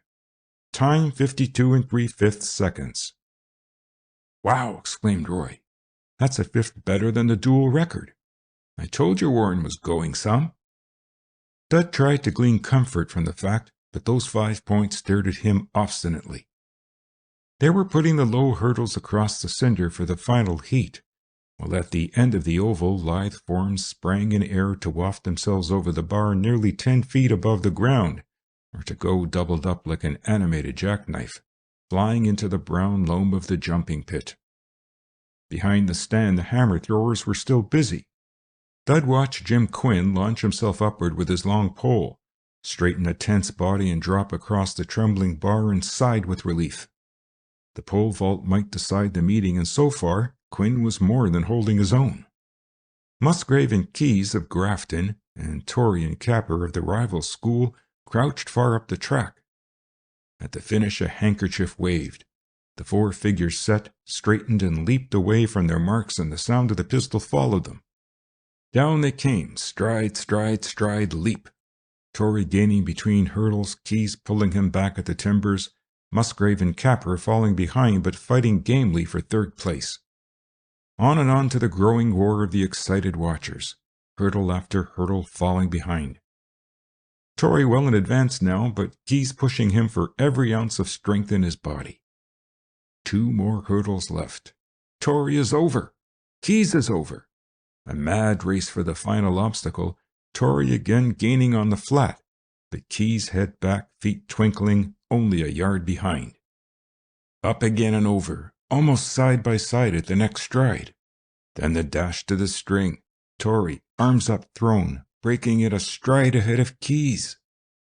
Mount Morris shouts wildly and Grafton joins, for Ned Musgrave has beaten out his rival handily, and again the points go 5 to Mount Morris and 4 to Grafton, and Mount Morris has been conceded first and third places.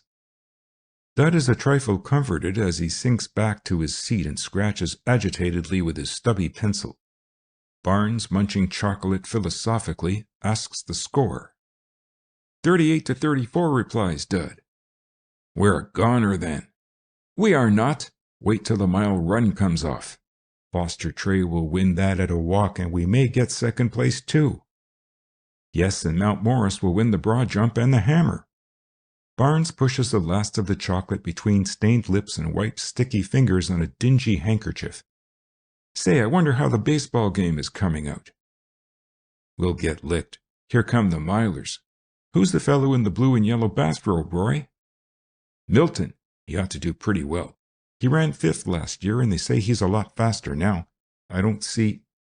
The bar is now at 9 feet 10 1/2 inches, announces a voice, and they turn their gaze to see a Mount Morris youth rise in air, straighten and come hurtling to earth with the bar on top of him. So sorry, murmurs Roy Dresser. Hope he does it again next time. The megaphone artist trots into the middle of the arena and faces the stand, a slip of paper in his hand. The voices are still as he places the scarlet horn to his mouth. At the end of the 5th inning, deep silence now. At Rotan, the score stands Grafton 5, an outburst of cheers quickly stilled. Rotan 11. A moment of gloom broken by ironic cheers from the Mount Morris end of the stand. What do you know about that? Asked Dud wonderingly. They must have hammered Myatt for fair. 11-5. Gee! What I want to know, observes Barnes, is how we got 5. Dud observes him in faint disgust. Oh, I suppose they gave them to us. Don't you think we can play ball at all? I didn't think we could hit that fellow Gibbs, Barnes answered carelessly. He's a wonder, you know. Well, even wonders have their off days. I guess Myatt had one today. Gee, 11 runs. I'm just as well pleased I didn't go, Baker. The crowd will be dead sore when they get back. It cost nearly $2 to make that trip. We've just simply got to get this meet, mutters Dud. We can't get beaten all around today. I've known it to happen, says Roy unfeelingly. Here they go. Must be 24 of them. In truth, there were exactly 14, about evenly divided between the two schools. They hustled away confusedly and went to the corner, weaving in and out, slowing their strides. 4 times around a quarter-mile track is no pleasure jaunt, and they knew it. Foster Trey was well in the rear of the bunch, and he stayed there as long as the pace suited him. But at the finish of the first lap, he had crawled up to 3rd place, with Town of Mount Morris and Milton of Grafton leading in that order. The field was already strung out, for the pace had been fairly fast for the tyros. In the backstretch, a Mount Morris youth sprinted from the center of the first bunch and swept into the lead, no one disputing him. But he lasted only to the beginning of the home stretch, and when the leaders came past the stand again, Town was first and Trey second. Milton was back in 4th place, behind a teammate. Then came 3 Mount Morris fellows, and after them a straggling line of pluggers. The time was shouted to them as they went by, but there was too much shouting from the stand for Dud to hear it. At the next corner, Milton hustled past the 3rd runner and fell in behind Trey, and Grafton cheered that indication of pluck. But by the time the backstretch was once more ahead, Town and Trey were yards to the good, and both Milton and the man behind him were losing ground. There was no sign of weariness shown by either of the leaders. Town was running a fine, steady race and seemed well within himself. Trey, not so pretty a runner, looked to be tiring, but he kept his position to the fraction of an inch, a single stride behind his rival, his spikes hugging the rim closely. Around the corners they came, into the stretch, to a chorus of cheers and shouts and shrill yells of advice, entreaty, and encouragement. The gong clanged its announcement of the final lap. 15 yards or so behind the 2 leaders came Milton, fighting doggedly to keep ahead of a Mount Morris youth, but losing gradually. By this time, the track showed tired contestants everywhere. Town and Trey were already lapping the rear guard. Stride for stride, the green ribbon and the scarlet passed the turns and reached the backstretch. There was still no sign of a change of pace, no altering of the steady strides.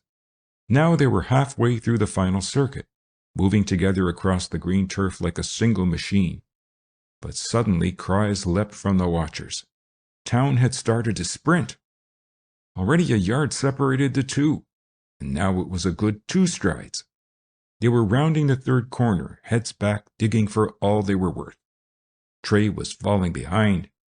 The spectators in the stand were on their feet, hands outstretched and beckoning, lungs roaring forth shouts of triumph or of despair. Into the stretch the 2 white-clad figures swept. Surely Trey had pulled up again.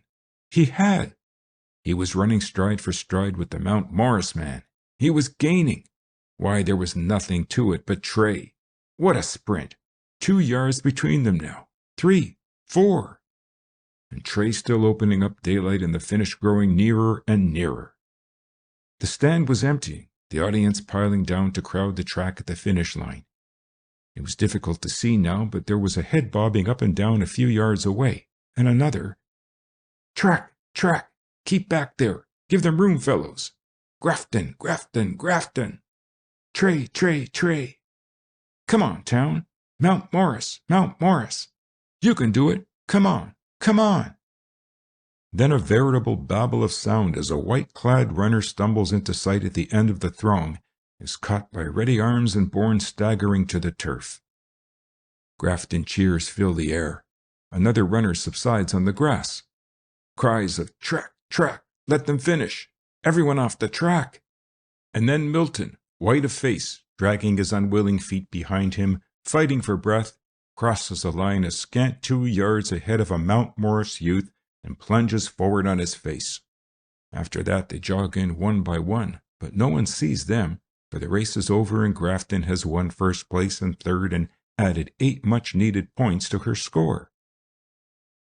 Dud, separated in the confusion of the rush down from the stand from his companion, waited to hear the announcement of the time, hoping to learn that Foster Trey had made a new record for the mile. But 4 minutes and 54 seconds was not sensational, and so he followed the crowd to the pole vault.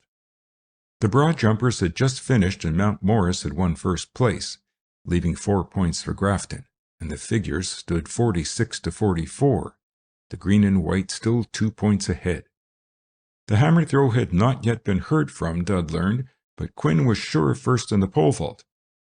Dud joined the ranks of the anxious onlookers and watched while Mount Morris' talent tried and failed to equal Jim Quinn's 10 feet and 1 inch.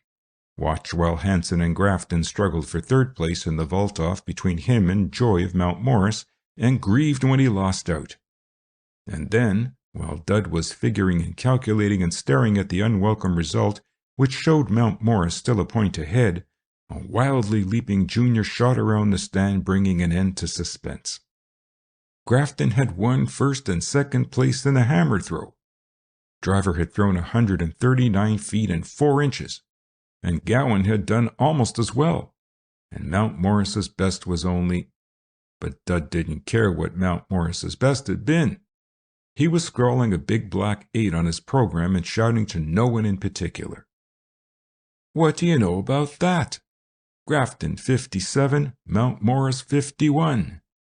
Well, I guess 6 points to the good. Oh, we're not so bad, not so bad. 57-51. What do you know about that?" No one heard him, I fancy, for there was a great deal of noise about that time. End of Chapter 16. Chapter 17. Baseball, Tennis, and Oysters.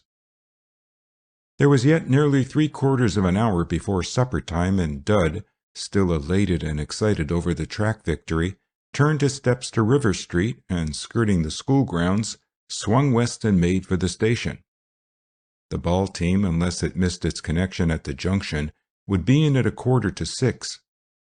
Dud was not alone in his journey to the station, for the carriages bearing the Mount Morris athletes passed him halfway along the shaded village road, and several boys, fortunate youths living nearby who had procured leave of absence over Sunday, were trailing along, suitcases in hand.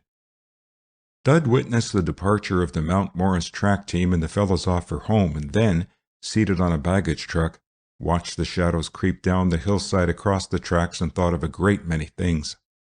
He speculated on what had happened at Rotan to result in Grafton's defeat, wondered whether by any stroke of fortune the Scarlet and Grey had redeemed herself in the later innings, and then tried to imagine himself in the box for Grafton, facing those dotty Rotan freshies and mowing them down 1-2-3. He couldn't quite visualize the scene, however, and gave up with a sigh. Then he wondered how long it would be before Mr. Sargent would let him start a game, and what would happen when he did. And at that instant there was a whistle far down the track. The few loiterers came to life along the platform, and the baggage man requisitioned his truck. Jimmy was one of the first off the train and was all for returning to school in the barge until Dud reminded him that he had walked all the way over to meet him and didn't propose to pay any 15 cents to ride back. Whereupon Jimmy good-naturedly set out with his chum on foot. 12-7, he answered in reply to Dud's request for the final figures. What was the matter? Why, nothing much, except that we couldn't hit that pitcher of theirs and they slammed Myatt all over the lot in the third. Why the dickens Pete didn't yank him out I don't know. Maybe it's just as well he didn't, though. I guess they'd have battered Letty something brutal. Those dubs sure can't hit the pill, son. "How did you get on?" asked Dud. "Rotten, thanks. I muffed a peach of a fly and let 2 runs cross. Worse luck. It was in that awful third. The sun got square in my eyes and just at the last moment. I had the old thing sighted nicely until I had to drop my hands to make the catch. Then it went plumb through 'em. There were 3 on bases, and so 2 of them scored. The other one could have 2 if he'd had any sense, for it took me about 10 seconds to find the ball after I muffed it. But the fellow slowed up at third, and by that time it was too late." "Did you hit any?" "I got 1, and it was a corker. I'd have had 2 bases on it if Blake hadn't held me up at first, that chump. I wasn't awfully strong with the stick, Dud, but I got a base every time I went up." "You did? How, for pity's sake?" "Well, the first time I rolled one in front of base and the catcher threw to second to get Ordway. He didn't, though, for Hobo's a regular flash on the bases, and we were both safe. The next time I got pinked in the arm, the next time I hit between short and third, some little sizzler that was, old scout, and the last time I worked Mr. Pitcher for a pass." "Gee, you're a lucky chap," said Dud enviously. "Lucky? Nothing of the sort. Brains, son, brains. Besides, do you call it lucky to have a long, easy fly go right through your fingers? Huh. Luck didn't do anything for little Jimmy today. Say, how'd the meet come out? Heard we won it, but what was the score?" They talked track meeting until the campus was reached, and then Dud returned to the subject of the ball game. They tried Star Meyer in center for a couple of innings. Parker got his leg spiked, and Star wasn't so bad. Made a pretty catch of a long one that went nearly to the fence and managed to beat out a bunt in the 9th. I suppose the first thing I know I'll have to down him as well as Boynton. Dud looked surprised. "Do you think you've got a show, Jimmy?" he inquired. "Why not?" asked the other, bristling. "Boynton's not much better than I am. He muffs them too now and then.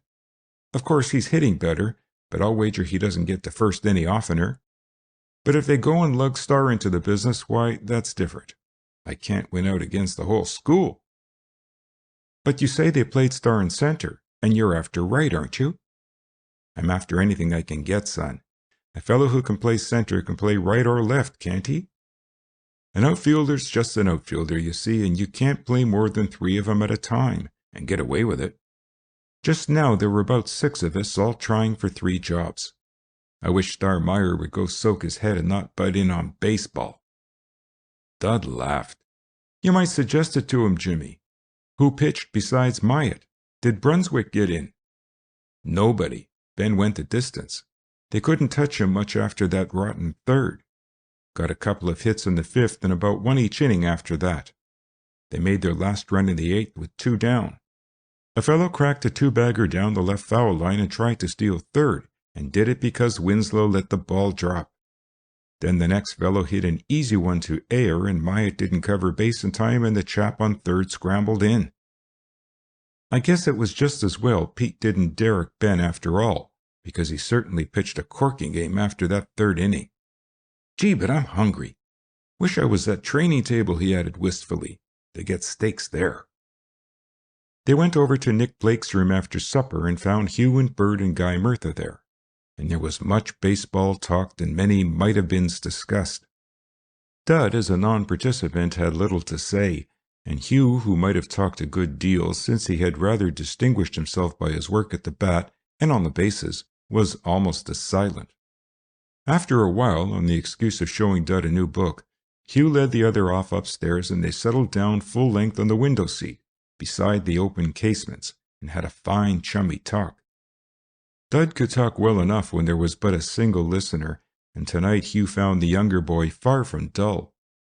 By the time Bert Winslow came in, yawning, they had discovered numerous bonds of sympathy, such as mutual likes and dislikes, and an intense desire to make good at baseball. Hugh, entering the game as the veriest tyro, and with a deal of doubt and not much enthusiasm, was now a rabid fan, and almost amusingly eager to make a name for himself. Bert, I think, wanted to go to bed, but was too polite to start while there was a visitor present, and so toppled into a chair and joined the conversation. Dud realized that Bert didn't care very much for him, and so tried to get away a few minutes after the other's advent, but Hugh wouldn't have it. "Oh, sit down and behave yourself, Baker." "It isn't late." "I say, Bert, Baker and I have been discovering that we have lots of things in common, if you know what I mean." "Really?" Bert stifled a yawn. "Such as what, Ines?" "Oh, baseball for one, you know. Tennis too. And oysters." "Oysters?" "Yes. You see, I happen to think that a dozen nice cold raw oysters would taste corking." "They would, wouldn't they?" "Out of season, you chump." "Never. That's only prejudice, old chap." "Well, anyway, oysters were one thing, I should say. English is beastly confusing at times, eh? And then we found that Baker knew my part of the country, down Maryland way, you know. He comes from Delaware." "So would I," laughed Bert. "Delaware," replied Dud, smiling, "is small but select. Where's your home, Winslow?" "Pennsylvania. Shreveport. Know it?" Doug shook his head. "Some of my folks lived in Pennsylvania once, a good many years ago." "It's a good state. They were foolish to leave it," yawned Bert. "Hope they didn't have to." "Why, in a way I believe they did. You see, one of them was an officer in the American Army, and when Howe occupied Philadelphia, they thought it might not be healthy." "Oh," said Bert. Hugh smiled. "Still," continued Bert, "they needn't have gone to Delaware, eh?" "I don't think they did just then. A couple of them were with Washington at Valley Forge. I think the women went to New Jersey until Philadelphia was evacuated again. I don't know just what happened then. We've been living in Delaware only since my grandfather's time. He moved there from Philadelphia to improve his state." "Improve his state? You mean he was hard up?" asked Bert suspiciously. "I can't say. I've been told it was to improve his state. That's all I know." Hugh laughed. "You began it, Bert. Honors are even. As judge of the debate, I declare it a draw." Bert smiled slowly. Then, "All right, Baker," he said amiably. "You win. Fact is, I don't know anything about Delaware or a thing against it. Sorry if I trod on your toes." "You didn't, Winslow. I moved them out of the way," laughed Dud. After the latter had taken his departure and the two roommates were preparing for bed, Hugh heard a grunt from the opposite chamber. "What's troubling you?" he called. "Nothing," was the answer. "I was just thinking that kid isn't such a fool after all, eh?" "Well," replied Hugh, winking at himself in the glass, "I rather fancy he had you, old top." Bert's only response was another grunt, but it sounded assenting. End of Chapter 17. Chapter 18. Dud Goes to the Rescue. Grafton had now played 7 contests with outside teams and had won 5 and lost 2. 6 games remained, 7 in case it became necessary to play a third game with Mount Morris. On the whole, the 9 had showed average strength.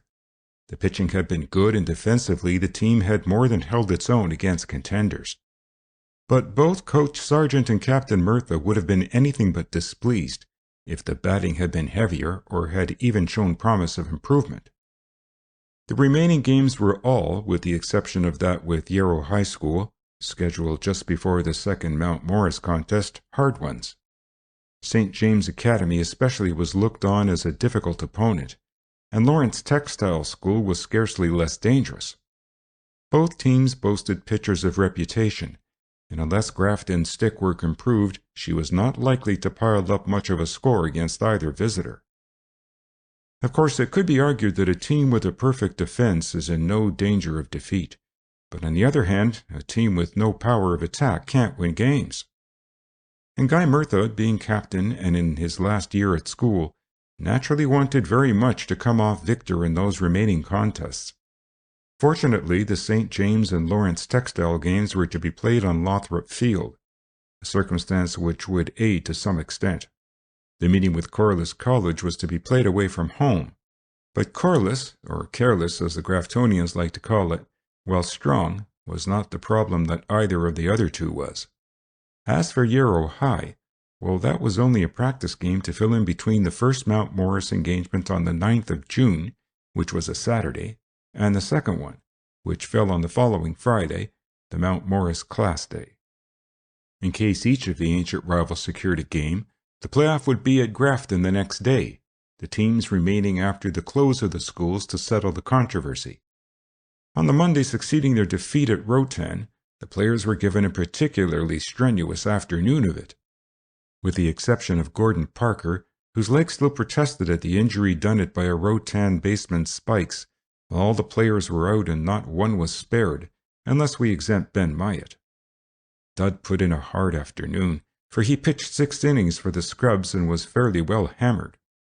Still, he managed to keep the hits of the regulars so well scattered that Mr. Sargent was satisfied to leave him on the mound until, in the 7th, it became advisable to let a pinch hitter take his place.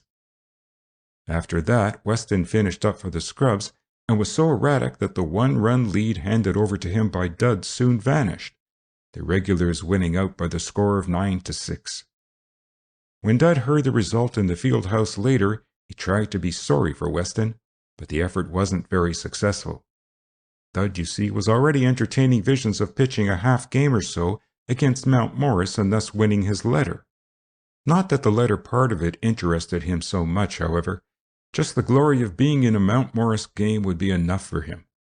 Of course, he couldn't figure out as yet just how that desirable result was to come about. There was Ben Myatt for the first game and Nate Leddy for the second, or the other way around, with Weston to take a hand if needed. As for Brunswick, Dud wasn't worrying about him.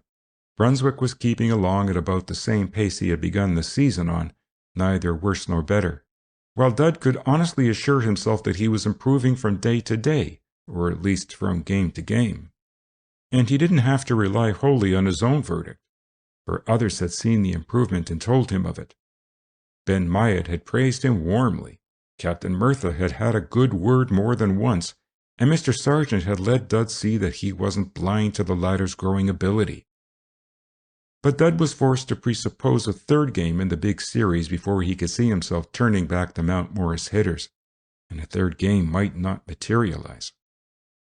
Of course, if Gus Weston kept on blowing up every time he went to the points, why, that would improve Dud's chances a whole lot, and it was this thought that made it difficult for Dud to grieve over the loss of that game to the Scrubs. With Weston out of the way, but Weston was an old hand, had been pitching for 3 years and was just as likely to steady down again the next time and send his stock soaring again. All that was to be done, reflected Dud, was to hope for the best, which from Gus Weston's point of view was the worst, and keep right on getting better and better every day.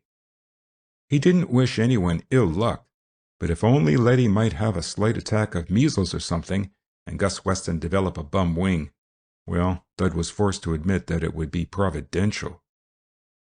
But the measles didn't afflict Letty, nor Weston complain of trouble in his arm, and practice went on each day, and Dud pitched or didn't pitch, but always stood in front of the net and took his turn at looking like a silly goat, to use his own expression, while he tried to connect with the puzzling offerings of Letty or Weston or Brunswick.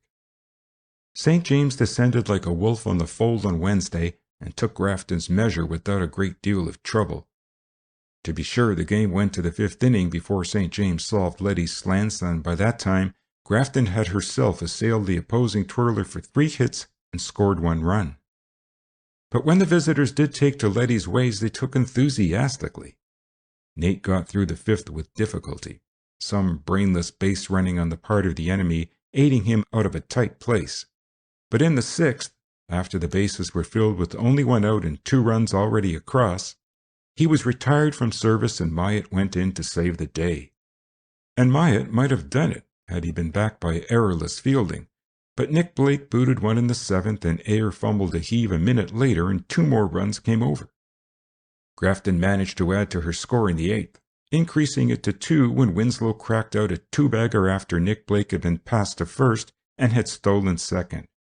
But that was the last of the home team's scoring, while just to clinch the game, St. James broke through with a couple of hits, 1 good for 2 bases, and added a 5th run in the 9th.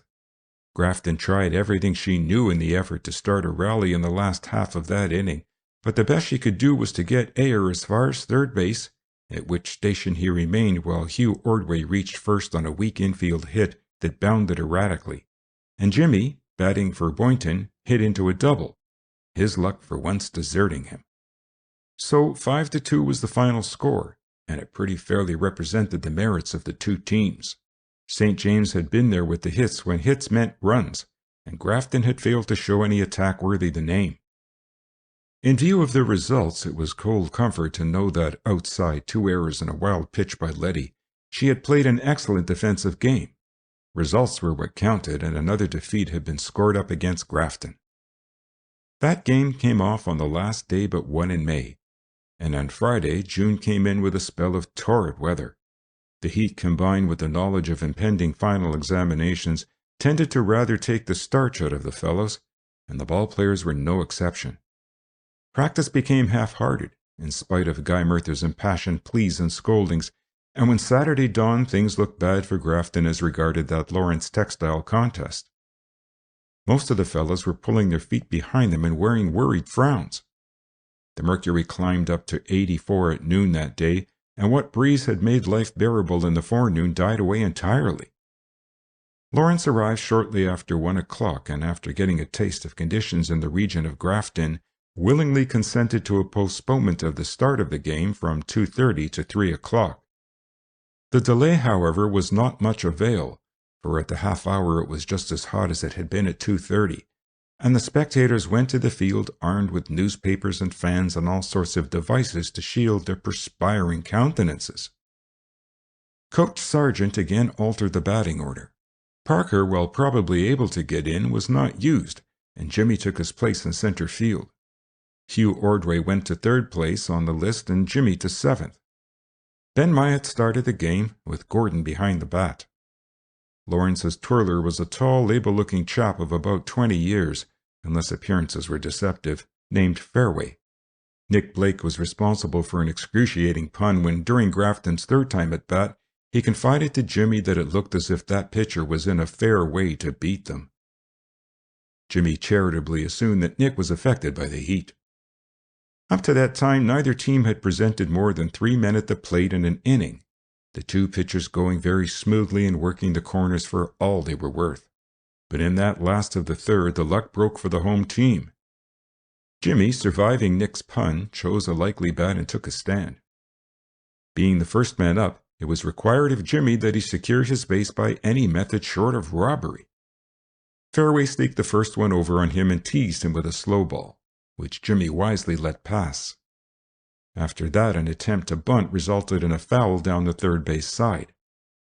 With 2 against him, Jimmy took a firmer grip on his bat and bent all his energies to the task.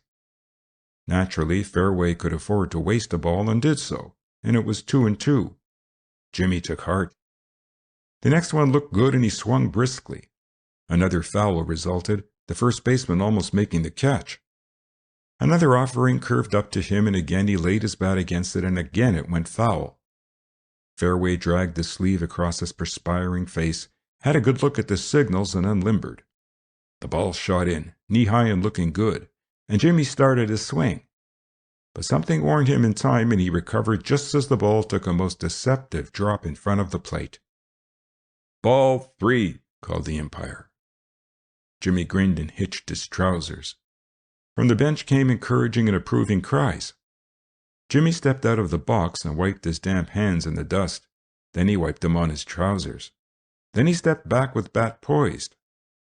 "All right, Ferry," called the catcher. "Right over now, old man." Jimmy's smile broadened.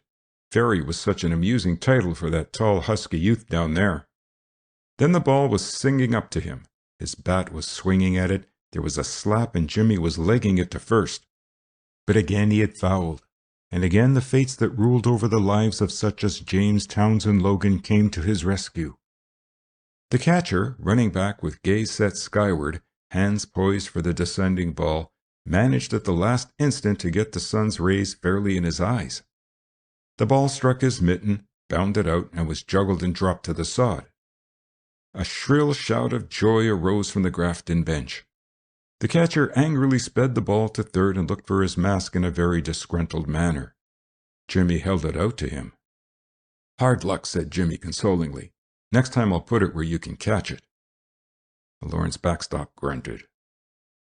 That trifling incident proved psychological, as many trifling incidents do in baseball, and Fairway's next attempt at a strike passed a foot wide of the base, and Jimmy, dropping his bat, trotted to base amidst the plaudits and laughter of the spectators. The coach got busy on the instant, Captain Murtha at first and Bert Winslow at third, and sent a veritable fusillade of interesting remarks across the diamond. "On your toes, Jimmy. Take a lead. Watch his arm. Look out. Up again. Attaboy. Here we go. Go on. Go on. Whoa!" Jimmy, hooking a leg back to the bag, grinned, climbed to his feet again, shook the dust from his togs, and inched along the baseline. Fairway gave him up after 2 attempts and turned his attention to Pete Gordon. Gordon was there to sacrifice, of course, and the safest way to do it was to bunt. But Pete was the slugging kind of a hitter, the sort who doesn't very frequently connect, but slams out wicked liners or screeching flies when he does. Bunting, therefore, was not his strong suit, and his 2 attempts failed, the first one going foul and the second resulting in a harmless swing against the atmosphere. After that, with 2 strikes against him and only 1 ball to his credit, Pete was not dangerous, and when he finally hit one, it arched amiably into center field's hands and Jimmy retraced his steps to first. Myatt, however, did better, for Ben landed against the second delivery and whizzed it over the pitcher's upraised glove and safely into the field, and Jimmy slid to second unhurriedly. Nick Blake went out on strikes, and it was Bert Winslow who came through with the longed-for safety, wrapping the ball straight down first baseline and a yard to the right of the baseman's best reach. Jimmy scampered home, Myatt reached third, and Bert managed to get to second ahead of the right fielder's throw. But that ended Grafton's chances for the time, for the best Hugh could do was to lift a fly to short left that shortstop got after a run. At 1-0 the game went to the 5th, Myatt holding the enemy harmless in the 4th and Grafton failing to reach first base in her half. But in the first of the 5th, the fumble by Winslow put a runner on first. Myatt struck out the next 2 batsmen and Grafton's adherents began to breathe easier. But Fairway, the Lawrence twirler, who had fanned ingloriously the time before, took a liking to Myatt's first offering and poked it straight between Blake and Winslow. Result, an eager youth on third casting longing eyes to the plate. Also an equally anxious runner on second, Fairway having gone on to that sack during the throw to the plate. Myatt started in with the head of the opposing batting list by putting himself promptly in the hole, pitching 3 remarkably poor balls one after another. Then he got 2 strikes across, neither of which was offered at, and tried to follow it with a third. But the heat was beginning to tell on Myatt, and the next attempt, while it looked pretty good from the bench, was adjudged a ball and the bases were full. "Weston," called Mr. Sargent, "get a ball. You too, Baker." Possibly the sight of the 2 relief pitchers and Brooks trudging off to warm up put Myatt on his mettle, for he fairly stood the next batsman on his ear, fanning him with just 4 deliveries while the Grafton sympathizers cheered and yelped. 3 disappointed runners left as many bases and turned sadly to their positions. Grafton tried hard to add to her score in her half of the 5th, but Fairway was quite master of the situation. The 6th passed without a thrill, even if Lawrence did manage to work a pass and get a scratch hit. Nothing came of it, for Blake, Murtha, and Eyre pulled off a double and stopped the rampage. For Grafton, Winslow, Ordway, and Murtha went out in order. The 7th witnessed Myatt's Waterloo. For several innings he had been in bad shape owing to the heat, and when he faced the first batsman in the 7th, it was not difficult to see that he was working on pure nerve. When the first man had found him for a single and he had pitched 3 balls to the second, Murtha stepped over and held a conference. Myatt shook his head and Bert Winslow joined them.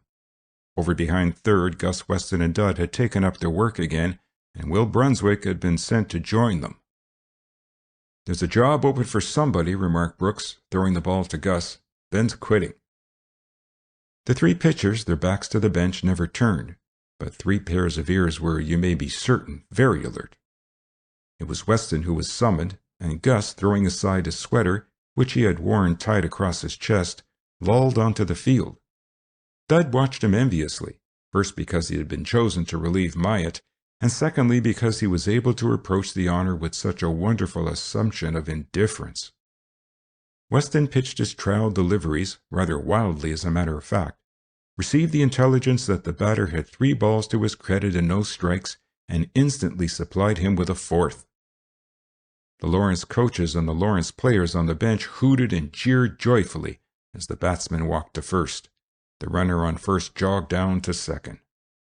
But that was what might have been expected, that pass to the batter, for it is no mean task to go to the mound with the score 3 against you and keep the batsman from walking. Dud had to acknowledge that, as he and Brunswick and Brooks retired to the thin strip of shade afforded by the little house in which were stored the tennis nets.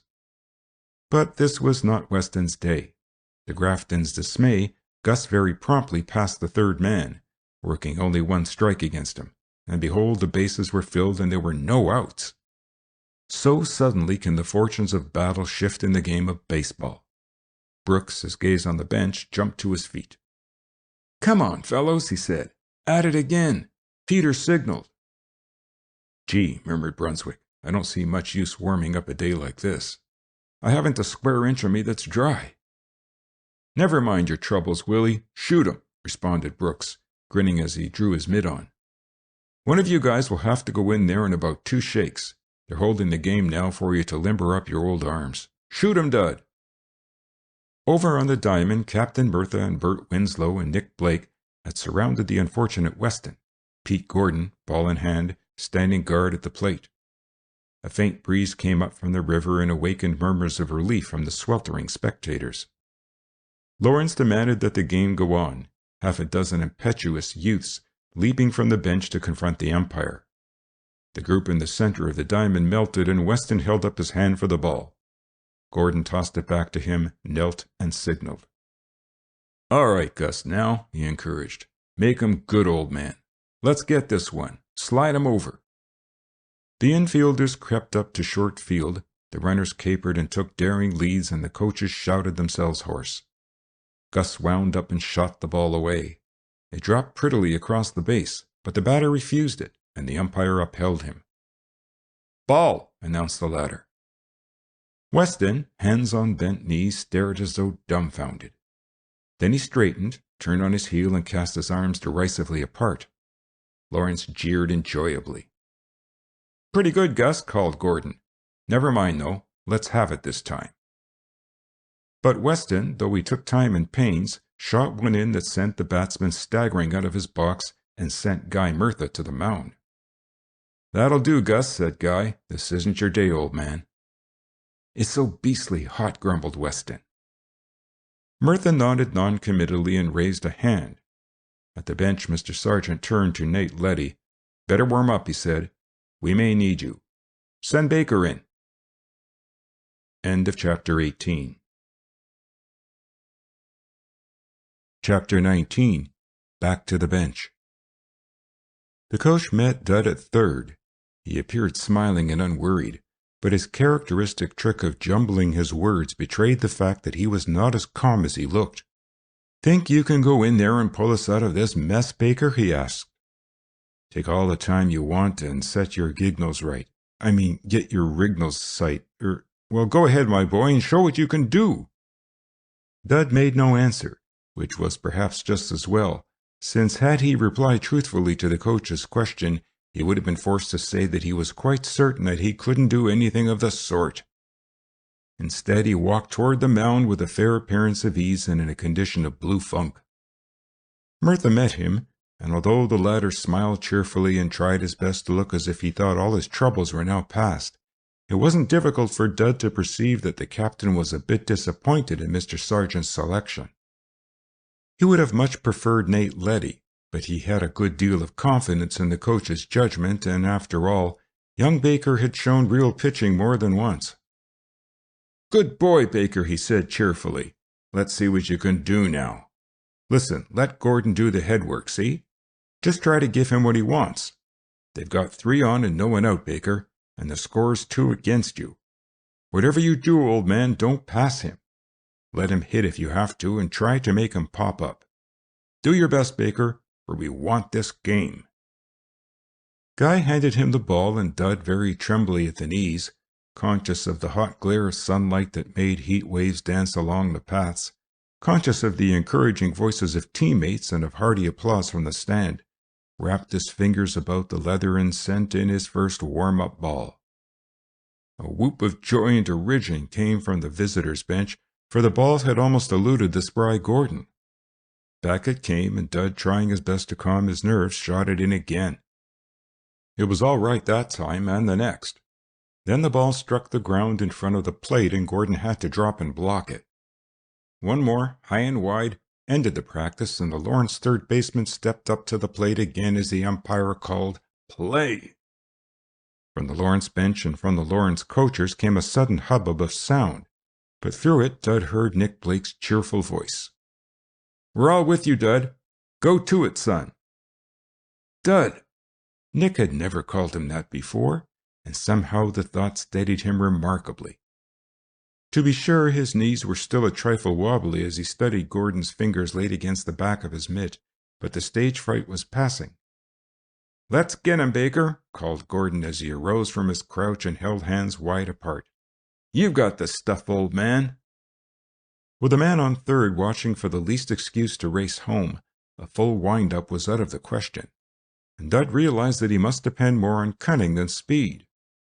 Gordon had shown 3 fingers horizontal, and 3 fingers horizontal called for a low curveball.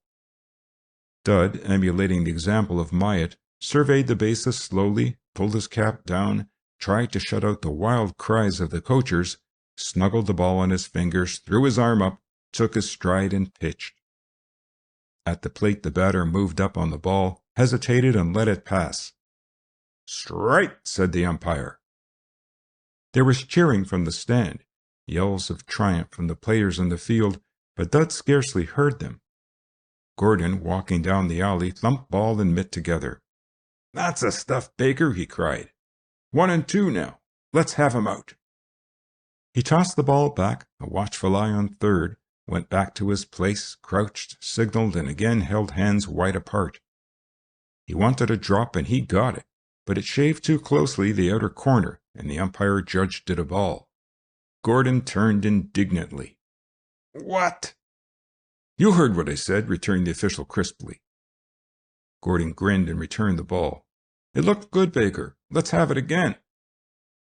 But it was 1 finger this time, and the fast one that sailed straight across the plate caught the batsman napping, and the umpire's "Strike 2" was drowned in a shout of joy from the Grafton sympathizers.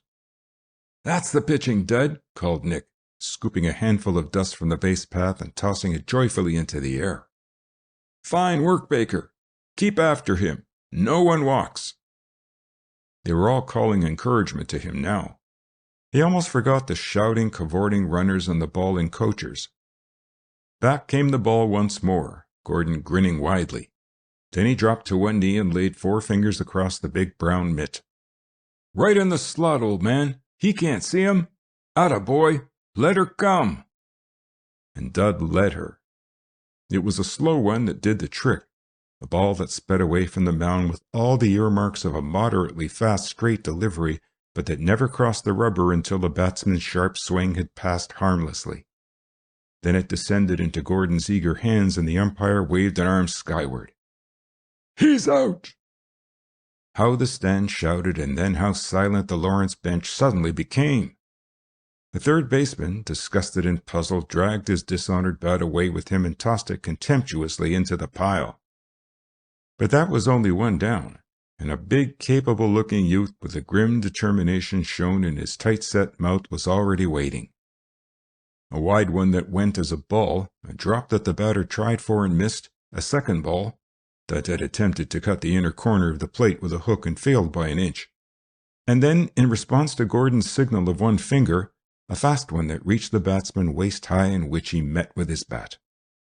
Crack! He was speeding to first. The bases were emptying.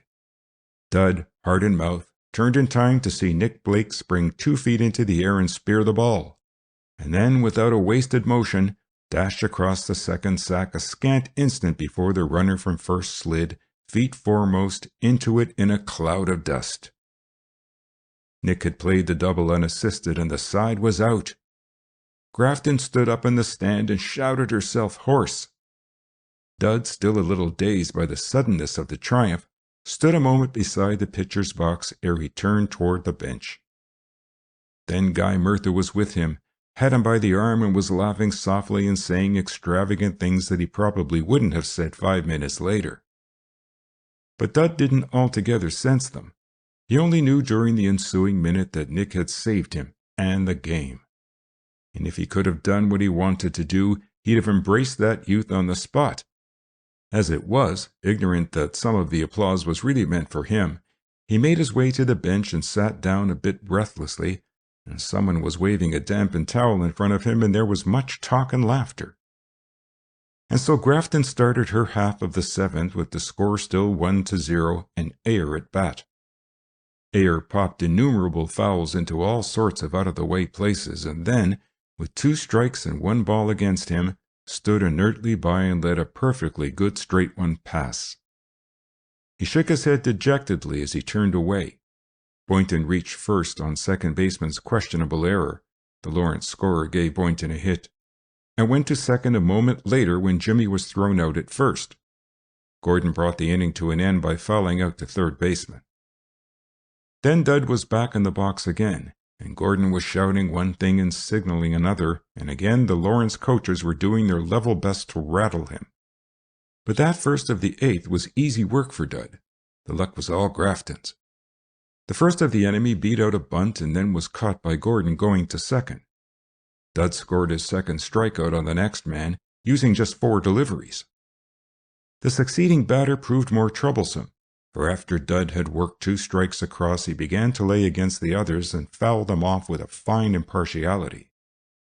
Everything, it seemed, was fish that went to his net, and Dud was beginning to despair of ever getting rid of him. He slipped up once and sailed one over the stubborn batsman's head, and added a second ball to the score. Then, however, Gordon signaled a low curve, and this time the ever-ready bat missed. So did Gordon, for that matter, but he found the rolling sphere and got it to Ayr well ahead of the runner. Dud got a round of applause all to himself this time, as he went back to the bench to pick out his bat. But he was so busy wondering just how much of a fool he would look when he stood up there and tried to hit the redoubtable fairway that he didn't even hear it. I'd like to tell you, in view of what occurred later, that Dud picked out one of Fairway's slants and drove it across River Street for a home run. But nothing of the sort happened, and if Dud didn't look like a fool at the bat on that occasion, it was only because pitchers aren't supposed to be hitters. Dud was an easy proposition for the rival twirler. He promptly forgot everything he had ever learned about batting and swung wildly at the first 2 offers, held himself away from temptation at the third one, and fanned the air an inch above the succeeding ball. He returned to the bench shamefacedly, but no one paid any attention to his fiasco, and it dawned on him that he had done just what they had expected him to do, and a great big determination arose in him to do better the next time, to learn how to judge a ball rightly and to eventually become that rara avis of baseballdom, a pitcher who can hit. But there was, it proved, no second chance for him today. Nick Blake fanned as effectively, if not as promptly, as Dud had, and Bert Winslow was thrown out at first, and the 9th inning began. Once more Dud proved his mastery of the enemy, but there were no strikeouts for him this time. The first Lawrence batsman hit to Winslow and went out at first. The next man flied out to Ordway, and the third, after Dud had put 2 strikes across, lighted on a low curve and popped it unexpectedly into short right for a base. Dud made 3 attempts to catch him napping, and failed, and the next minute the runner was sliding to second ahead of Gordon's hurried throw. But Lawrence got no further, for the following batsman, trying hard to hit safely out of the infield, merely succeeded in smashing a liner into Ayer's hands. Once more Grafton swung her bats and tried to break the deadlock. The heat was moderating now, and long shadows were creeping across the diamond, but the players of both sides were fagged and wilted and prayed for the end of the contest. But it wasn't to come yet, for Ordway fanned, Murtha flied out to left field. It would have been a wonderful hit if that fielder hadn't raced back like a rabbit and made a one-hand catch that brought applause even from the Grafton adherents. Ayr beat out a bunt and Boynton hit a weak grounder to shortstop, and the 9th had passed into history. Dud was back at his post again, a little tired too, in spite of the fact that he had worked only 2 innings. He had the head of the list against him now and realized that this was no time for slip-ups. Lawrence began enthusiastically. The little blonde-headed second baseman outwitted Gordon and Dud and walked to first. The next batsman fouled out to air. Then came a sharp rap and the ball sailed over second base, and there were 2 on and only 1 out. But things looked better a few minutes later, for Dud scored his 3rd strikeout, turning the left fielder ignominiously back to the bench. That surely ought to have ended things for all practical purposes, but right there luck took a hand in the game. The next batsman was anxious to hit, and Gordon knew it. In consequence, the latter signaled high ones and Dud tried to serve them up. They caught him on the second for a strike, after the first had gone as a ball, and then Dud fooled him with a low one that barely crossed and the score was 2-1. It seemed all over but the shouting, and Gordon risked all on the next delivery. 1 finger was the signal, and Dud sped the fast one in breast high with not a thing on it but steam. The batsman leaned against that nice ball and drove it far and high into right field, and although Boynton was under it, he missed the catch. And although he recovered it quickly and sped it back to second, and Guy Murtha pegged it on to third, the runner there was safe, and the chap who had hit took advantage of the play and slid to second unchallenged. Lawrence caught hopefully at the chance before her. A pinch hitter took the place of the center fielder. Gordon had no line on the new man and had to guess his tastes. A high one was refused and was judged a ball.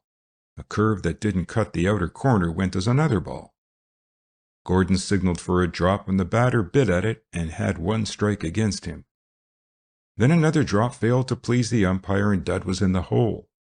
Gordon called for a high one over the plate and Dud tried to put it there, but he didn't. The ball went wide and Dud saw with dismay the batsman trotting to first and heard the triumphant yelps of the enemy. Another pinch hitter was up and Gordon, a little anxious of countenance now, was asking for a curveball. Dud responded and scored a strike, the batter hitting hard but uselessly. Then came a ball, then a second. Gordon was calling all sorts of encouragement. Guy Murtha came over and told Dud to take his time. His teammates were assuring him that he could do it. The enemy's coachers, back of first and third, were howling and dancing like Comanche Indians. The runners were running back and forth along the paths. Pandemonium was fairly loose, and the din thumped against Dud's ears excruciatingly. He felt his courage ebbing out of his fingertips. He wanted to ask Murtha to let him quit, to put someone else in, but was more afraid to do that than he was to go on. Gordon was pleading for a straight one. Dud glued his eyes to the catcher's chest, took his half wind-up and sped the ball. And even as he released it, he knew that he had failed again. "Ball 3!" called the umpire through the din. Gordon was hurrying down the alley toward him, shaking the ball at him, his eyes blazing. "Settle down," he growled. "Put him over. You can do it. Now get on to yourself." Dud took the ball, nodded dazedly, and turned back to the mound. Murtha was there, Murtha and Winslow too, and the captain was looking over past third base and juggling a pebble in his dirt-grimed hands. When he turned, his gaze sought Dud grimly. "Guess you better let someone else in, Baker," he said. "Sorry, but we need this old man." Dud passed him the ball, tried to say something, he didn't know what, and turned, white-faced and with hanging head, toward the bench. End of Chapter 19. Chapter 20. Jimmy Encourages. That game with Lawrence Textile went to 13 innings and ended, still a tie, 1-1, to allow the visitors to get their train. Nate Letty, going to the rescue with 3 on, 2 out, and the pitcher's score 1-3, pulled out of the hole very neatly. Instead of attempting the difficult feat of striking the batsman out, Nate dropped one over knee-high and the ball went straight up from the swinging bat and straight down again into Gordon's mitten, and Lawrence saw her golden opportunity vanish. After that, for 3 innings, although the suspense kept up every moment, neither side got anywhere near a score. Letty and Fairway, the latter showing fatigue and substituting control for speed, were masters every minute. Fairway's work to the very end was such that the spectators applauded him every time he left the mound or went to bat. After that hair-raising, nerve-wracking 10th inning, Grafton could feel only satisfaction at the outcome. Even Captain Murtha had no regrets, and if Coach Sargent was disappointed, he made no sign. Perhaps, aside from the Lawrence players, the only disconsolate one was Dud. He had hurried from his shower straight to his room, his main desire being to get out of the way before the game ended and the fellows came piling into the field house, and so he didn't learn the outcome of the contest until Jimmy arrived half an hour later. By that time, Dud's common sense had come to the rescue, and he was able to review his performance in the pitcher's box without being prompted to suicide. After all, he had fared no worse than Gus Weston, he told himself comfortingly, and even Ben Myatt had begun distributing passes before he had been taken out, although, of course, Ben had far more excuse for giving out, since he had pitched 6 innings. Dud was still wondering what had happened to him. He had been all right until Boynton had made that memorable muff. After that, he hadn't been able to get the ball where he wanted it. It wasn't that his arm had tired. It had been just as good as when he had started. And as Dud recalled it now, he hadn't been nervous, not anyway until he had issued that first pass in the 10th. It just seemed, looking back on the fiasco, that the ball had suddenly simply refused to go where it was sent. He wondered whether Mr. Sargent would ever give him another chance, whether the fellows were secretly laughing at him. Well, he had surely afforded Bert Winslow a fine opportunity to say, "I told you so." Bert had all along been politely contemptuous of Dud's ambition to make the first team, although of late he had been very decent to him indeed. He rather hoped he wouldn't run across Bert for a day or two. Dud didn't make the mistake of feeling himself disgraced, at least not after the first few miserable minutes, but he did feel that he had failed pretty badly as a pitcher, and that before the whole school, and he dreaded having to face the fellows again. He was pondering the idea of remaining away from dining hall that evening when Jimmy came tramping along the corridor and entered. "Hello, you! Where'd you get to?" Jimmy skimmed his cap to the bed and threw himself tiredly into a chair. "Did you see the game out?" Dud shook his head. What was the score?" he asked dejectedly. "Just the same as when you ducked, 1 each. Jimmy gave a brief but graphic history of the final 3 innings. "Why didn't you come back and see the rest of it?" he concluded. "I guess I would have if I'd known they weren't beating us. I'm glad they didn't. Did anyone say anything?" "Say anything? What about?" "About me, I mean." "Oh, that's what's worrying you? I thought you looked a little bit downhearted. Don't you let that bother you, son. They all have to go through with that before they arrive. You did pretty well on the whole. 3 strikeouts, wasn't it? And then you pulled us out of that hole in the 7th. Don't be a clam, Dud. No one expects a green pitcher to go into a game like that and twirl like a veteran. Why, the row those fellows kicked up even made me nervous, away out in the field." "It wasn't that," said Dud sadly. "I don't know what it was. Of course I was rattled just at first, but afterwards I didn't pay any attention to the noise. I guess Mr. Sargent thinks I'm a pill." "Rot. I'll bet you lasted longer than Pete expected you to. Of course, I'm not saying that it wouldn't have been a bully thing for you if you'd gone the distance. You'd have had the whole school inviting you to dinner. But you did pretty well as it was. And say, talking about that, being popular, I mean, and making a hit, that little meeting with Hobo and Blake was a lucky thing for us, wasn't it? Look at the way they've taken you up, Dud. Fine, what?" "I suppose so," agreed the other rather listlessly. "They've been awfully nice to me." "You bet! And a lot of their crowd, too.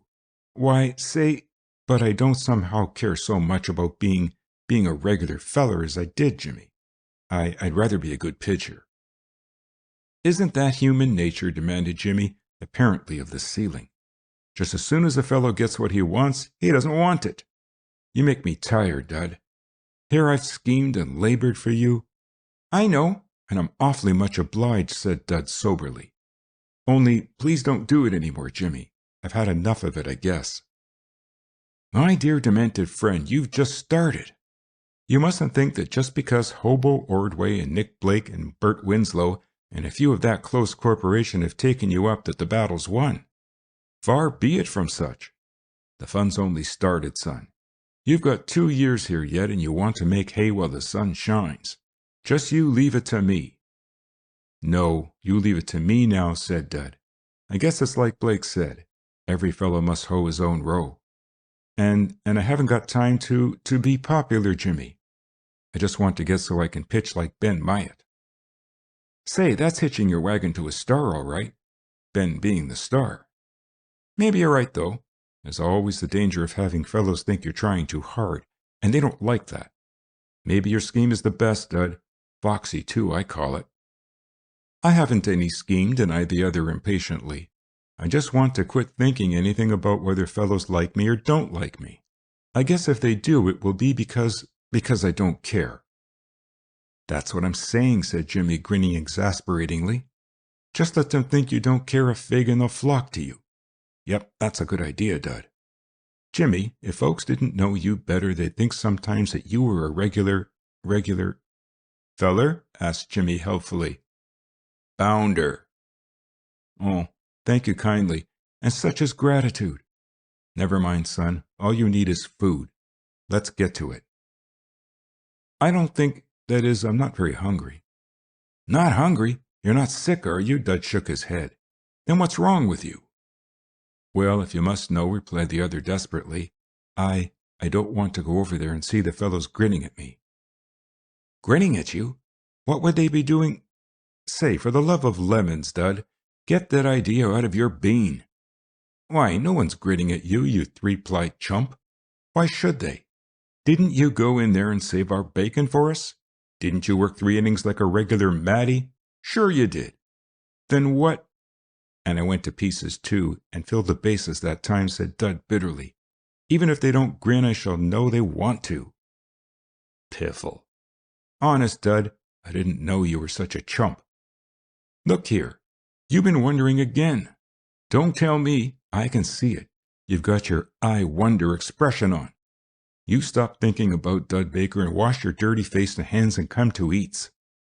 I'll guarantee you that you won't get grinned at once, old man. If I see any fellow trying it, I'll punch his head." After all, Dud only wanted to be reassured and had no real intention of missing his supper, for he was undeniably hungry. And so, presently, they were off to dining hall together, and things were just as Jimmy had predicted. There were no grins, save an occasional friendly one, and no one paid much more attention to Dud than usual. They slipped into their places at table. Neither had been called to the training table yet, since accommodations at that board were very limited, and Jimmy, in high spirits, bandied remarks with the others between mouthfuls, and Dud tried hard to forget anything that had happened since luncheon.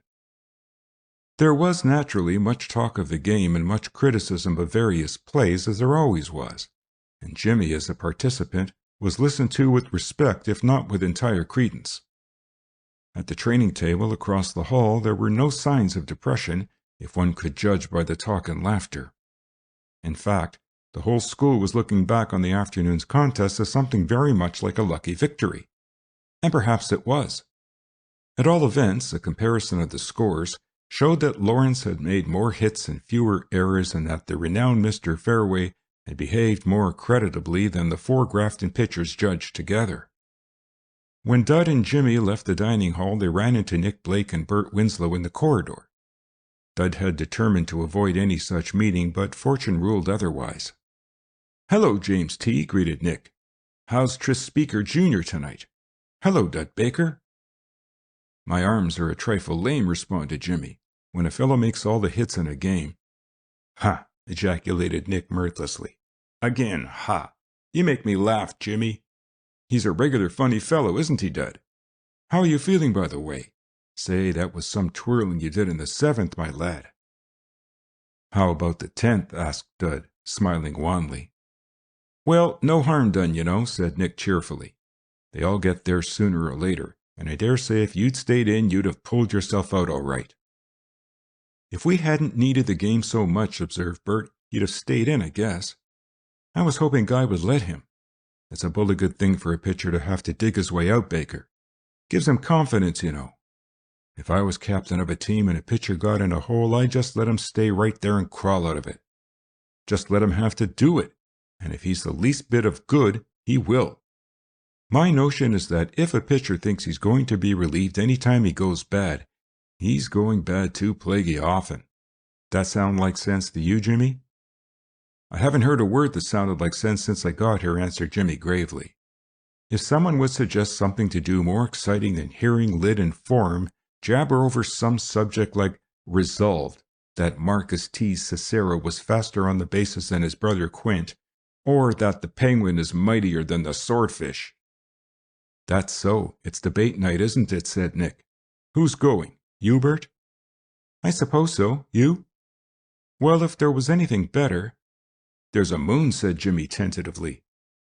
Go on, pray. Your words interest me strangely, prompted Nick, assuming an attitude of suspense. And there's a river.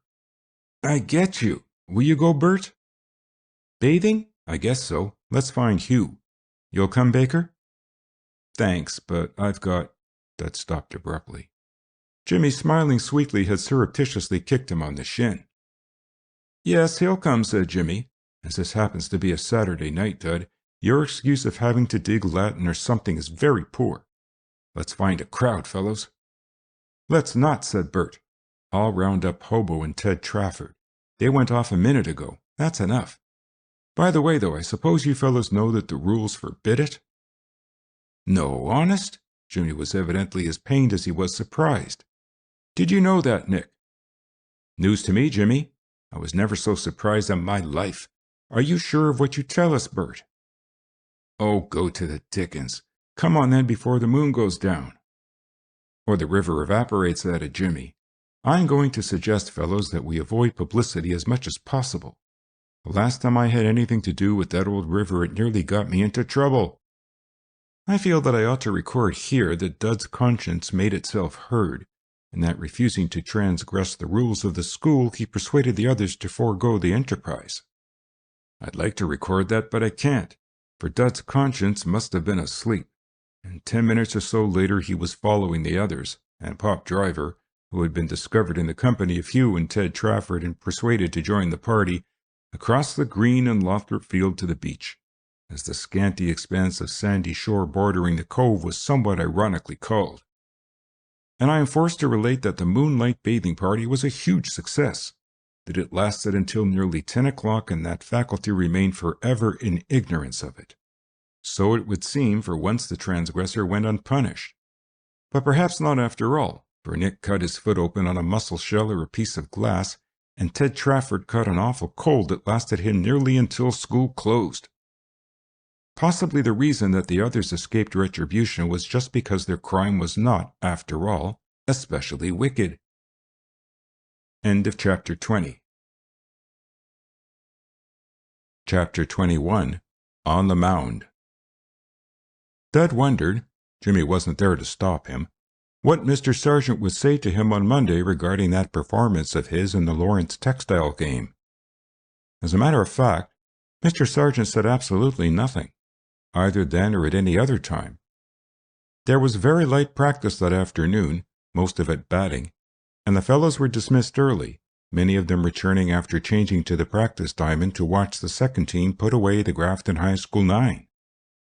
It wasn't a vastly exciting affair, however, for the second, with Joe Kelly pitching, had things about its own way. Dud and Jimmy departed at the end of the 7th inning, leaving the home team 5 runs to the good, and spent a half hour on the river in Nick Blake's canoe. Jimmy asked permission when they returned, and so that was all right. Jimmy was troubled today, and made Dud his confidant as they paddled slowly along under the drooping boughs.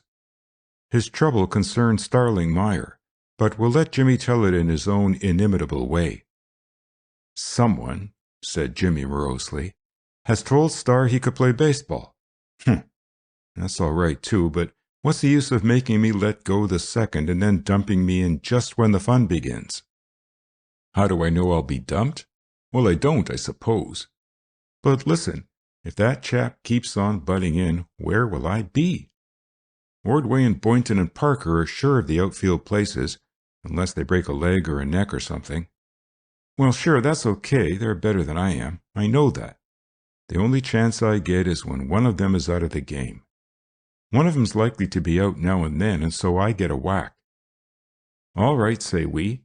But here comes this Indian Meyer butting in and snooping around for the crumbs too. That makes 2 of us, 3 if you count Ben Myatt.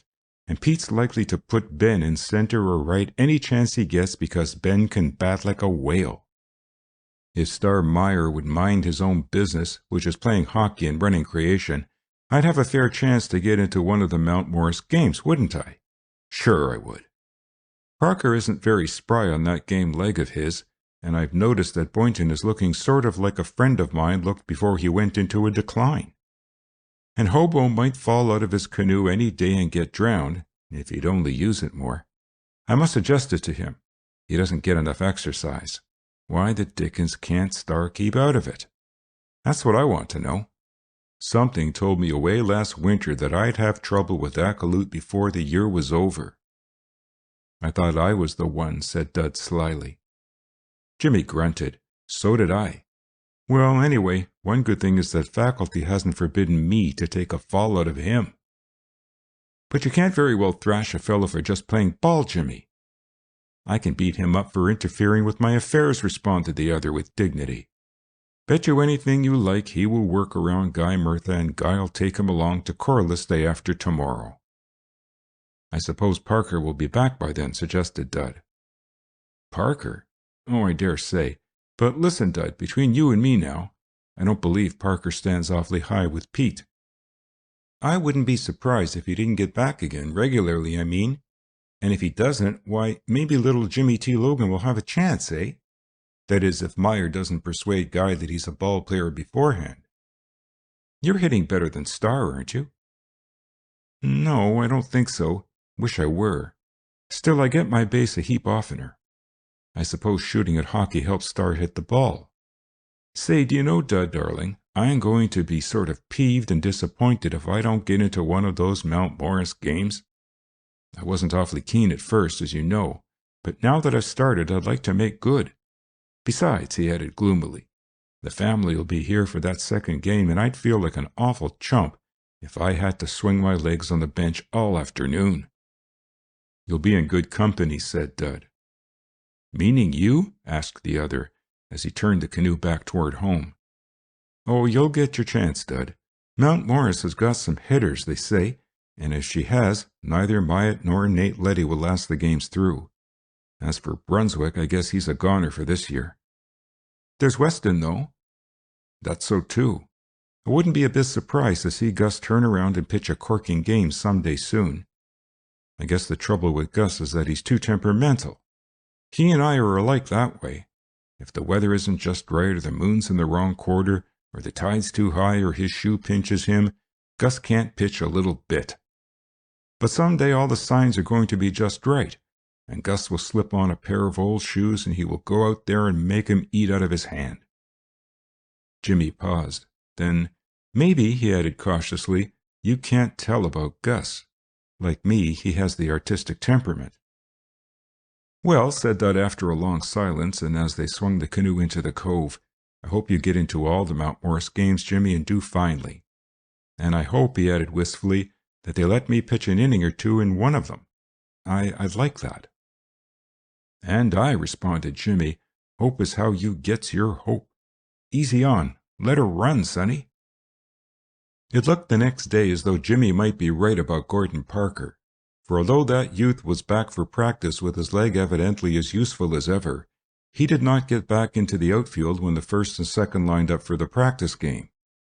Instead, Boynton played in right, Jimmy in center, and Ordway in left until the fifth inning, when Star Meyer took Jimmy's place, much to that youth's disgust.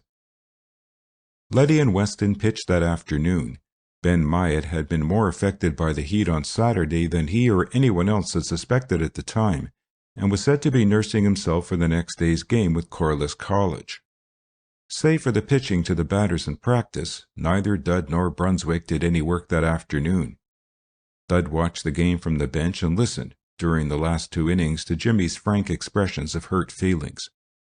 Every time a fly ball went into center field, Jimmy watched it hopefully. Hope he muffs it. Isn't that rotten luck? Anyway, that's a bum throw-in. If I couldn't do better than that, sometimes I wouldn't try to get an honest man's job away from him. Say, you're next, Churchill. Knock a long one into center, will you? Put it about 50 feet over Meyer's head like a good fellow. But in spite of Jimmy's hopes and criticisms, Star played a good enough game in center and managed to get a rather lucky hit the only time he went to bat. Jimmy tried to bribe manager Barnes to score it as an error for the second-team shortstop, but failed.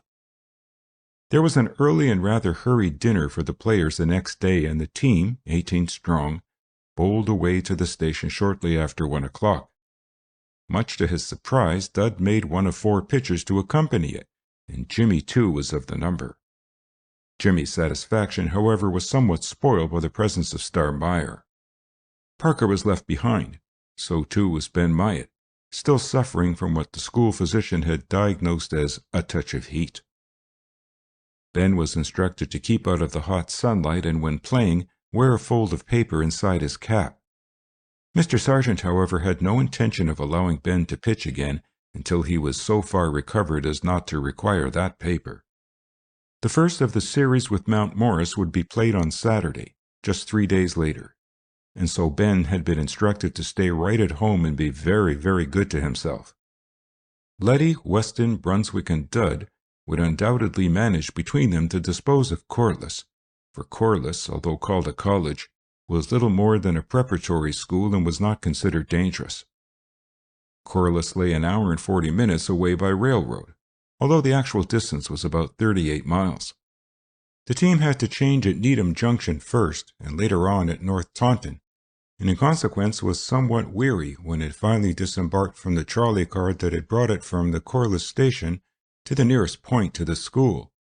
They paraded up a tree-shaded street, past some yellow brick building that looked uncomfortably hot and glary today, and eventually reached the field, a very ambitious affair, enclosed with a brick wall and containing a permanent stand of concrete and a picturesque building of the same material roofed with red tiles.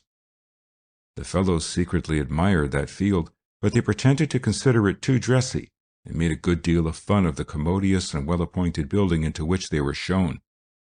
There they had a room all to themselves and 3 shower baths as well. By the time they had changed to playing togs, the stand was well sprinkled with spectators, and a welcoming cheer greeted them as they took the field for practice. Only some 12 Graftonians had accompanied the 9, for examinations held many at school and others were too poor to pay for the trip. But the handful of patriotic youths gathered themselves into a small but devoted group in a corner of the big stand, and from the first appearance of the scarlet and gray on the diamond to the end of the contest, made enough noise for thrice their number. All 4 pitchers were set to warm up while the fielders practiced. Will Brunswick, by this time reconciled to his fate, went through the motions in a mechanical fashion, but the other 3 set to work hard, each hoping to get the call. After the Corliss players, a rather hefty lot of blue-stockinged and blue-sleeved youths had taken the field and completed their warming up, Mr. Sargent had a consultation with Guy Murtha and Pete Gordon. Dud pretended no interest as he sat on the bench between Hugh Ordway and Neil Eyre, but secretly he was a very anxious boy. Manager Barnes was getting the batting order now from the coach, and Dud, while answering a remark from Hughes, strained his ears to hear. Blake, Winslow, Ordway, Murtha, Eyre, Boynton, Meyer. Dud felt sorry for Jimmy then. Gordon and— "I'll give you the picture later," Mr. Sargent nodded to Nick Blake. "Start it up," he said. Nick went to bat while Mr. Sargent arose and, after watching the work of the opposing pitcher, a broad-shouldered and rather slow-moving fellow named Walters, for a few moments, moved along and spoke to Nate Letty. Dud's gaze followed, although he tried not to let it. The coach and Letty spoke for several moments, their eyes all the while on the Corliss twirler. At last Mr. Sargent nodded and Letty settled back in his seat, turning to his companion on the left, Boynton, and making a remark that brought, as Dud saw, a look of surprise to the face of the right fielder. Mr. Sargent remained behind the bench, watching Nick Blake trying to find something useful to him amongst the slow, wide curves that the blue-legged pitcher was offering. Nick finally slammed one across the diamond, but was an easy out, shortstop to first. Bert Winslow raised a long fly to left field and likewise retired, and Hugh Ordway, after fouling off a couple, was badly fooled on a drop and fanned. As the players arose from the bench to trot into the field, Dud, who had forgotten the coach for the moment, felt a hand on his shoulder. "Baker, I'm going to let you start," said Mr. Sargent. "You've pitched to Brooks a good deal, haven't you? Would you rather have him handle you than Gordon?" "He knows my stuff pretty well, sir," stammered Dud, "but it's just as you say, sir." The coach called to Ed Brooks. "You catch Baker, Brooks," he said. "Let's see what you can do, my boy. Study your batters and watch the bases. Barnes, put Brooks down for Gordon and Baker last. All right now, you two. Show what you can do." Dud started for the mound, drawing on his glove, but Brooks overtook him on the way. "Say, Dud, don't let slip up on signals, eh?" he said anxiously. "If you don't get 'em, sing out. And if you use that sidearm pitch, signal beforehand, will you? I'm always afraid of that getting by me. Lift your cap in front and I'll know, see?" "All right, Dud." End of Chapter 21. Chapter 22. Dud Comes Back. Dud started out with one idea, which was to redeem himself. He was pretty sure that Mr. Sargent would not expect him to go more than 5 innings, 6 at the very most, and he determined to use every bit of strength and science he possessed during those 6 frames, to pitch himself out if necessary, but at all hazards to show form. He was nervous at first and showed wildness with his practice balls, and after that made a bad start by passing the first man up for Corliss. But subsequently he settled down nicely, and although he had no strikeouts to his credit in that first inning, he allowed no hits, and the runner on first never left that bag. Grafton got 2 hits in the second, one rather scratchy, but failed to score. Corliss once more got a man to first on a hit that took a bad bound in front of Nick Blake, and once more watched him die there. In the third, after Grafton had retired in 1-2-3 order, Dud began to find his control, and he and Ed Brooks disposed of the Corliss pitcher and the first 2 batsmen on the Blues list with no trouble, Walters fanning, the next man popping a fly to Neil Eyre, and the next being thrown out at first by Bert Winslow. Grafton got her first run in the 4th inning. Hugh Ordway was passed, Murtha sacrificed him to second, and after Neil Eyre had struck out, Boynton slipped a fast grounder down the alley between shortstop and second, and Hugh romped home and beat the throw by a yard. Star Meyer flied out to center field. Dud added speed to science in the last of the 4th, and 2 of the Blues' best batsmen fanned wildly, and the little group of Graftonians in the corner of the stand cheered themselves patriotically and appropriately scarlet of face. The succeeding batter drove a liner into Captain Murtha's glove, and the 5th inning began. Ed Brooks allowed Waters to put him in a hole with the first 2 deliveries, and then, after disdaining a couple of wide ones, swung despairingly at a 3rd, and somehow managed to get it on the tip end of his bat and land it safely behind shortstop. Then began a fusillade of the Corliss pitcher that ultimately spelled retirement for that youth. Dud, who had rolled a weak one down the first base path and been an easy out the first time at bat, now tried twice to bunt and failed. After that there was nothing to do but take a good healthy swing and try to get the ball out of the infield. With the score 2-2, Dud cut loose and poked a hit past third baseman that put Brooks on the 3rd sack and himself on first. Blake bunted and the pitcher fielded, the latter making the mistake of holding the ball too long to protect the plate. When he finally tossed to first, he was too late and the bases were full. At this interesting juncture, Bert Winslow ought to have stepped into the limelight with a smashing home run or a 3-bagger at least, but the best Bert could do was to bounce one away to shortstop, and Brooks was an easy out at the plate. But the bases were still filled, with only 1 man down, and there were cries of "Lift it, Hobo! Knock it in the nose, Hobo!" as Hugh went to the plate. Walters, showing the strain now, pitched 2 wild heaves which his catcher barely stopped and then slipped one across in the groove. Hugh swung at it but was too late. A 3rd ball followed and Grafton yelled exultantly. But again Walters made good, Hugh not offering. Everything depended on the next delivery, and as the ball left the pitcher's hand, the three runners on the path started away. They need not have hurried, though, for the ball went low and wide, and Hugh walked, Dud crossing the platter with the second tally for the scarlet and gray. By this time, Corliss had two pitchers warming up, and it was easy to see that Walter's minutes were numbered. Captain Merthyr brought affairs to the crisis by landing on the pitcher's second delivery and lifting it high and far to right field. It was well over the fielder's head, and that youth failed to get under it. 2 more runs tallied, and Guy took second. After that, Walters passed Ayer and was promptly derricked. The new twirler, Hoyt, had difficulty in getting under way, and before he succeeded, 2 more hits and as many runs had been scored. Of the hits, Boynton contributed 1 and Brooks 1. Star Meyer made the second out and Dud the third, Dud being robbed of a hit by a pretty running catch of a short fly to center. The score was 6-0 when the last half of the 5th started, and there seemed to be no doubt as to who owned the game. Dud was beginning to feel tired, but believed himself fit for another inning or 2 if necessary. But things broke bad at the start. The first of the enemy to face him showed no eagerness to hit, and before he knew it, Dud was 2 balls to the bat. Then, although he managed to get a strike across, he followed with a 3rd ball, and the final result was that the Corliss youth smashed a hot liner straight over third base and took 2 bases on the hit. The succeeding batsman fouled out quickly to Winslow. Then Brooks tried to catch the runner off second, and the ball got away from Merthyr, who took the throw, and the runner reached third. Dud felt himself slipping then and shot an inquiring look toward the bench. But Mr. Sargent was evidently still unworried, for Letty and Weston were both there and no one was warming up. Dud gritted his teeth and went on. The batsman had a strike and 2 balls on him when Dud, trying to break a high one over the inner corner, lost control of the ball and it went straight for the batter's head. But Dud's shout of "Look out!" was not necessary.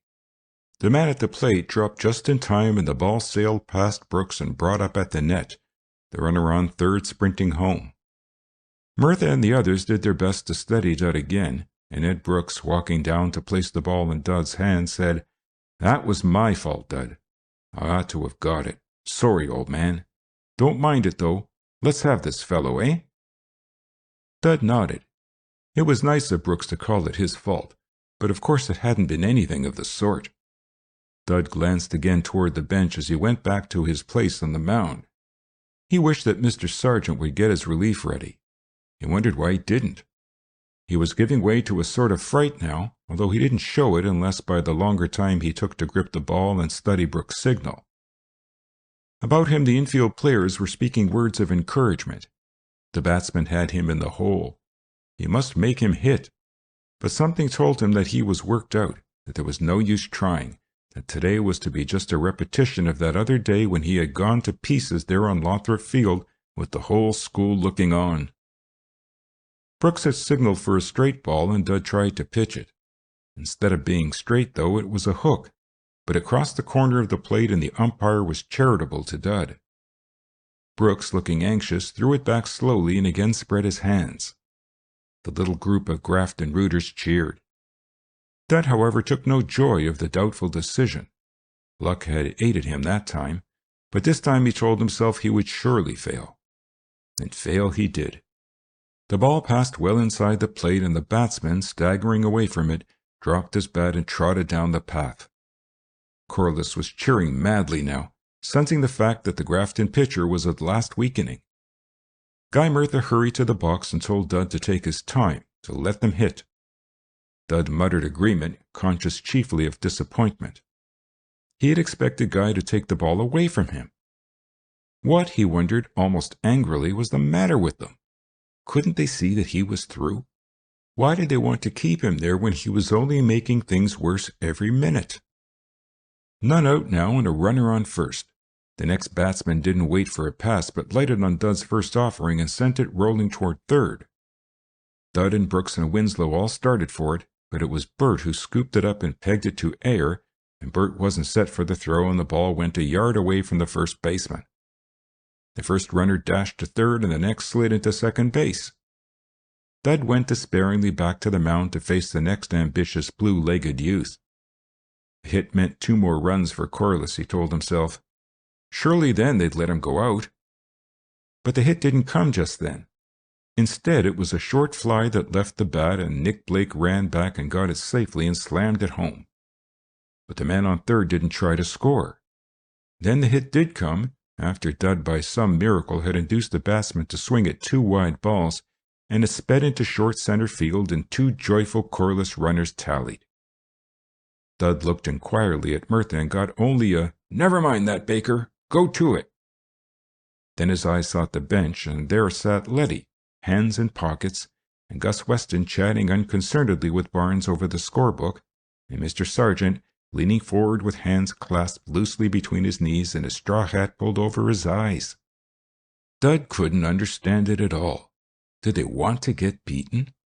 Couldn't they see that he was throwing the game away, that he wasn't any good after all, that he never had been? "Settle down, Dud," called Nick Blake. "Attaboy. Let's have 'em, old top." "One gone," chanted Captain Murtha. "Let's have the double, fellows." Dud turned desperately to his task again. He tried to remember what the fellow facing him now had done before. Struck out, hadn't he? Or was he the chap who had smashed out that double? Well, it was up to Brooks, and Brooks wanted a drop. Dud tried to catch the runner at first and failed twice, and then pitched to the plate. The drop was good, and the batsman swung at it. "That's the stuff," called Brooks cheerfully. "He can't hit him, Dud. Right across now. Show him a good one." A wide and low one followed, and then another. 2 and 1 now, and Brooks showing 3 fingers for another drop. Dud tried it and failed, and the umpire announced, "Ball 3." Corliss shouted and stamped and clapped. Dud had none to waste, and he took all the time he wanted for the next. But it slanted away erratically, and the batsman tossed his bat behind him and sprang gleefully toward first, while the runner at that station went on to second. Murtha came to the box. "Look here, Baker, what's the matter with you? Are you trying to present them with the game? For the love of Mike, put some of them over. Let them hit 'em, I tell you. We'll take care of them." "Maybe," muttered Dud, "you'd better let me out, Murtha." "Let you out? Is that what you're up to?" "Well, listen, Baker, you're going to stay in here until you get the third man if it takes all afternoon. So you might as well get busy. You can throw the game away if you want to, but you're going to stay right here, son. Understand that?" Dud viewed him, astonished.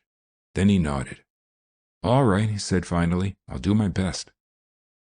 "That's the talk," responded the captain kindly. "Get a grip in yourself, Baker. You're just as good as you were an hour ago, man. All you've got to do is to think so. Now settle down and make him eat out of your hand." Dud gave up trying to understand things after that. They meant to keep him at it until he had retired the side. That was the principal thing to think of. He wasn't to look for relief, but must earn his own salvation. Well, in that case he knew where he stood, and that was something of a comfort. At least he wouldn't have to look over toward the bench every few minutes. Either they thought he could hold what he had, or they were just keeping him in to punish him. Either way, it didn't much matter, he decided. All he had to do now was to retire 2 more batsmen in some way or other. That realization seemed to simplify matters remarkably. Dud turned and studied the bases. A runner on second and a runner on first, and 1 out. Why, that wasn't so bad. A double play would end the trouble, or a hit anywhere in the infield would probably account for one. He mustn't let the batsman bunt toward third, though, for that would draw Winslow off his bag. Better give him low ones and try the inner corner. If only he could get his slow ball working again, he might squeeze out of the hole he was in. 2 fingers, said Dud to himself. But that won't do it. He wants to dump one down toward third. Dud shook his head and Brooks laid 3 fingers across his mitt. Dud nodded. Yes, a drop was the best. If he could make it go, he added doubtfully to himself. But he did make it go, and the batsman professed intense astonishment when a strike was called. Brooks signaled for the same thing again, and again Dud essayed it. And again he earned the decision, for this time the batter swung viciously at it without, however, any result. Dud breathed easier. With 2 strikes across, he could waste a couple and perhaps fool the batsman with a hook. Brooks showed 2 fingers, and Dud served a curve waist-high but wide of the plate. Then another, a little closer, but still not tempting. Dud refused 2 signals, and at last got Brooks to show 4 fingers. Then Dud nodded, glanced behind him to where Mirtha and Blake were running the blue-legged youth back to base whenever he tried to steal a start, and wound up. Forward shot his arm, and away sped the ball, straight for the plate and fairly high, and around swung the bat and swept through empty air. For the ball had been a slow one, and the batter had hit inches ahead of it. Dud stopped slipping then, brought up with a round turn in fact. If he could still make that slow ball of his go right, he could fool any of them. He wondered what had got into him. Why, he was just as good as ever. What a silly fool he had been to think anything else. They were shouting shrilly and triumphantly over in the corner of the stand, and Brooks was grinning all over his round, freckled face. Dud spread his hand in the dust and fondled the ball and waited calmly for the next batsman. He was no longer afraid, no longer doubtful. He had, he told himself exultantly, come back. Brooks asked for a curve, and Dud refused it. A fast, straight ball instead was what the batter saw speed past him. Perhaps, though, he didn't really see it, for it fairly sizzled with the steam that Dud had put on it. After that, a low curve broke badly, and then a second one barely trimmed the outer corner of the rubber, but the batsman swung at the latter and missed it. A foul back of the plate just escaped Brooks and spoiled what Dud had intended for a 3rd strike. 2 and 2 now, and the coreless coacher shouting imploringly for a hit, and the runners dancing on their toes, eager to be off. Dud might still waste one if he liked, but his fingers, when the ball came back to him, curved themselves around the ball cunningly in response to the catcher's signal, and Dud stepped forward and pitched, and every ounce of speed he had went into that delivery. Straight as an arrow it flashed to the plate, cut it squarely in halves, and thumped into Ed Brooks' mitt. The batter never even offered at it, and his bat was still at his shoulder when the umpire waved him aside. Dud, walking across to the bench, heard the cheers of the tiny band of Grafton rooters and smiled a little. Those cheers sounded awfully good to him just then. He had come through, and the only desire in his heart now was to be allowed to finish. And finish he did, and went straight through to the end of the 9th without further punishment. In those 4 succeeding innings, the enemy made just 3 hits, one of them a 2-bagger that netted nothing beyond a journey to second base. 6 strikeouts were added to his credit, and he made 2 assists. And in the meanwhile, Grafton sweetened her total with 3 more runs, so that when Dud ended the game by causing a coreless pinch hitter to fly out to Boynton and left, the score stood 9-3. End of chapter 22. Chapter 23. Ben Tells a Secret. The team missed connection at North Taunton coming back, and had to kick their heels about the platform there for more than an hour, reaching school finally just before 8. A very tired lot.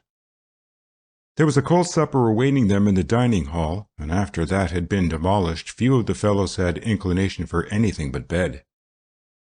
Jimmy, who had remained on the bench all the afternoon, was in a particularly pessimistic frame of mind, and Dud's last conscious memory was of Jimmy, pajama-clad, seated on the edge of his bed, muttering dire threats against Star Meyer. Thursday was a busy day for Dud, with examinations beginning in real earnest. In the corridor of School Hall at noon, he was hailed by Roy Dresser. "Say, Baker, Myatt's looking for you. Told me to tell you to drop around to his room if I saw you." As there was still a half-hour before dinner, Dud turned his steps toward Lothrop and climbed the flight of slate steps that led to the second corridor. Ben Myatt roomed with Nate Letty in number 8, and both occupants of the 2-room suite were in when Dud entered. He hadn't seen Myatt for several days, and he was surprised to find him stretched out on the couch looking rather pale and fagged. "Hello, Dud," he said. "Mind if I don't get up? I'm feeling a bit rocky today. Pull up a chair." Dud replied to Letty's greeting and found a seat. Letty went on sorting some books at his desk. "Nate," continued Myatt, "has been telling me about your good work yesterday, Dud. I was awfully glad to hear it, son. How's the arm today?" "Quite all right, thanks. Oh, it's a little stiff, but I guess it will limber up this afternoon." "Better go easy with it. 9 innings is quite a stretch the first time. You've never gone the full limit before, eh? No, and I thought for a while yesterday that I wasn't going to be able to. I guess Letty told you what a mess I made of that 5th inning. Ben nodded. I wonder, he ruminated, how many of us have had an upset in that fatal 5th. It seems that the 5th is crucial. Anyway, I've always had a sort of superstition about it. If I can last out the 5th, I can go the limit, but almost every game I pitch, something happens in that inning. Sometimes it's only a stumble, and sometimes it's a regular fall down. I dare say you thought it funny Pete didn't pull you out yesterday when you went bad, eh? Dud nodded his head. Yes, I expected him to, and when he didn't, I sort of thought he was keeping me in to discipline me. I suppose he was. Not exactly. We were talking you over the other evening. I guess it was the night after the Lawrence game. And Pete said he guessed you wouldn't stand a full game this year, but that you might next. I told him you could stand it any time if he'd let you do it. You put Baker in a game that's on ice, I said, or a game you don't particularly care about winning, and let him see himself through. Every pitcher has got to get into trouble once and dig out again before he finds himself. After he has done it once, he knows that he can do it, and after that he does it. Pete thought I might be right, and Guy said he was certain of it. Great Scott, don't I know? Haven't I been through it? I've stood up there with the crowd yelping and been so scared I couldn't half see the plate. Just had to trust to luck when I let 'em go that they wouldn't fly over the backstop. Don't you feel, now that you've stood the gaff, that you could start out this afternoon and pitch 9 innings without getting wobbly? Yes, I think I could, responded Dud cautiously, but I mightn't. When a fellow's stuff stops breaking right for him and a play goes wrong in the infield and there are a couple on the bases. Right you are, said Letty. I know the feeling, Baker. It's the deuce. It sure is, agreed Ben. But what I'm trying to say is that a chap has got to get good and scared and get over it before he's worth a hang in the box. You had your scare in the Lawrence game, Dud. I could see just how you felt. But they had to pull you out to save the game. You had another one yesterday and they didn't have to pull you out, and you found it was up to you to crawl out of that hole all by yourself. And you buckled down and did it. You didn't know it, but if we'd been trimmed 30-0 yesterday, you'd still be in there pitching him over when the game ended. That was Pete's plan from the first. If Baker's in shape, he said to me, I'll put him in and let him pitch the whole game. I'm glad I didn't know it, laughed Dud. I'd have been frightened stiff if I had. Wouldn't have blamed you a mite, said Nate. To tell the truth, Baker, when Pete told me on the bench there yesterday that he was going to put you in for the limit, I thought he was crazy. I didn't expect you to last more than 4 innings. I don't mind telling you now because it turned out all right and you fooled me beautifully. I apologize. You pitched as nice a game for a rookie as I ever saw in my life, old man, and that's a fact. I wish I could have seen it, said Ben. Fact is, Dud, I sort of look on you as a pupil, although I never really taught you a thing except a little common sense. You had everything you've got now when I got you after that day in the cage, but you taught me how to use what I did have, said Dud stoutly. If it hadn't been for you, I'd never have made a good little bit. Well, all right. Thanks for the testimonial. What I wanted you to see about today was this. Nate and I talked it over, and we decided to put you wise to what's up. Pete probably thinks it's better to keep quiet about it. Anyway, it wouldn't help any to let it get over to Mount Morris. So you keep it to yourself. I'm dished for the rest of the year, Baker. When I was a kid, I had a sunstroke. A lot of us were on the beach one beast of a hot day, and we were doing stunts and racing and going on the way kids will, you know. Well, I keeled over and was sick for 2 or 3 days. Had rather a narrow squeak of it, I believe. I've never had any trouble since, though, until Saturday. It was beastly hot that day, and I guess I was feeling sort of punk anyway. Well, the result was that I had to give up, and after I got to the field house I was sick as a dog and felt like the dickens. Now the doc says I've got to keep out of the sun all summer. Oh, he says there's no harm in going around if it's just ordinarily warm, but I'm supposed to wear some sort of a ventilated hat or stick a newspaper in it or something. If the day's all right, I'll have a try at twirling Saturday, but I'm pretty sure I'll be good for only 4 or 5 innings. That means that Nate here will have to finish out. Or Nate may start and I'll go in if it's necessary. Anyhow, there's the second Mount Morris game the next Friday, and in case they get one away from us, we'll have to play them again the next afternoon. See what I'm getting at, Dud? You've got to take your turn in one of those games, old man. You can't figure it any other way. Gus may get a whack, of course, and if Gus happened to have a good day, it would help the situation a lot. For my part, I don't believe we can count on finishing the series this year in 2 games. Mount Morris is good, and she's got a pitching staff that's every bit up to ours. So there it is. Nate will have to pitch part of the Friday game at least, and if he does, he won't be up to twirling again the next day. We want to win the series naturally, and we've been talking it over. And we decided that it would be the best thing to put you next to what was up and let you get accustomed to the idea.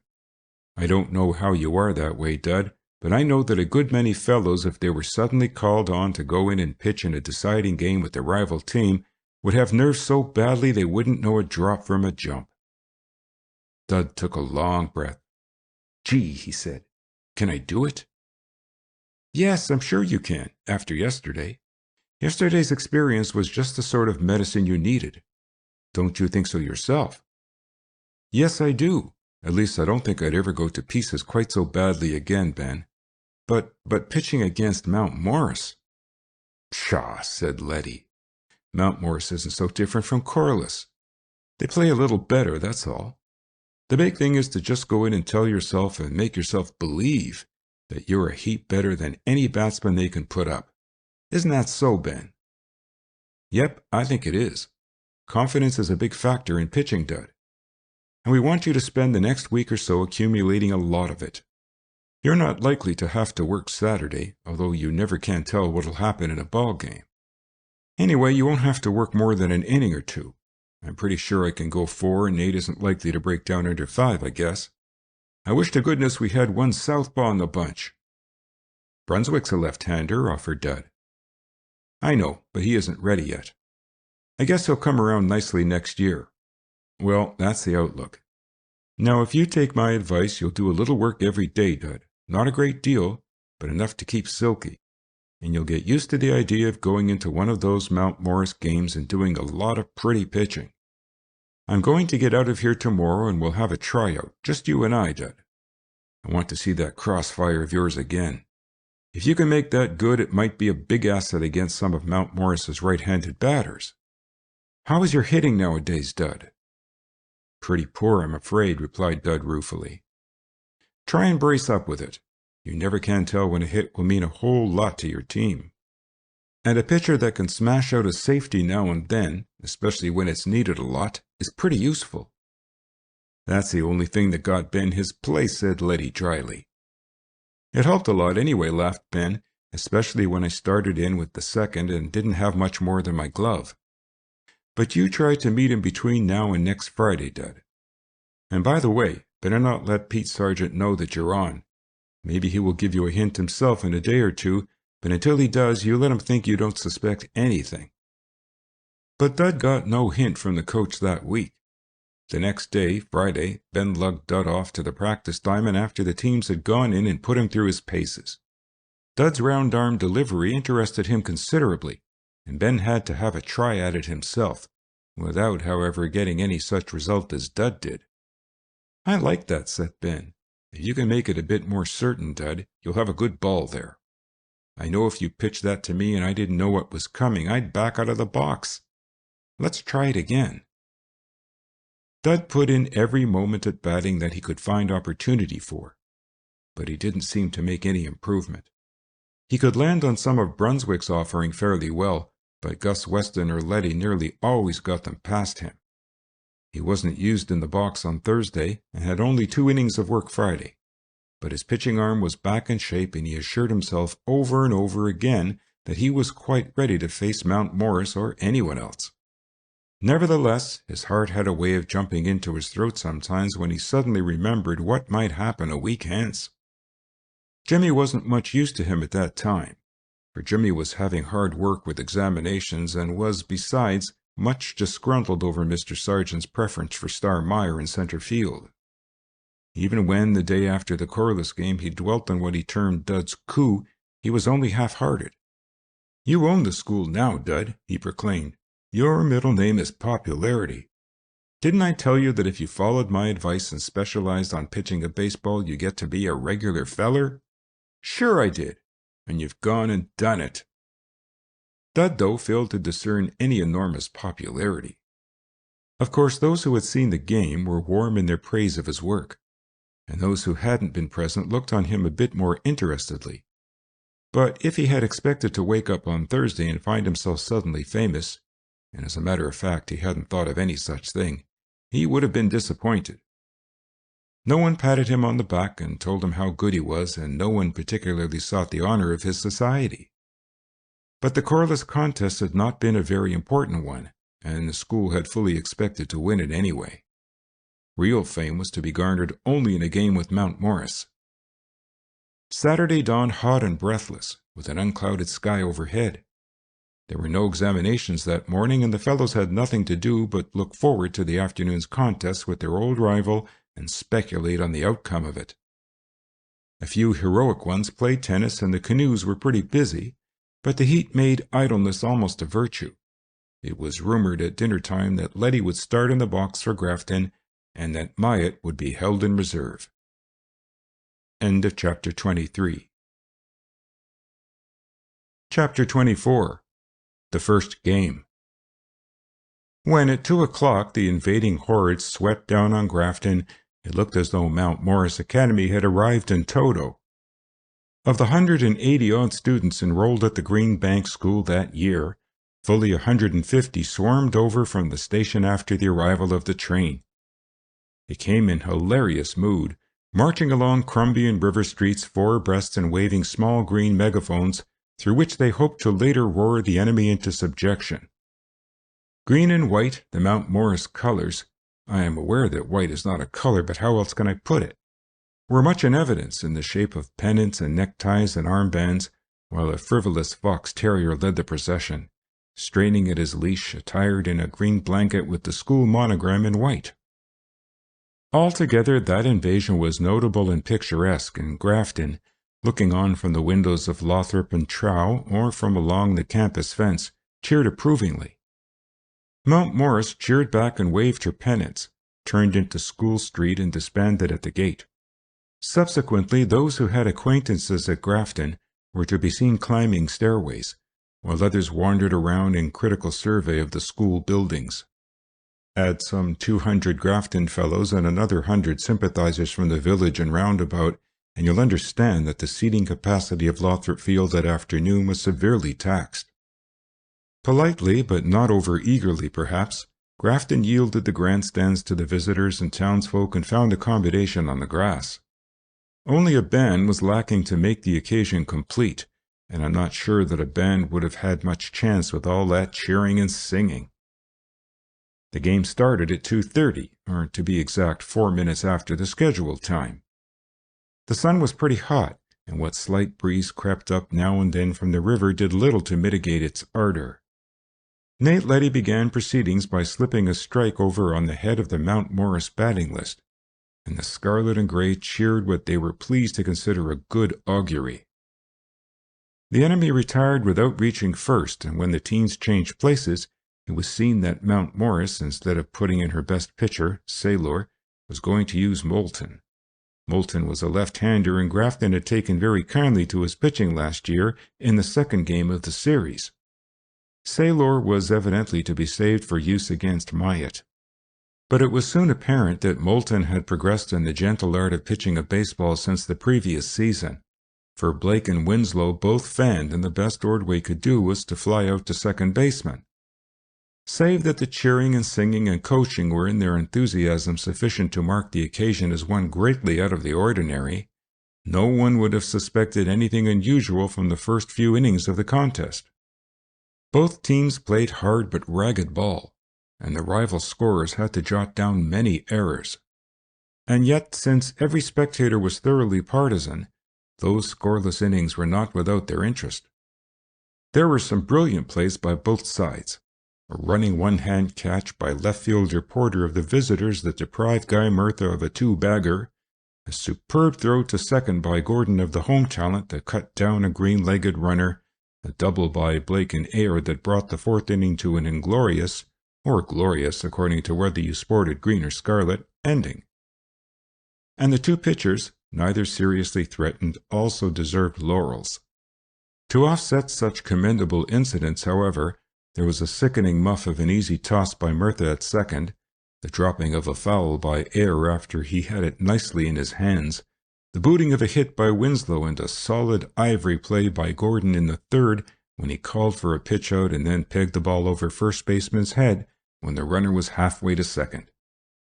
And the visitors made quite as many slip-ups, and, I think, more displays of bad judgment of the kind that counts in results but do not show in the error column. Letty met his first batch of trouble in the fifth, the crucial fifth as Ben Myatt had called it 2 days before, when he passed the first man up and allowed the next to hit safely past Winslow. After that he struck out the next two batsmen, but couldn't prevent a run coming over when the following green leg popped a Texas leaguer behind Winslow. Nick Blake made a valiant effort to get that hit, but the best he could do was to scoop it up and get the man at third. Grafton got men to third and second in her half, but they died there. That ended the scoring until the seventh, and it was in the seventh that Letty gave way to Weston in the first half, and that the home team put the game away in the second period. Mount Morris began by getting a scratch hit that put a runner on first.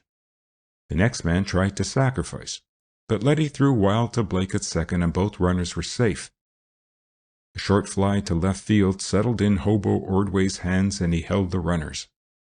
Then Letty let down and passed the next batter on 4 consecutive balls, and the bases were all occupied with but one out. Letty showed nervousness and risked a tally by trying to catch the runner at second. Only quick work by Blake sent the man at third doubling back to that base. With a strike and 2 balls on the batter, Nate let go of a wild one, and although Gordon managed to partly block it, the enemy scored her second run. Letty pitched another ball, worked a strike across, and finally passed the batter. It was then that Gus Weston, who had been warming up to Brooks for 2 innings, was hurried to the rescue. Gus started erratically by pitching 3 wild ones in a row, and then settled down and struck out the green leg and got a fine salvo of applause from the 300 anxious Grafton sympathizers. Another 5 minutes of suspense followed, during which Dud and Jimmy and the other non-combatants sat on the final 2 inches of the bench and clenched their hands and yelled their heads nearly off. In the end, after the batsman, who happened also to be Mount Morris's captain, had 3 balls to his credit and 2 strikes against him, and had fouled off exactly 5 offerings, a screaming fly to center field that Star Meyer caught ended the trouble. But if it ended Grafton's trouble, it only began Mount Morris's, for it was the last of the 7th that saw the downfall of Moulton, the green and white second-best twirler. Gordon led off with a sizzling shot to right that the fielder had to take on the bound and was secure on first. Weston went out, second to first. Nick Blake tried the first thing that came his way and bounced it off Moulton's shins, advancing Gordon and arriving at first without question.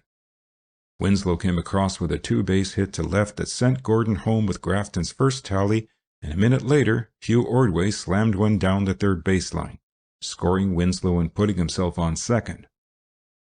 That was enough for Moulton, and he disappeared, a tow-headed youth by the name of Whitten taking his place.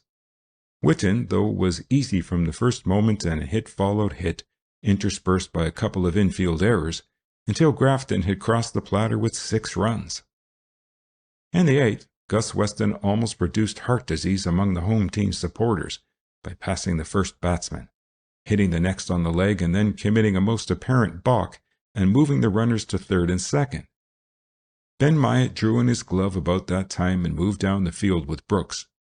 But Ben's services were not needed after all, for a weak grounder was pegged home for the first out, and Gordon shot the ball to first for the second.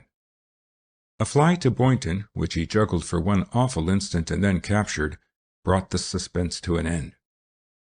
In the Grafton half of the 8th, both Winslow and Ordway hit safely. Murtha flied out to center. Ayre got his base on a fielder's choice that failed to catch Winslow at third, and the sacks were again filled and the stage set for a tragedy. But the best Boynton could do was to pop up an infield fly, and it was left to Coach Sargent, assisted, very capably assisted, by one James Townsend Logan, to produce the appropriate climax. It was Star Meyer's turn at bat, but Star had failed all the afternoon to do more than reach first on one occasion by virtue of a fielder's choice. So Mr. Sargent looked about him for a pinch hitter.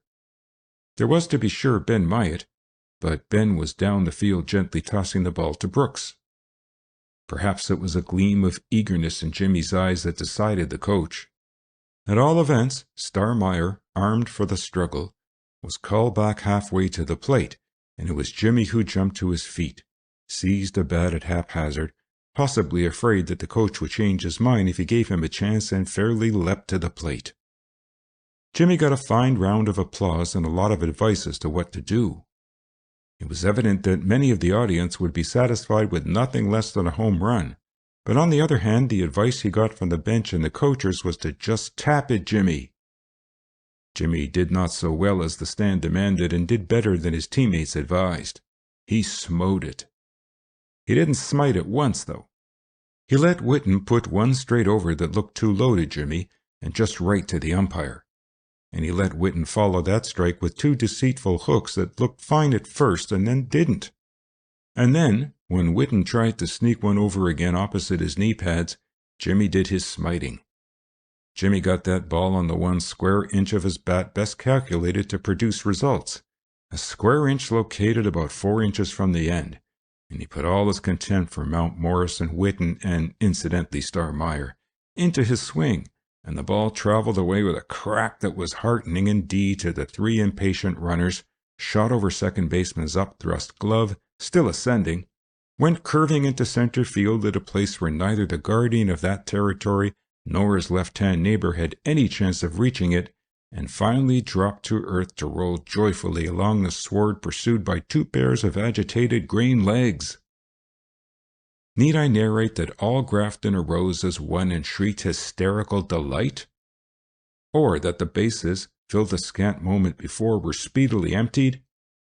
Or that Jimmy, finding them empty and having his choice of any, decided to annex second, and then, urged on by coachers more capable of judging the demands of the moment, spurned second and set his heart on third, and would have gone tearing home if Guy Merthyr himself hadn't seized him forcibly and thrust him back to the bag? Well, perhaps you wouldn't have guessed the latter details, but I fancy you'd have surmised the others. That hit of Jimmy's went down in local history as one of the famous hits of the national pastime. It wasn't that it won the game, for the game was already captured. Had he struck out, Grafton would still have been returned the victor that afternoon. But there was something beautifully satisfying about it, one might almost say artistic. The audience was on the qui-vive for it. The setting was right to the most minute detail, and it was made when and where it would do the most good.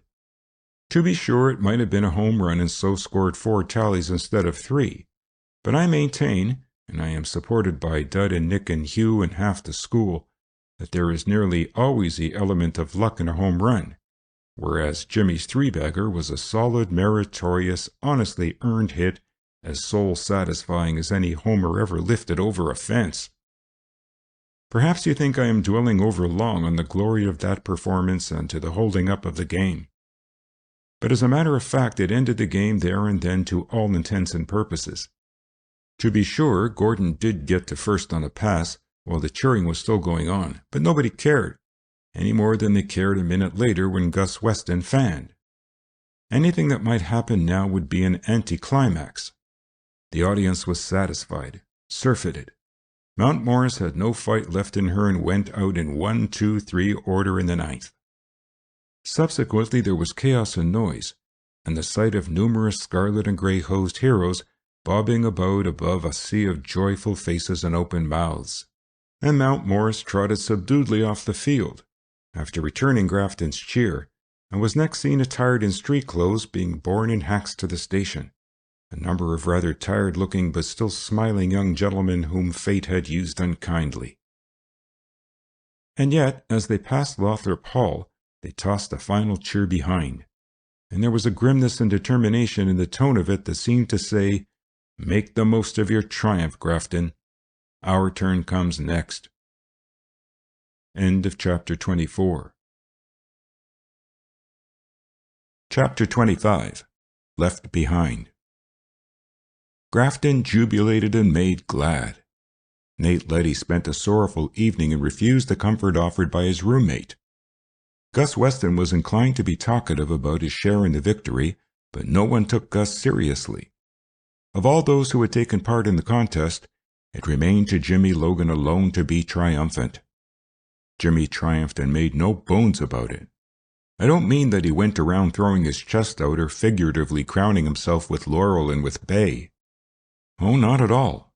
Jimmy was not self-assertive in the least. He only smiled when laudation came his way, and strove to impress others as being firmly of the idea that what he had done had been nothing to speak of. Absolutely nothing. Only now that it had been mentioned, wasn't it a joke on Star Meyer? Star hadn't made a hit in the game and had fielded, well, anyone knew what Star's fielding was like. And then, just when he had a chance to really do something for himself and the team, Pete had yanked him away from the plate. Not, however, that in Jimmy's belief Star would have done anything. Probably quite the contrary and otherwise. Star, he reflected compassionately, must be feeling rather cheap, eh? Jimmy fairly haunted Star's waking hours for the next day or two. No matter where Star went, there was also Jimmy. Jimmy with a sympathetic mane and a sly twinkle in his eye. Star ran across him in corridors, on the green, on the campus, on the field, everywhere. And on Sunday afternoon, trying to find sanctuary in the library, he hid himself behind an atlas of the world in a secluded corner, only to hear a few minutes later the sound of footsteps on the floor and to glance over the top of his book into the sweetly condoling countenance of Jimmy.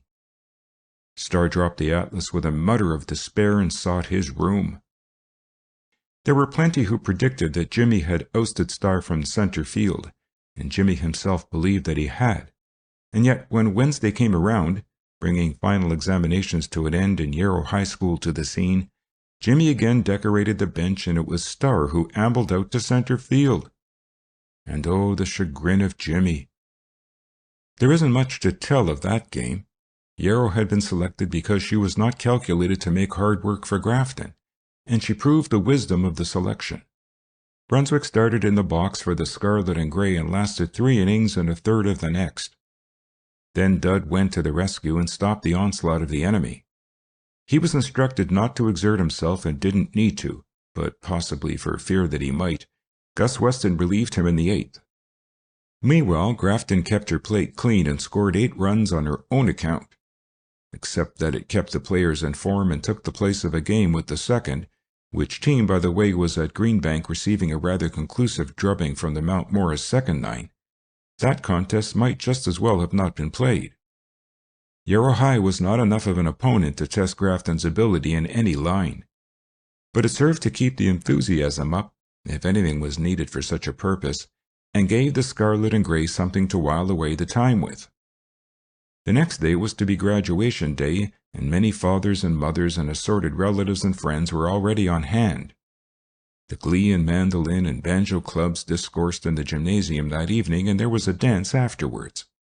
The dance, however, was not for the baseball players, or at least only a few numbers of it, for they were supposed to be tucked in bed at 10 o'clock. Let's hope that most of them were. I know, though, that Jimmy wasn't.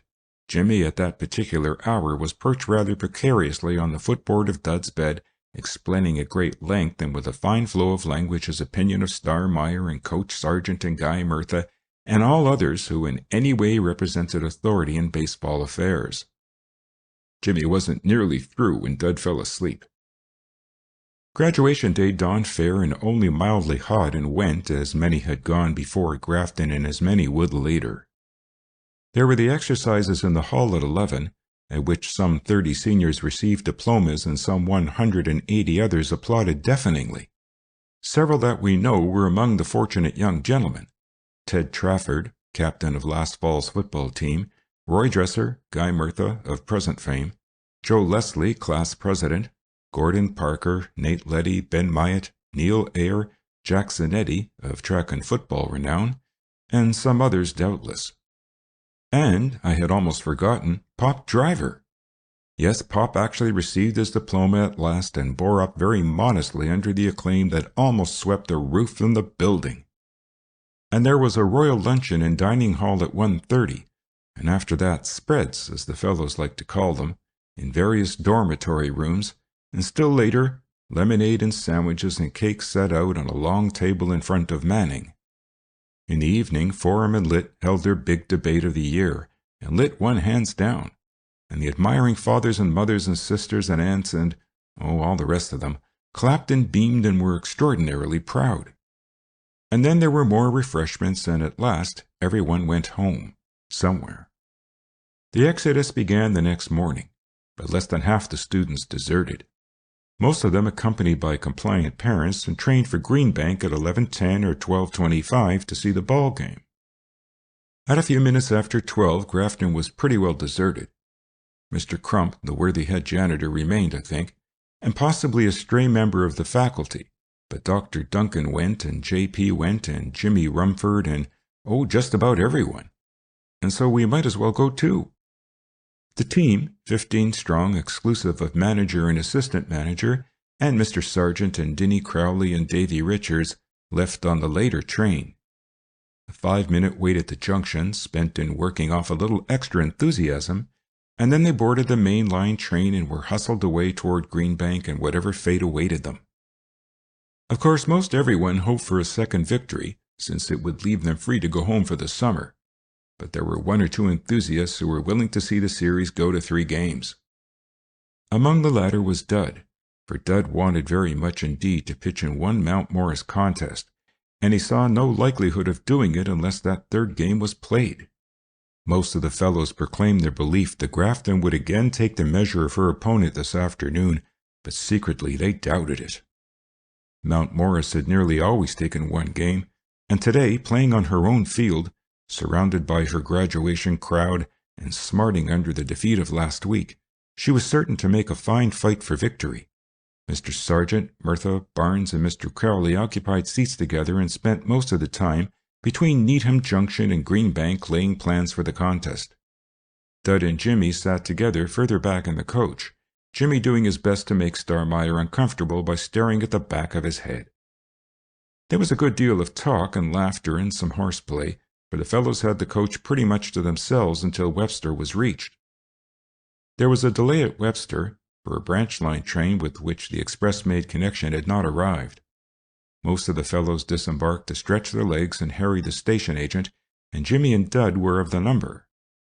Jimmy insisted on taking his stand on the platform opposite the window at which Star sat, and staring him out of countenance until Dud dragged him away by main force. "I'll bet," chuckled Jimmy, as having promised to behave, he obtained his release from his chum's grasp, "I'll bet that Star will be glad when he hikes out for home. I never knew a fellow who disliked to be looked at as much as he does." "Looked at," said Dud. "You're enough to drive the fellow crazy. I wouldn't be surprised if he dreams of you at night, you and your bacillus stare." "I think the word is basilisk," replied Jimmy sweetly. "Not that it matters, however. Not that anything matters except whether I beat that chump out for the position of center field today. Say, where are you taking me? Suppose the train starts up." "It won't. You heard the trainman say we were waiting for the local, and that comes in over there on the other side of the station. Let's see if there are any fish in the stream." "Who cares whether there are or not?" But Jimmy followed along the embankment to lean beside Dud over the railing of the culvert and stare into the little brook that flowed beneath. "I see a frog down there, if that will do you any good. I'd like to catch him and put him down Star's neck." They had wandered some 40 or 50 yards back from the rear car, which the team had taken possession of, and consequently, when a bell clanged far down the track and the command of "All aboard!" reached them, as it did at that moment, they didn't waste time in expressing surprise or consternation, but set off as fast as their feet would carry them. "That trainman," panted Jimmy, "will come to a bad end." Whether the conductor failed to see them or whether he gave them credit for an astonishing celerity they never knew, but the train began to move before they had covered half the distance between the culvert and the last platform of the rear car. Running over ties is not conducive to speed, and for a moment or two they despaired of reaching their goal. But they did reach it, just when the end of the station platform threatened to defeat their efforts, and Jimmy, leading, grasped a handful of iron railing and gave a spring. What happened next was always very confused in their minds. They had noticed that the rear platform was occupied by someone, but had not recognized who that someone was. As Jimmy's fingers closed about the railing at the steps, a rubber-soled shoe was placed against his chest, and the very next thing Jimmy knew, he was rolling over on the platform, and Dud was rolling over with him, and the train was rods away. Jimmy was rolling over on the platform, and Dud with him. Struggling somehow to his feet, Jimmy gave chase, shouting like a wild Indian and causing a stupendous commotion amongst the few occupants of the platform. But all he got for his pains was an ironic farewell wave from the figure in the doorway of the last car. Dud, rather pale of face, joined him, dusting his clothes and staring dazedly after the disappearing express. Jimmy, wild-eyed, turned sputteringly. Did you see who that was?" he demanded. "It was Star Meyer. He pushed me off the step. He kicked me off. I might have been killed. You wait till I—" But Jimmy was fairly gibbering now. Dud handed his straw hat to him. "Never mind about that now," he said impatiently. "The question is how we're going to get to Greenbank. How far is it?" "I don't know. You wait till I get my hands on that... "Let's find out," interrupted Dud anxiously. "The game's at 2:30 and it must be 1:30 now. Maybe there's another train that will get us there in time, Jimmy." Jimmy stopped his mouthings and hurried after Dud to the waiting room, unconscious of the curious regard of the small audience. The agent was most unsympathetic. He had been chivied by the fellows and made sport of, and he seemed to think that it served those two young rascals just about right. His replies to their anxious questions were short and discouraging. No, there wasn't another train to Greenbank before 2:48. No, he didn't know how they were going to get there by 2:30. His tone implied that he hoped they wouldn't. Yes, they might be able to get a carriage to drive them over. There was a livery stable about a mile down the road there, and the distance to Greenbank by rail was 9 miles. They retired to consider. A mile walk to the livery stable didn't appeal to them, and Dud suggested telephoning. Fortunately, there was a booth in the corner of the waiting room, and Jimmy possessed a nickel. They crowded in, and at last, after much delay, got the stable. But the voice at the other end was not at all reassuring. They had carriages enough and horses enough, but just now there wasn't anyone to drive them. If they could wait until 2 o'clock, maybe Billy would be back from Chester. Jimmy impatiently suggested that they could drive themselves and the stable could send a man over to Greenbank on the train to bring the team back. But that didn't appear feasible to the man on the telephone. Mr. Libby, it appeared, had gone to the city. Mr. Libby, they gathered, was the proprietor. If Mr. Libby was there, maybe he'd let him have a rig, but the speaker declined to shoulder the responsibility. In short, the only course was to await the return of Billy at 2, or maybe 2:30, or 3 at the latest. Jimmy hung up the receiver impatiently. "I suppose there isn't a trolley?" murmured Dud. They consulted the agent once more. He showed peevishness at being required to awake from his nap, and opened the window again and took evident pleasure in informing them that the nearest trolley line was 4 miles distant and that it didn't go to Greenbank anyway, leastways not direct. It went to West Shoreham first. The window descended with a venomous bang. Dud and Jimmy, hands in pockets, wandered disconsolately back to the platform. There was an unoccupied baggage truck there, and they seated themselves on it and swung their legs and stared forlornly at a field of potatoes. "I don't know," murmured Jimmy hopelessly. Dud consulted his watch. It was now 1:46.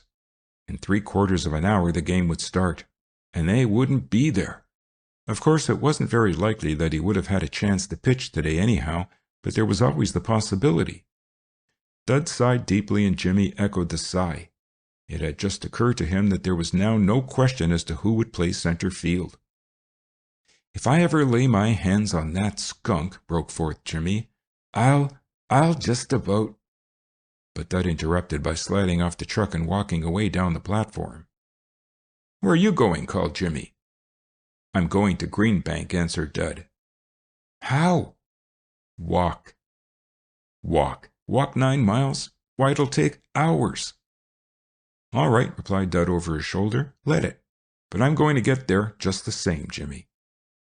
But here, hold on. Jimmy followed at a trot. What's the use, Dud? We won't get there until the game's most over and... Can't help it. I started out to see that game and I'm going to. Besides, a fellow might as well be walking as sitting around on that platform. I can do 9 miles in 2 hours, I guess. 2 hours? Oh, Jiminy! Jimmy looked longingly back at the shaded platform. What do you say? Demanded Dud. Coming along? I suppose so, said Jimmy in a weak voice. I don't see what good it is, but all right, Dud. I'll have a try at it. 9 miles. Gee. Come on then, said Dud. Let's hike. End of chapter 25. Chapter 26. The Borrowed Handcar. It was hot and the walking was hard. They took to the path between the tracks, but even that was far from being an ideal surface. Now and then a sleeper, longer than the rest, protruded to trip unwary feet, and for long stretches at a time they walked over ballast. When they had been on their way only a few minutes, a locomotive whistle sounded in the distance behind them, and Jimmy was for turning back. It might be, he thought, a train to Greenbank, but Dud destroyed his hope. It's that branch line train, he said, the one we didn't wait for. I'd like to push it off the track, muttered Jimmy. If it hadn't been for that, we wouldn't be in this fix. After another 10 minutes, conversation ceased altogether. They were too hot and tired for talking. The track, with strange perversity, ran for a long way through a cut, and what breeze there was failed to reach them. They watched eagerly for the mileposts at first, but they were unusually far apart, they concluded, and they soon got tired of looking for them.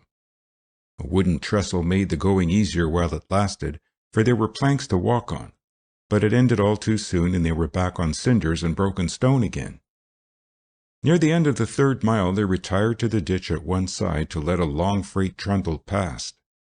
Jimmy morosely observed that of course the pesky thing had to be going in the wrong direction. They reached a small station at about 2:30 and made an assault on the water tank in the little room. Perhaps fortunately the water had not seen any ice that day. They rested a few minutes and then went on again. 100 yards down the track Jimmy uttered an exclamation, and Dud turned to find him pointing dramatically at a handcar reposing on a couple of ties laid at right angles to the rails at one side of the way. "What do you know about that?" asked Jimmy in awed tones. "What about it?" asked Dud. "Why, you chump, all we've got to do is slide that on the track and get to Greenbank in no time at all." "And get arrested for swiping railroad property." "We won't swipe it. We'll just borrow it," said the other indignantly. "I guess," responded Dud dubiously, "it's harder to work one of those things than it is to walk. Besides, we couldn't lift it onto the rails." "I'll bet we could, and all you have to do is to just work those handles up and down like a pump, you on one side and I on the other. It may be hard, but it'll be a mighty pleasant change." "We're certain to get in trouble if we try that, Jimmy. Come on. We've done half the distance, I guess, already." "Oh, come on." Jimmy was already struggling with the handcar. "We can lift it easy enough, Dud. It isn't heavy. Here, we'll toss this junk off." And Jimmy ruthlessly slid a box of spikes and some tools to the ground. "Give us a lift, Dud." Dud hesitated an instant longer and then went to Jimmy's assistance. The car was lumbersome, but they had no great difficulty in trundling it along the ties and then swinging it to the rails. Fortunately, a bend in the tracks hid them from the little station. "Climb aboard," said Jimmy joyfully. "Bend your back, Dud. Let her flicker." She didn't flicker much at first, though, and it proved to be surely a case of bend your back. They did a good deal of grunting and perspiring before the handcar found its gait. After that it wasn't hard to keep it going, except that the continual raising and lowering of the bars soon began to tire arms and shoulders and backs. But Jimmy, although the perspiration was soon trickling down his nose, was full of encouragement. "There's another milepost coming, Dud. Say, I'll bet we're making 15 miles an hour, eh?" "More like 10, panted Dud. Wish we'd come to a grade so we could quit a minute." "Bound to be one soon, I guess. Keep it up. We're doing finely." And there was one soon. It began a few rods beyond, but instead of being a downgrade, it was the other sort, and for the next 10 minutes they had their work cut out for them. Dud was all for abandoning the handcar and taking to their legs again, but Jimmy pointed out that when they had once reached the top of the hill, they'd be able to coast down the other side of it. But Jimmy was wrong about that, for when the grade did come to an end, only a level track awaited them. Still, after propelling that thing up a quarter-mile rise, even level track was a vast relief, and they let the car run a minute while they dropped the handles and mopped their streaming faces. "What time is it now?" asked Jimmy, easing a wilted collar about his neck. They had long since removed their jackets and hats and bundled them at their feet. 2 minutes to 3, answered Dud. "How much further is it, do you think?" "Only about 2 miles, I guess. Say, suppose we come to a station. We'll have to beat it by in a hurry, eh?" "Either that or let this thing go. But there isn't likely to be another station before Greenbank, I guess. Let's hit her up again." They hit her up and overtook another milepost and were arguing breathlessly as to the distance they had covered, when a sudden roar and clatter down the track behind them put the question out of mind. "Train!" yelled Dud, who was facing the rear. "Stop her, Jimmy!" Jimmy threw his body across his ascending bar after one glance behind him. A short blast of warning came from the approaching locomotive, and then another and another. The handcar slowed and stopped, and before it had ceased its momentum, 2 badly scared boys were on the ground beside it. "We've got to get her off!" cried Dud. "Quick, Jimmy!" On came the train, still whistling, but now they could hear the grating of brake shoes as the engineer put on the air. Dud had his end of the handcar clear of the rails, but at Jimmy's end the wheels were caught. "Give me a lift! Here!" panted Jimmy, and Dud sprang to his aid. Neither dared look back up the track, but they could feel the rails pulse as the locomotive bore down upon them, while the screech of locked wheels was deafening. It seemed minutes before they managed to wrench the handcar from the track, although it was in reality but a matter of seconds from the first warning blast to the instant that, pushing the handcar down the slope beside the railway, the 2 boys literally threw themselves after it. There was a roar, a maelstrom of dust, the sound of releasing brake shoes, and the freight, gathering speed again, rushed by them. Clank, clank, thump, thump. Car after car went past while Dud and Jimmy, white-faced, breathless and trembling from their exertions, crouched in a tangle of bushes beside the half-overturned handcar, deafened, choked and blinded with dust, shuddering grateful for their escape. Meanwhile, some 2 miles distant, Grafton and Mount Morris were battling valiantly on a sun-smitten diamond before the gaze of nearly 1,000 excited spectators. The 4th inning was drawing to its close. It had been a slow contest, filled with anxious moments for both contenders. Every inning so far had seen runners on the bases, and yet only one tally had been scored, and that for the visitors. In the first of the second, a pass had been followed by a clean hit, and a bad error by Mount Morris, the second baseman, and Captain Murtha had dashed over the plate. But since then, Sailor, for the green and white, and Nate Letty, pitching for the visitors, had managed to stave off runs, although more than once a hit would have spelled disaster. Neither Sailor nor Letty had gone unpunished, for there had been hits aplenty for both teams. But neither Grafton nor Mount Morris had been able to hit safely when a hit would have meant a run.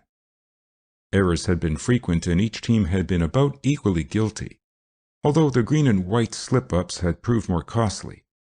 Now, with 2 down and Gordon on second, Nate Letty was trying his hardest to solve the mysteries of the sharply breaking deliveries of his rival.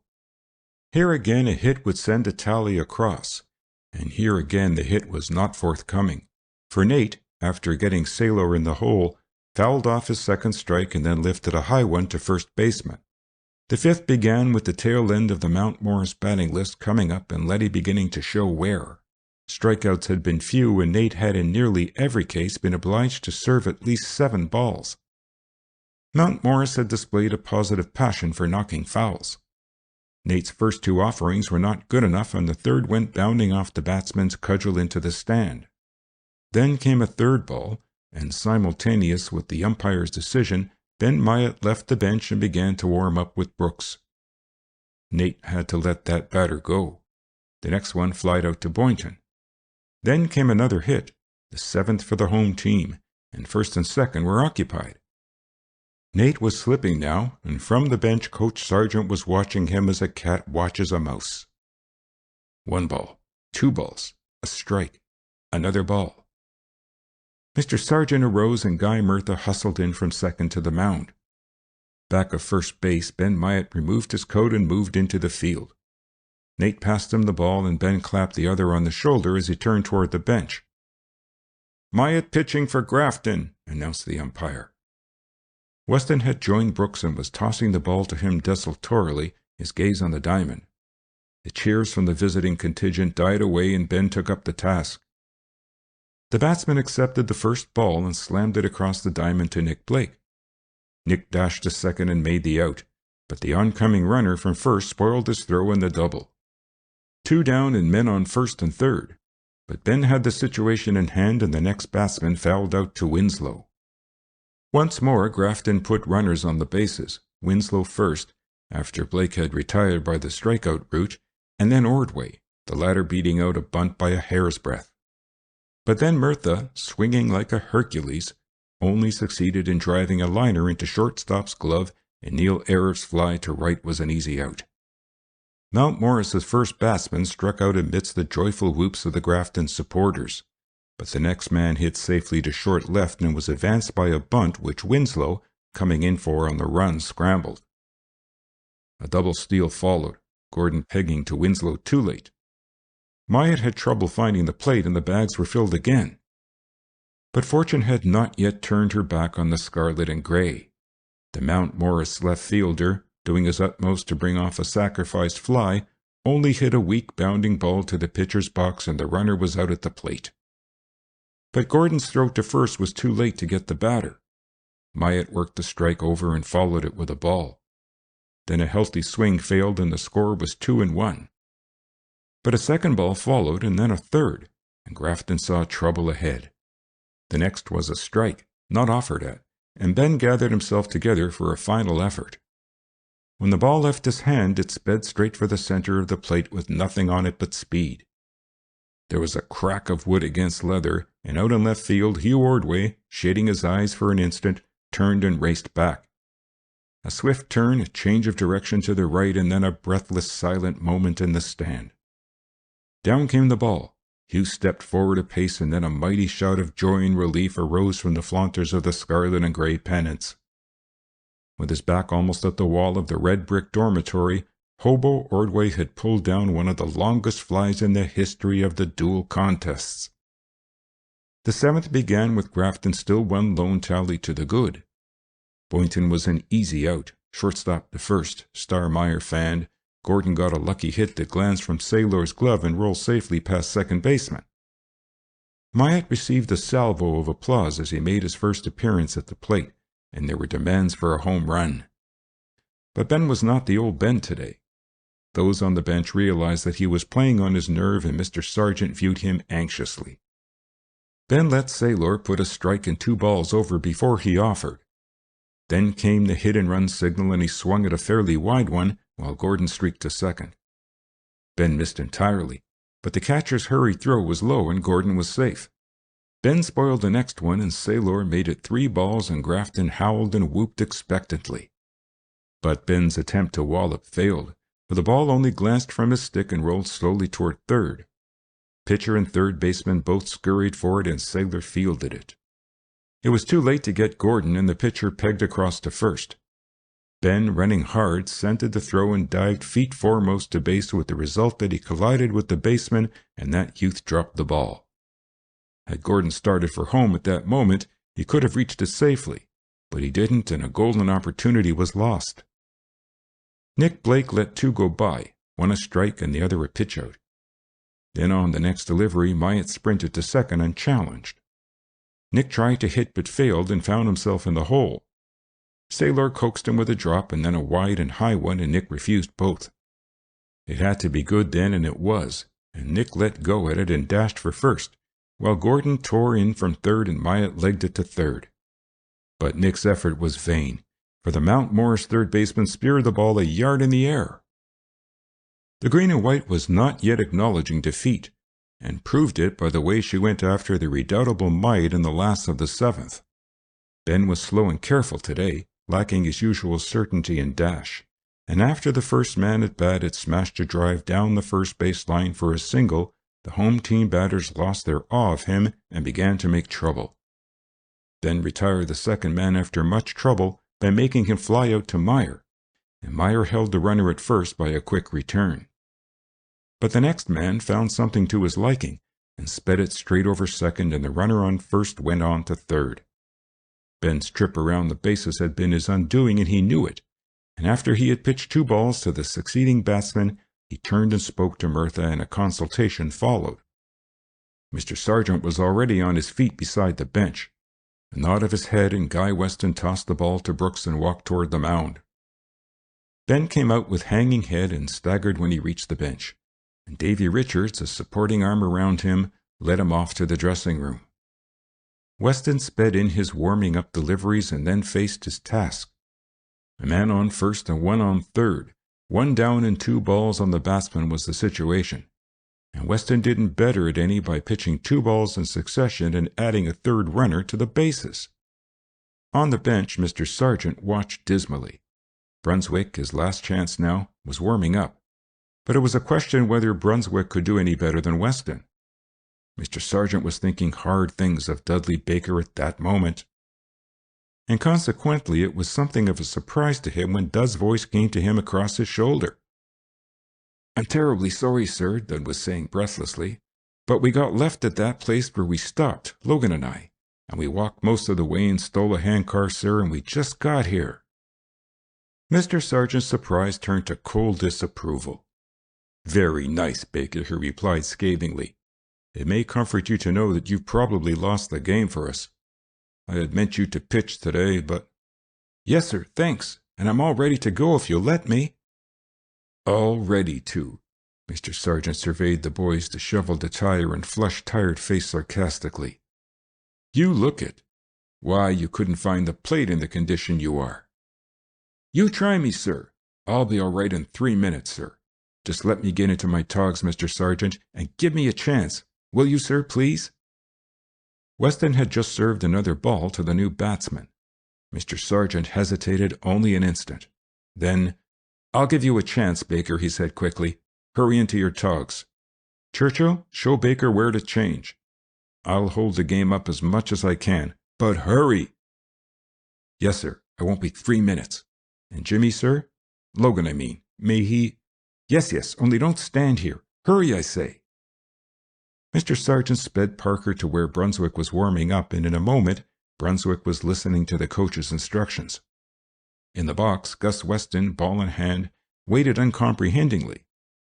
Then Murtha took the sphere from him, slapped him on the shoulder, and sent him disgustedly to the bench.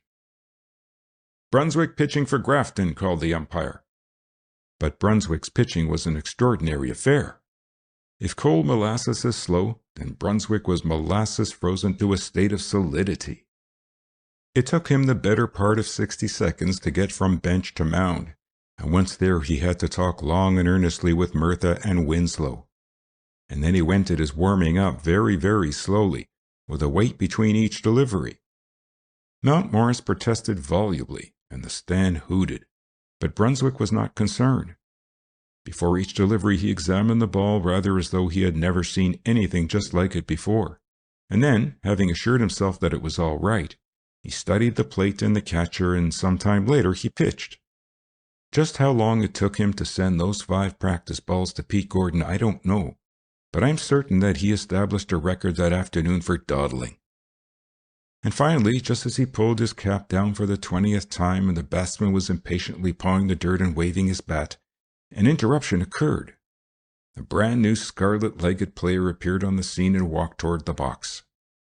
Brunswick dropped the ball and turned away, and Mountmorris found the mystery explained. Gordon was yielding his mask and protector to Ed Brooks, and the umpire, removing his own mask, stepped again in front of the plate. "For Grafton," he announced, "Baker pitching, Brooks catching. Play ball." End of Chapter 26. Chapter 27. Winning His Game. Bases filled and only one out. 2 balls and no strikes on the batsman. A hit meant 2 runs across. All this Guy Murtha explained in quick, troubled words to Dud. And Dud, tired of face but eager-eyed, nodded quite as though Guy had explained that it was a fine day and that the weather prediction was for a continuation of present conditions. Then Guy went back to his place and the Grafton sympathizers stopped cheering and Dud sped his 5 balls to Brooks, each one just where he meant it to go. Once more the batsman took his place and Dud pitched. "Steer right," bawled the umpire, and waved an arm aloft. The batter thumped the rubber with his bat. Again Dud launched the ball forward. Again it sped straight and true across the platter and knee-high. "Strike 2." The batsman grew wary. He no longer fidgeted, but put his whole mind on the next delivery. Dud fumbled his cap, took his half wind-up and shot his arm to the right and around in a swing. The ball flashed to the plate and the umpire hurled his hand aloft with a mighty gesture. "He's out!" Strident protests from the retreating batsman and from the Mount Morris bench. Cheers wild and triumphant from the Grafton seats and from the field. And another green-stocking player faced his fate.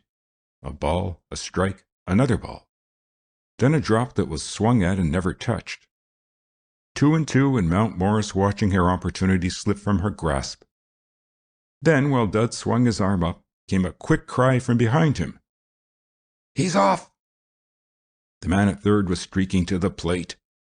But so was the ball, and although the batsman swung at it, it lodged safely in Brooks' mid, and Brooks, dropping to his knees, blocked the ambitious runner a foot from the plate. "Can you keep it up?" asked Mr. Sargent wonderingly as Dud sank to the bench and Davy Richards flourished a towel in front of his face. "I think so, sir. I'm going to try awfully hard," answered Dud. "Well, go easy on yourself this inning. Let them hit a little if you like. There's another inning coming and maybe several." "Yes, sir." Dud's gaze, straying along the bench, caught sight of Jimmy. Jimmy dressed for play and with an anxious regard fixed on the coach. "If you could, sir," said Dud, "I wish you'd let Logan in. It wasn't our fault that we got left, sir, at least not wholly, and Jimmy's crazy to play." "Logan? Maybe in the next inning. I'll see. Here, what's this?" This was Star Meyer picking himself up from the water bucket, having in some way tripped over one of Jimmy's feet as he passed. Jimmy was all sympathy and apologies, but Star only muttered. His haughtiness was wholly lacking, and the fellows viewed with real concern the almost abject manner with which he righted the empty pail and retired into the far end of the bench. But Jimmy, catching Dud's eye, winked wickedly. The 8th passed into history without witnessing a run for either side. Grafton got Ordway to first on a pass, and he went on a base when Ayer lifted one to left for the second out. Then, while Boynton was at bat, Hugh was caught napping a second, and another chance to score passed into oblivion. Mount Morris's first man got a hit and was thrown out at second on an attempted steal, Brooks making as pretty a peg to Murtha as one could hope to see. The next man struck out miserably. Then followed a scratch hit that came near to being an error for Blake. The next man, Saylor, flied out to Murtha and ended the 8th.